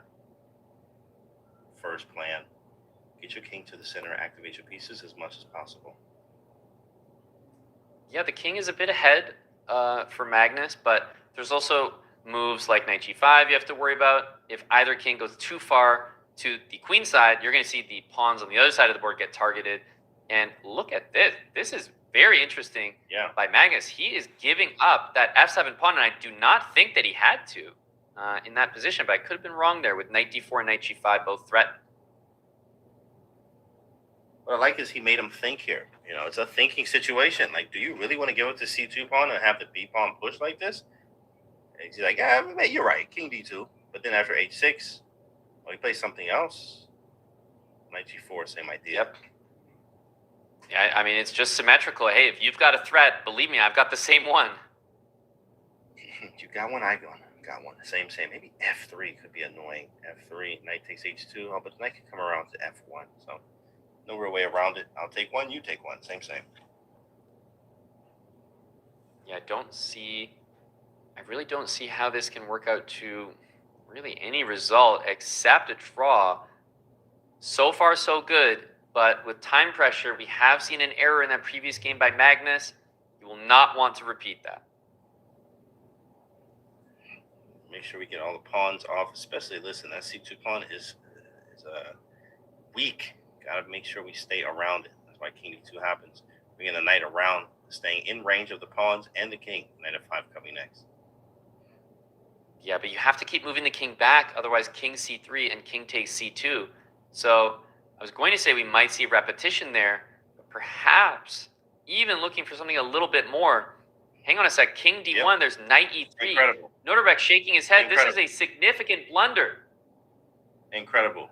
I mean, if anyone can get it done as Magnus here, we just said you got to stay around the c2 pawn, and he found, or at least Magnus finds a way to create problems because of that c2 pawn. Unbelievable is the word. Now, the knight is going to hang out on the f3 square. Magnus is giving a face. He knows what just happened. That was a swindle and a half. The king is going to promote this pawn and win the knight. The king takes on h6, and after knight f3, it's going to be winning for Magnus Carlsen. He gets the king around, and maybe king c1. There it is, and pushing right through. Even if you sack the knight, it's not enough. Magnus knows he got away with one, James. Incredible. Yes, SE queens, king does not get around in time to be able to get anything. There is knight to g5, which will be sufficient. Wow! And Magnus, unbelievable that he won that endgame. Dead draw is not in Magnus Carlsen's vocabulary. Did not work for him last game playing on. He does the same thing again, and it works out. It's crazy. Second time's a charm. Really, that's not the saying. It's actually third time. But in Magnus's case, it's the second time. It's the charm. And he got it done here. That c2 pawn was weak. He got his king active. Something we talked about before is that king activity, which really helped him win this game. How fast can you get your king active, guys, when you're in those end games? And he was able to do it very quickly. Had a weakness, had a target, the c2 pawn, got it done. Classic And Magnus. James, it is remarkable. Yeah, it's remarkable to see that happen because, you know, Magnus had the confidence to go right back to it. He overpressed a little bit in that previous game. It did not work out. He lost. And to show back up at the board, maybe have not a great middle game, ultimately equalize, it looks totally drawn, and then to still go back and look for more in that position, you know, that's really trusting yourself, trusting the style and the method of playing chess that has brought Magnus so much success over his career. He went right back to it, and ultimately, Noterbeck, under time pressure, cracked. He made a mistake. He blundered the pawn, and that blundered the game. And believe me, you make that one mistake in that endgame, James, Magnus is not looking back. And he took the win to even this match, and he is absolutely back. Product of intuition and experience and confidence. All of those combined together make a very strong player, but also a very strong Magnus Carlsen, knowing when to use it. Also get out of his own head. Of course, yes, the first game hurt a little bit, but he was able to bounce back. Now everything's cool, calm, and collected. Even playing field with 3 games to go. Sorry, actually, 2 games to go in their match. Whoever wins 2 2.5, wins the match here. Back to the women's, as we have game 3 about to start. Yeah, and this is not just game 3. This is going to be game 4 as well. And game 4 is happening regardless because the match is tied. 2 draws to start off. It is 1-1 right now. That means we are guaranteed the next 2 games regardless. If it ends 2-2, we will have Armageddon. And we are ready for game 3 to start. It's been very peaceful so far. In that last game, although we're jumping between matchups here in open and women's, but in the last matchup we saw between Bibisara and Anna Muzichuk, it was actually a mistake from Bibisara, but ended up in a draw anyway. So it has been very even between the two. Very even indeed here. And now we were able to take a quick break. They were, the women, able to take a break. And now get back to play their games. Maybe a quick refresher, maybe check in some lines, knowing what colors they have. See what they might play and what could actually happen. Here we go. Gather yourself. Game's about to start. And a reminder, a win is so meaningful in this one. Contrary, even though the score is the same, contrary to the other final in the Open, we have draws here. There's been no first blood, but there has been wins on both sides between Magnus and Norderbeck. So here, whoever wins that first game, it could end up being the winner of the overall match because there have been 2 draws so far. And clearly, these women are very evenly matched. First win sometimes changes everything, so it depends on who gets that. And if Bibisara is able to win with the black pieces, she does have a dynamic repertoire with black that is going to put Anna in a must-win situation. But Anna is able to overcome some of the tactical shots and some of the theory that Bibisara likes to play. Maybe by playing something unorthodox or something different. Be a different story here. But Bibisara on the back foot. Let's see what happens. Well, we have the same colors again, remember, from that game. Game number 1. Just reciting theory for us to do a bit better than that. That we're going to see something different. And what's interesting to note, James, as we get underway, is this is the game that the most preparation time has been available for the players because we got to swap to the Open. So let's see if they've prepared something specific for this one. And we can already see the difference in the position. Bishop takes the knight on d7 for Anna Muzichuk has changed the opening. Change it up a little bit.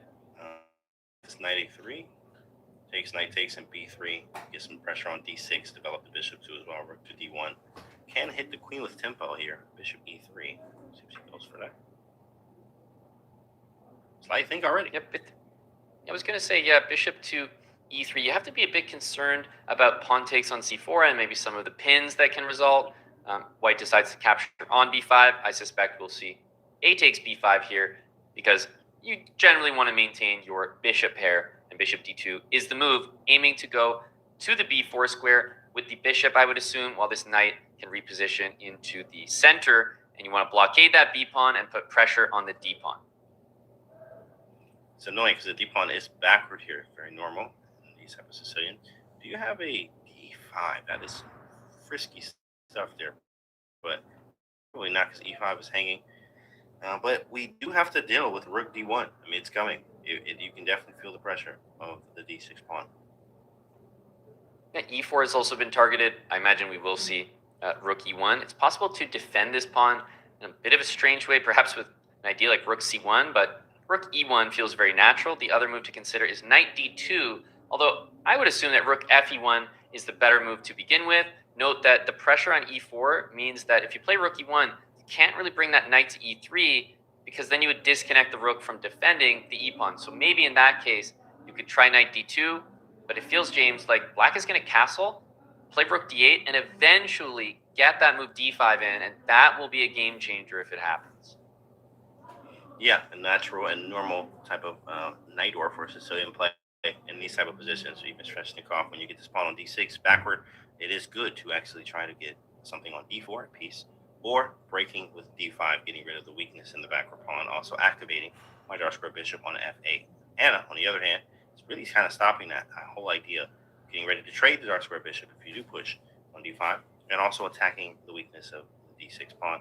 But we do see rook after e1, very nice move, defending e4, maybe bringing the other rook over next, k to c, or k to d. Yeah, it's important to play this move rook a to c1, and if we see castling, for example, there is this idea of knight takes e5. So I just want to highlight that if you castle, the bishop on e7 does fall victim to this pinned d6 pawn, and that is the reason why black's position is not just completely obvious. And, well, we actually see knight takes e5 here. It is the move that needs to be played. Very important to see that. Let's see if it gets played here. I assume that with the theory that both players have displayed thus far, that this will absolutely be played. But as I say that, no, not at all. I don't think I'm missing anything, and I only say that because I saw the blue arrow supporting me. We all need a blue arrow in our lives sometimes. Knight takes e5 was definitely a missed opportunity there for Anna Muzic. I think she was a bishop e4, believe it or not. Like, tactically, that kind of works. Kind of, because, like, knight takes e5, bishop e4, and now you, like, rook takes e4, rook c1. So, like, okay, I guess she probably glanced at it and was like, you know what? And knowing the player, too, like, no, you know, I don't want to go down this tactical skirmish of stuff. But knight takes e5 was a move. I was curious what happened on bishop e4 after that. Maybe, like, queen g3 or something. Then that could get... No, that's exactly right. Yeah. A3, knight c3, get out. You know, as white, you do at some point want to make an escape square for the king. Same with that knight takes e5 move played. You see the knights are kind of retreating.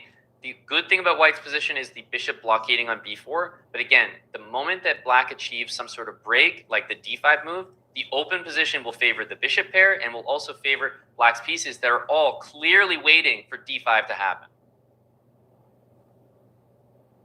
Yeah, and stopping it. Bishop f8, so ready to play d5, but you can't put anything on d5 yet. d5 is going to be really strong. Maybe knight b3, d5, knight a5. That is some scary stuff. Queen e2, I like. Getting out of the off the d file. d5 is going to be a very crucial break, and she knows it's coming.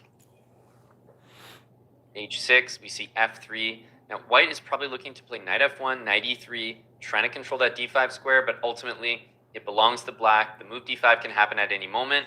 f3 makes the move knight h5 more tempting to me. First of all, it makes it possible. The queen is no longer attacking, but also the dark squares are a bit weaker, and if white starts playing g3 to stop knight f4, I think mission accomplished with knight h5. That those are going to make the white king a lot weaker in this position, and knight h5 is played. I agree with this move, and I think g3 is a move that you don't really want to play with white, but of course you have to stop knight f4. It's all happening too as well, the whole knight maneuver. d5, we was waiting for that. Here it goes. Everything is opening up. Rook takes e5, rook takes f8, excuse me. The move chosen takes on e5 with the knight, and the bishop is going to dominate this board here. It can play knight d2, but James, this position is so much better for black. Yes, e5 is hanging, but so is f3 and the a2 pawn as well. Bibisara has the edge on the clock and on the board, but we saw the opposite in the previous game, and it did end in a draw. I mean, look at the bishop. Look at the bishop I have. Like, it's such a strong piece in the center of the board. I have the open c file. I definitely like black's position. Engine does too as well. Rook c, you're pointing out, looks really strong. b2 pinning. I mean, it's an automatic move almost. She plays f6 though. Yeah, just not like in some advantages, and one of them, I think, just bishop takes a2 needs to be played. We are concerned about knight d6, but you know, that's a call an ambulance, but not for me after queen b6 check, which would be a fork. So I don't know that bishop takes e4 is the best move, but still the idea remains the same, to win the pawn, advantage to black. Okay, we kind of saw this before already. It was like, what was it? It was the other way around, actually. Other way around. Anna was up the pawn.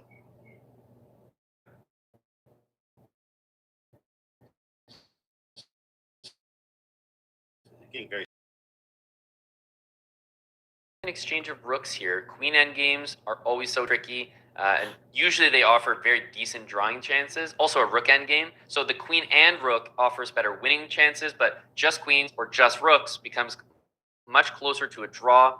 So let's see what happens here after queen d4. Notice how Anna down the pawn is not going to be looking to trade queens pretty much under any circumstances. Yeah, now we have to try to Magnus them. Easier said than done. Bring the king around. Hang on. This is a huge blunder. A terrible move, just blundering the pawn, and there is probably not. Wait a minute, is this a draw? Yeah, it's a draw now. No way of getting out of these checks. I'm wondering how forcing this was. And I credit Anna for coming up with a great way. I actually want to take a look at this so we can bring it up on the board for everyone. This was very clever by Anna. Let's take a look. Bibisara and Anna reviewing the game, and actually credit to Anna for coming up with this idea of the blunder that turns into a forced draw. Getting excited about the position for a good reason, but not for the move played.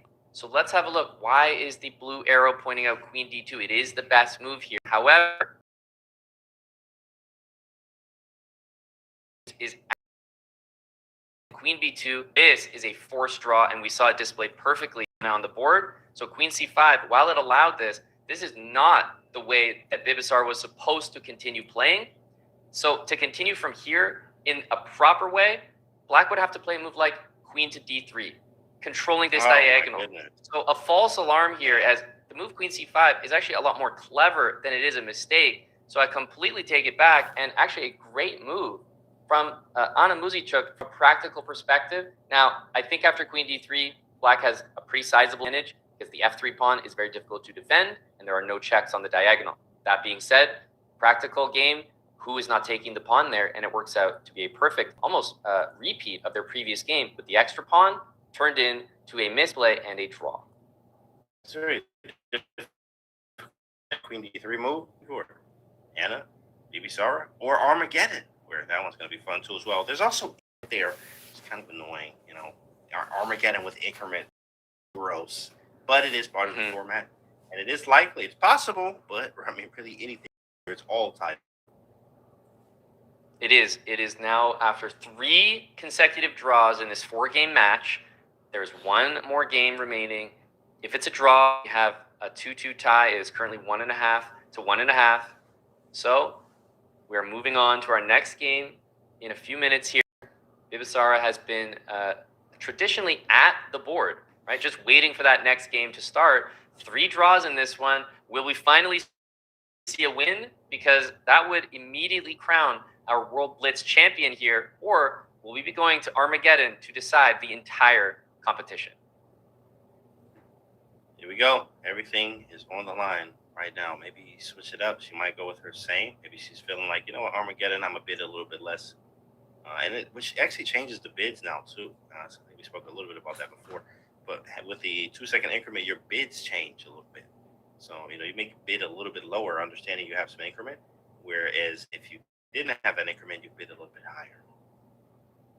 Yep.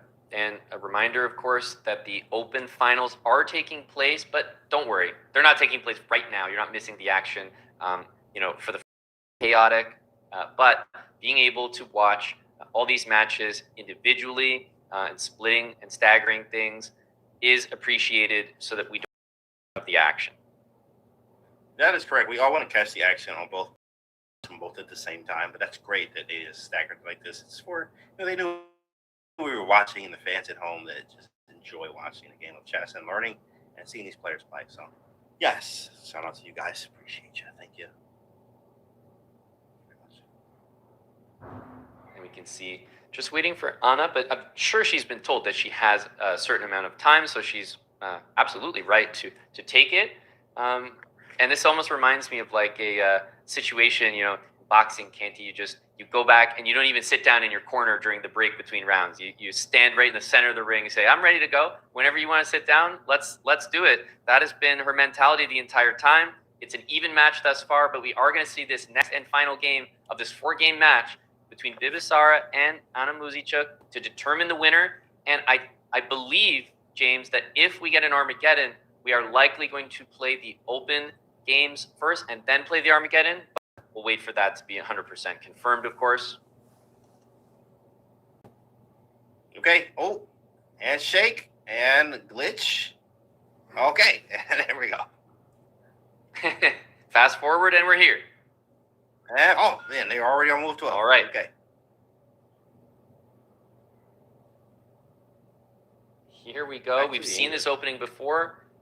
This is one of those matches where we've actually seen the exact same gameplay in both of the games with white and black. You know what I mean, James? Like, we're seeing a repeat, maybe slight differences, improvements, but so far, nothing but a pawn has separated these two women at any time during the match. There's been some big advantages, but really only a pawn as an advantage, but ultimately those games being drawn. Yeah, I mean, you know, what's a pawn between friends, Amon? What's a bond, buddy? You know, it's just a Precisely. pawn, right? And sometimes, you know, if you're looking to win in chess, that can be enough. At this level, one pawn can be enough. In this match, it has not been enough just yet. But bishop e6 instead of b5 played, and now queen a4. And let's see what Anna does against this. b5 is being prevented, and this is a slightly different move order that we've seen from last time.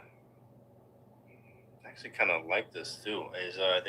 There's like, you could damage the structure. Okay, maybe that's a strange idea, but I mean, bishop takes c6 is really real. That was a real idea. Bishop takes, and just kind of really wrecked the structure there. But she said, you know, I'm not going for it. I also like the pace that she's playing here. They're both kind of playing pretty quickly and keeping pieces on. I mean, this could be the final game with one blunder from any side. So the move rook to e1, a little bit mysterious, but I believe that the idea is c4. We'll see how Bibisar wants to play, but it looks like knight d4, it comes with less of an impact because e2 is now protected, while c4 secures the d5 square for the knight, and then you can follow up with e3. So I think perhaps a slight edge in the position to Bibisara, just cementing that knight on the d5 square, like white's position. I do too as well with the d5. Well, the difference in the outpost, where I can put the knight on d5, you can put the knight on d4, but I can kick yours away. You can't kick mine away. Big difference in the outpost. So now with bishop d7, though, there is, just saying it before she moved it, the queen was on that diagonal, so she moves it off. Queen to a3. Yeah, and a move that is very thematic in this position is actually f4. I mentioned this move the last time that we saw this variation, the last game. The reason is, of course, well, if you take, the queen and rook are not situated in a great spot there. It's a move you can save, though. You can play it later. Just, I do believe f2 to f4 is an idea that white can rely on to generate some play. For now, it looks like we're just improving the position slowly. Bishop c3, queen b2, e3, perhaps even sliding the queen over to the other side of the board while this knight dominates the center. Advantage in this final game to Bibisara. Advantage to Bibisara. A lot of chess to be played still. Time pretty even. See where she goes. That is knight to e3. That knight's been back and forth to e3 and d5 a few times here. Will she repeat? That could be a draw offer. But does she want to go for that is the question. Here we go. No, not yet. h5. Push that pawn down the road a little bit more.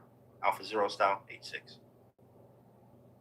Speaking of Alpha 0, bishop e4, g4, and f3 is a very committal, but perhaps very interesting way to completely dominate these light squares here. If black, for example, plays the move h6, that would be, I think, a pretty bad move because the light squares that get left behind are so weak. So that's another way that you can play as white, just all in on the light square domination. Here we go. g6. So now, look at the bar move too. But knight e3 is a little bit different now. The bishop on d2 defends h6. How do we make any real progress? Maybe f4 is kind of risky though. Bishop c3, no, that hangs h6. She goes Bishop back. takes h6 though. Isn't this a blunder?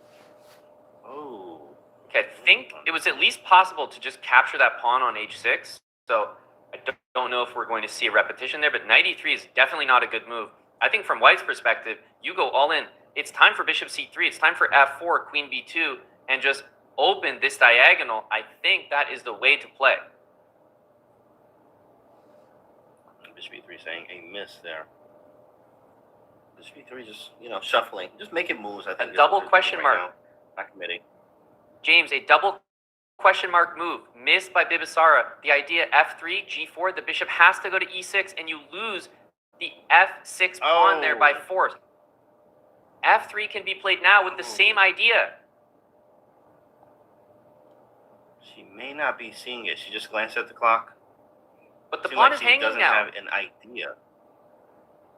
You can see f3 now because the pawn is hanging, even if it didn't occur to you before. She takes the knight instead. Sometimes you just Bishop takes slightly d4. off in the game.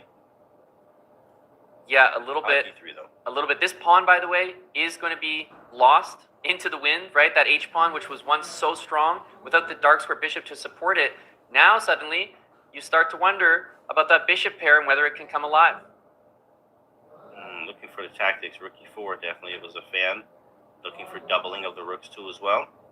Rook takes d4. Is that too much? She said, nope. I'm taking those. Yeah. Rook over to h4, hit the bishop. You want to play rook e1, but it's not possible just yet. Bishop g7, I assume, and bishop e4. Now there's real ideas of taking over the e file, of bringing the knight to f4, and guess what? The d7 rook was loose in that position. This is turning in white's favor. Really strong trading of the bishops now. Now we don't have to worry about d3. Bringing the rook back to the center and doubling the rooks. White's in a great position. Yeah, this is really, really powerful now. The rooks are doubled, all in white's favor. The knight on d5 is an absolute beast, controlling the entire board. And after queen f3, there's no queen d1. You have to just go back to f5. Wasted time here for black, and rook e3 is a great response. Just king g2. Put the rook on f3. Queen c6. Good too. Bringing more pieces into Pressure the position. here. There's rook f4. Rook f4 again, wins material. Oh, rook f4. Yeah, there it is. Rook f4 is nice. Also your move, king g2 and rook f3. I do like that as well. But simply rook f4 was the direct way to do the same thing. And this could be it. Bibisara is better here, but is not yet cashing in on potential material here with rook f3, rook e6. You can reroute the queen. Right. And reroute it. White is in a great position. It feels like something's off with that queen right there now. Now rook f3 might be just clean. Here we winning, go. Right? Queen g4. Winning. The rook is that's hanging. a rook. The rook is Off hanging. the board. That's a wrap. BB Oh my goodness. The champ And you is can here. see a light smile there, of course, as she should. She is the 2025 World Blitz Champion, Grandmaster Bibisara Asabayeva. Very deserved, and put the pressure on in the final game, claiming the only victory of that matchup in the final. It was a draw, and another draw, and then a win there. In the end, it was evenly matched all the way down to the wire. It took to the last game. Whoever wins 2.5 wins the match. Yeah, Bibisara was able to win. Congratulations to the 2025 World Blitz Champion, Grandmaster Bibisara. Amazing job. Amazing job, especially taking out someone like Anna Luzachuk, was extremely strong. So, very good. Getting some shots of that interview there. What a moment for Bibisara, and what a battle in the event as well. You know, putting herself in a position to be in the top 4, and then ultimately, I think, was in so much control in the matches that we saw, the 4-game mini matches. It just felt like a situation where you're looking at a very deserving champion at the end. Yeah, she absolutely deserves it. I mean, she fought her way through just the Blitz portion to get to the Final 4, or basically the playoffs, that is. And then in the playoffs here, she was able to make it to the final and then take on Anna here. Not easy to do. But she's also a Blitz beast. People just underestimate her. She's also underrated. Newly minted Grandmaster as well in the last few months, I think, or something. So really strong. Strong showing and well deserved here from BBSR. She's also a Blitz champ too as well. I think this is not her first time. She won something else Blitz wise. I don't remember if it was this, but extremely strong and well deserved. Congratulations. Exactly right. Exactly right. And don't forget, everyone, that is your women's World Blitz champion. We still have a World Blitz champion to crown in the open section. That is Magnus Carlsen, Norderbek Abdusatorov. We didn't get there with 2 draws, but a win apiece means we have a tied match after 2 games in that one, 1-1. So we're actually kind of entering with the exact same storyline, James, where it's 1-1. If we see 2 draws or perhaps a win each to end out these 4 games, we will see Armageddon to decide things. However, there's 2 games before that, and a lot can happen. Both games have been decisive in this one so far. Of course, both games are decisive, and we still got 2 more games at least to go in this match. See you in a few.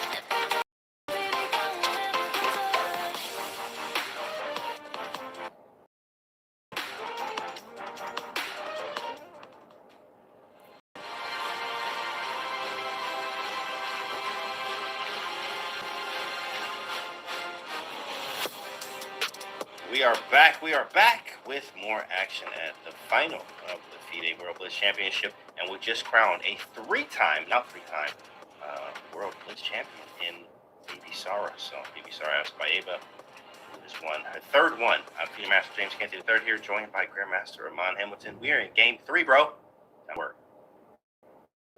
That's right. I see the chat is ready for this final matchup in the open. They're using that new emote that I see there, Magnus's face.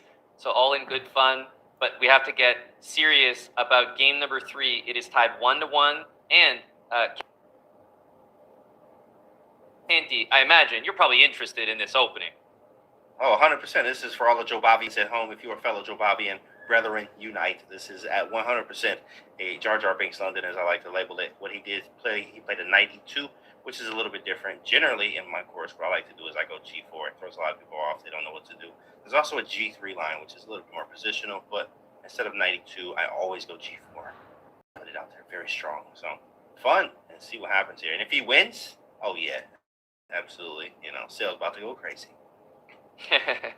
Well, knight g3 played in this position. I have to say knight g3 for me is an unusual spot to have a knight usually, but something that Magnus is indicating he's comfortable with. I think even Noorderbeck is a bit perplexed by the placement of this knight. It takes a square away from the bishop, which you may need in the case of, for example, knight to g4. I guess the bishop is going to retreat to f4, and white is going to continue with bishop d3. But instead, Noorderbeck says knight to g3. I'm going to go immediately with h5, h4. This is how you play against knights on g3 and g6. So he goes straight for it, James. Absolutely. It's a normal way of doing it. I mean, you see knights on g3, g6, b6, or b3. You just push that wing pawn just to annoy it. I do like to move bishop d3. h4 will be responded with. Knight to e2. I mean, you could go knight f1. That's an interesting way to redevelop the knight, reemploy it, but is the likely move. h4, and yeah. Exactly right, James. Knight slides back to e2. I think that black is probably going to play h3, but you could also leave the pawn there. What's interesting to me is now I'm wondering, James, which way is Noorderbeck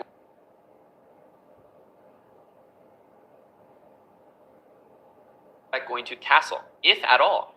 Because could it be queenside? That really doesn't look correct. And kingside, with the h-pawn basically vanished from h7, that also does not feel safe anymore. So is that king center?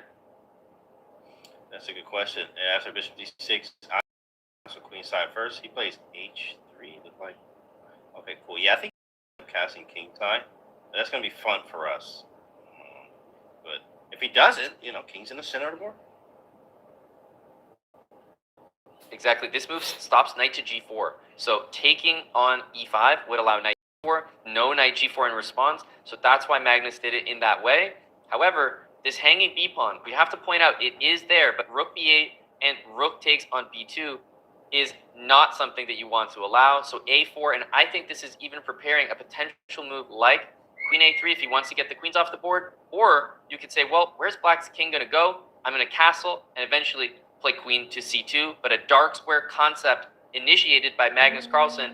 He loves the endgames. He's had success in the endgames in this match, and he's going for something similar, I believe, here. I actually like it. I do like they go for this in-game here, make this a6 pawn very weak after ab, bringing the queen back to c2. Lots of times in this situation, you actually have, but it's more of a Carol-Khan type of play. Exchange variation of the Carol-Khan, where it's very reminiscent of that. Sort of misplaced, actually. And the minority attack that black generally goes for isn't quite there. So it's a little bit different. You get some type of exchange Carol-Khan, where there are some big differences here, but still equal. I can see Magnus maybe playing the move knight to c1 here. It's well known in these structures that if the knight reaches d3, that it is a very, very good piece, and hopefully that is visible. With the knight on d3, b2 is protected. c5 and e5 as target squares for the knight. I mean, the knight on d3 will be the best piece on the board, and the rook can slide over to a1. So Noorderbeck is not interested in allowing that. Meanwhile, knight h5, making use of this h4 pawn in order to reach the f4 square, which also coincidentally controls d3. See what happens. Rook takes is still possible. Wait, rook takes queen e2? Wait a second. Is it really that bad if queen e2? I hit both, right? Knight f4, I take the pawn. I guess you go rook b8. Okay. That's the issue. And Magnus plays the move knight d3, but we'll see knight to f4. I think that if this trade happens, that, I mean, better is a strong word, but I think that black is doing well here. Let's see how Magnus handles the position. But this pawn on h4 is annoying. White can never really expand with g3, king g2. Not to mention, if we achieve b4 and take the pawn, then black is most certainly better. But now we are teetering very close to simple equality here.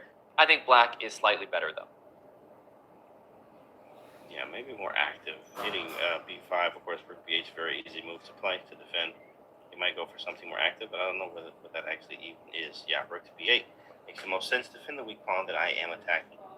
In b4, g6. I mean, it's hard to even, like, yeah, I see rook a1, but I can't, like, I guess I could go, but that's like almost an immediate draw offer, moving the rook. Exactly. That's right. Check. Back. Yep, it's hard to imagine a different result. Norderbeck has that draw in his pocket really at any moment. And, you know, I would say there's an outside chance that black can just kind of play g5 and g4. And obviously, with his last move, a great one. I think we know what that means. A brilliancy awarded. Yeah, nice. A draw offer in kind. Nice. He's flexing, you know. Rook a8, just take because he can. Oh, take the rook. He hung his rook. Oh, my goodness. Yeah. He hung his rook. Yeah, he takes the rook to the draw. And he's going to take it with a draw. Agreed. And a smart move, rook a8, just getting the result that we knew what was going to be. But you know what? He's on the lookout for us. He says, hey, no point in watching that longer than you need to. That's a draw, and let's make it a draw. Right. Not do nothing crazy. Another draw. And into the last game. Is it?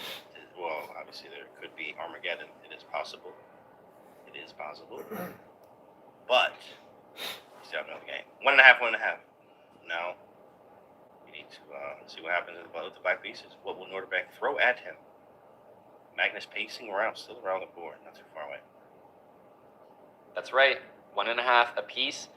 This is also the same result we had in the women's match. And then in the last game, it was. Will we see something similar here? I think the momentum is just a little bit in favor of Norderbeck. That was a very good game with the black pieces. There was no danger to his position. He secured the draw confidently when he had it in front of him. And, you know, that was Magnus with the white pieces. And the last time he'll have white pieces in this match, of course, other Armageddon.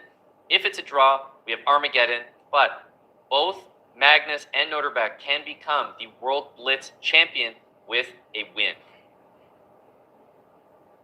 I thought you meant shared. I was like, huh? Oh, is it again?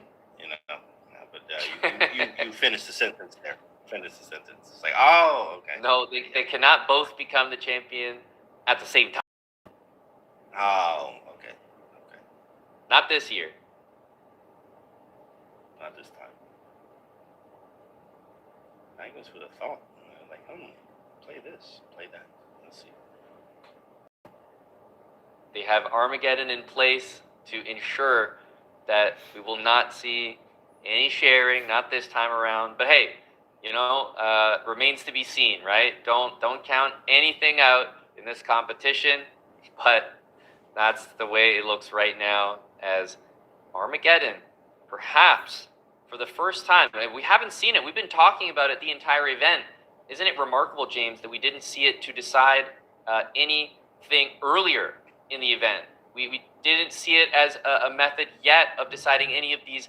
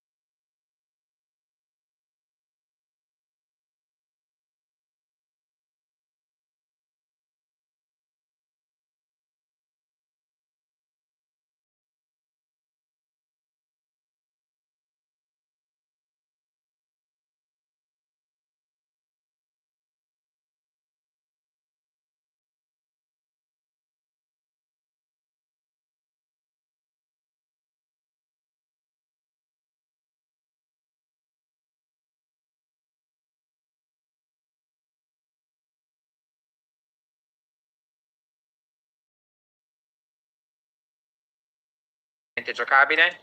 In queste linee abbastanza tranquilla. Carlsen queste posizioni le conosce benissimo in vari match mondiali, in vari super tornei. E qui abbiamo che arrocco per entrambi. Vediamo Carlsen se andrà per linee più concrete, magari con idee come D5 presto, o semplicemente sviluppa in maniera flessibile con D6 alfiere. Può essere un'idea per svilupparsi semplicemente. E H6 comunque arriva, vogliamo togliere anche i salti del cavallo in G5.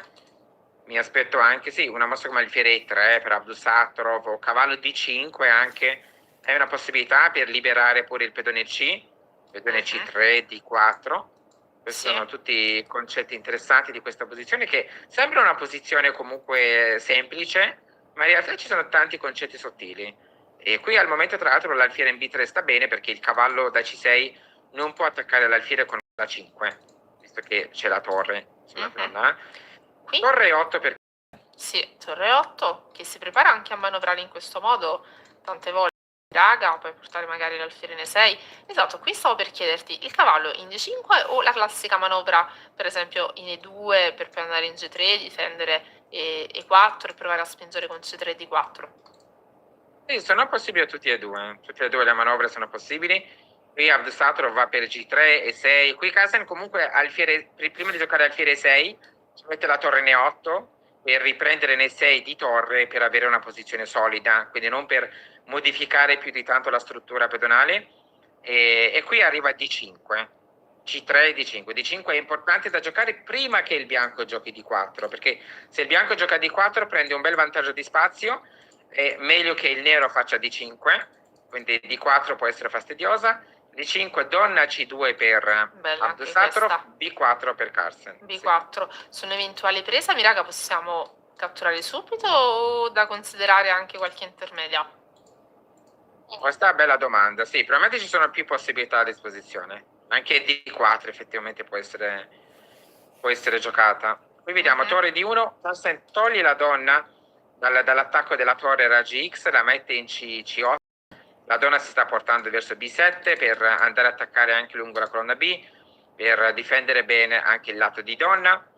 E vediamo se qui arriva donna B7 o magari semplicemente Carlsen voleva togliere la donna, perché la torre in E6 sta molto bene. La torre difende il cavallo in C6, il cavallo in C6 comunque è sicuro in questo momento. È vero che il bianco ha manovrato col cavallo in G3, ma il cavallo in G3 in questo caso non è molto utile per il salto in F5. Da questo punto di vista la posizione del nero è abbastanza sicura. Ci sono tante mosse possibili qua per tutti e due, per entrambi i giocatori. È una posizione comunque molto flessibile. E qui vediamo che Carlsen gioca con cavallo E7. Cavallo E7 per collegare i pezzi pesanti. Il cavallo comunque controlla anche la casa E5 e magari le torri possono anche raddoppiarsi o entrare in seconda, eccetera. Un'altra idea può anche essere quella di fare 5 C4 per il nero, quindi un po' di possibilità ci sono. La posizione è aperta a tante situazioni qui. Sì, questo cavallo in E7 che controlla anche un eventuale salto del cavallo avversario e tiene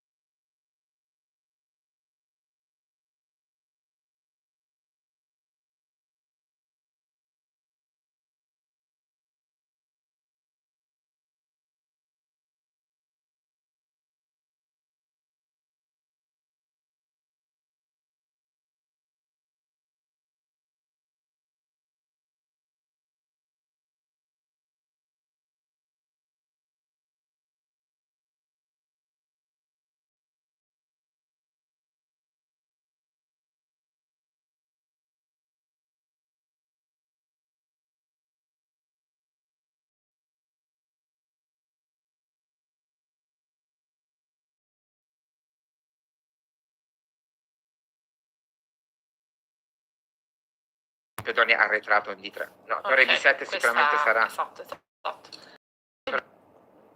I8, che sembra avere un gran senso, e attacca la donna, dietro c'è l'alfiere, attenzione anche perché potrebbe arrivare qualche alfiere C5, ma comunque c'è il cavallo G6 anche a difendere, quindi per ora la situazione sembra sotto controllo, però può piano piano aumentare il carico, vediamo. Sì, donna 8 può essere un po' fastidiosa. Chiaro che il nero ha ancora torre A6, quindi con questa torre A6 il nero riesce a mandare via la donna dall'ottava traversa e quindi di alleggerire un po' la tensione sull'alfiere F8.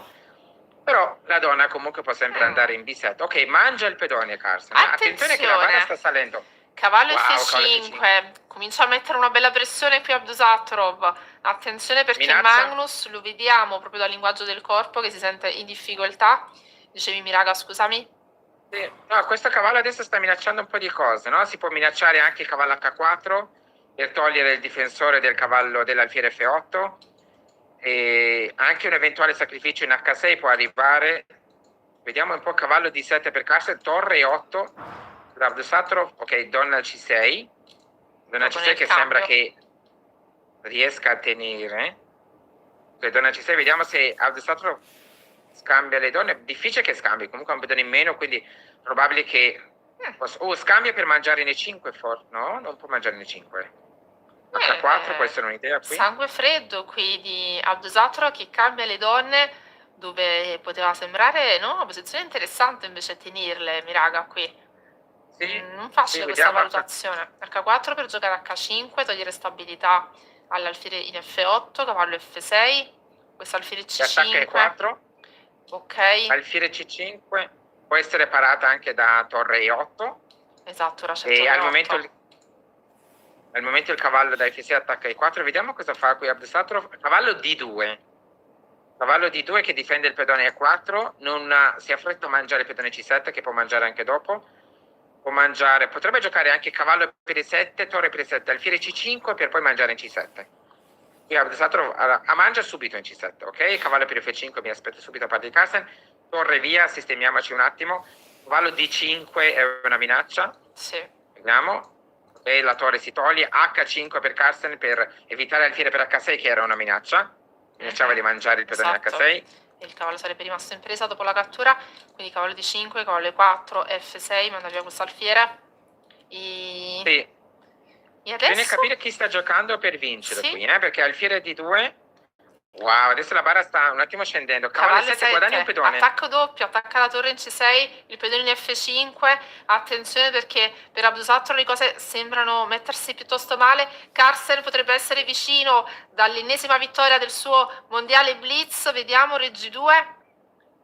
Adesso si gioca veramente su pochi secondi. Pochi secondi per Carlsen, siamo a 7 contro 7 praticamente. Con Carlsen che ha un pedone in più, quindi ha il vantaggio anche psicologico, potrebbe anche cambiare i pezzi qui velocemente. L'ideale sarebbe cambiare le torri qua. Cambiare le torri il prima possibile, cavallo F5, alfiere B6. Propone anche il cambio dei cavalli perché quel cavallo in E4 del bianco comunque è molto forte. Si semplifica. Arriva il cambio. Esatto, si semplifica la posizione e abbiamo questo 4 contro 3 Miraga. Quante possibilità ci sono qui di vincere questa posizione? Allora, se cambiassimo gli alfieri, il finale di torri sarebbe abbastanza semplice. Diciamo, ci sarebbe più possibilità di patta, però bisogna stare attenti. Per esempio in questo caso il nero potrebbe mangiare di pedone l'alfiere, quindi è vero che entreremo in un finale di torri, però il nero avrebbe un pedone passato e quindi sarebbe molto pericoloso. Qui torre A3, attenzione perché il punto F2 è il punto debole della posizione e Carlsen punta su questo. Carlsen porta il re, ha messo l'alfiere in D4 che è la casa ideale per l'alfiere, cambia le torri, per attivare forse il re. Alfiere G7, F5, E4, toglie la casa E4. Abdusatorov ha pochissimi secondi, Sembra rischia pericoloso. veramente tantissimo. Sì, sembra pericoloso entrare in questo finale di alfieri, Miraga. Sì, Attenzione, wow. attenzione, alfiere C1 arriva il 3, fortissima. Carlsen sente l'odore della vittoria, Carlsen sente l'odore. Wow, G5, adesso bisogna solo calcolare. Questo finale, mangiamo tutto poi re 4. È un finale molto Si simile vince a quello che abbiamo 4, visto qualche giorno Carlsen fa. è campione Carlsen del è di mondo. nuovo campione del mondo. Incredibile. Incredibile, la rimonta per l'ennesima volta. Ha rimontato nel Rapid e vinto, ha rimontato nel Blitz e vinto. Veramente una vittoria che ha conquistato con forza. Esulta alla fine. Congratulazioni a Magnus Carlsen, congratulazioni ad Abdusatorov. anche lui un grandissimo lottatore, ma Carlsen veramente questa vittoria se l'è sudata più di chiunque altro, mi raga. Incredibile, sì, diciamo non bisognava farlo arrivare in semifinale Carlsen per non farlo vincere, perché se lo fai arrivare in semifinale i grandi giocatori non sbagliano le partite decisive. Sì. Succede in tutti gli sport e succede anche a scacchi con Sì. Magnus Carlsen. Soprattutto quando avevano di raga, quelle Esatto. sono le situazioni più pericolose, quando rientra, ma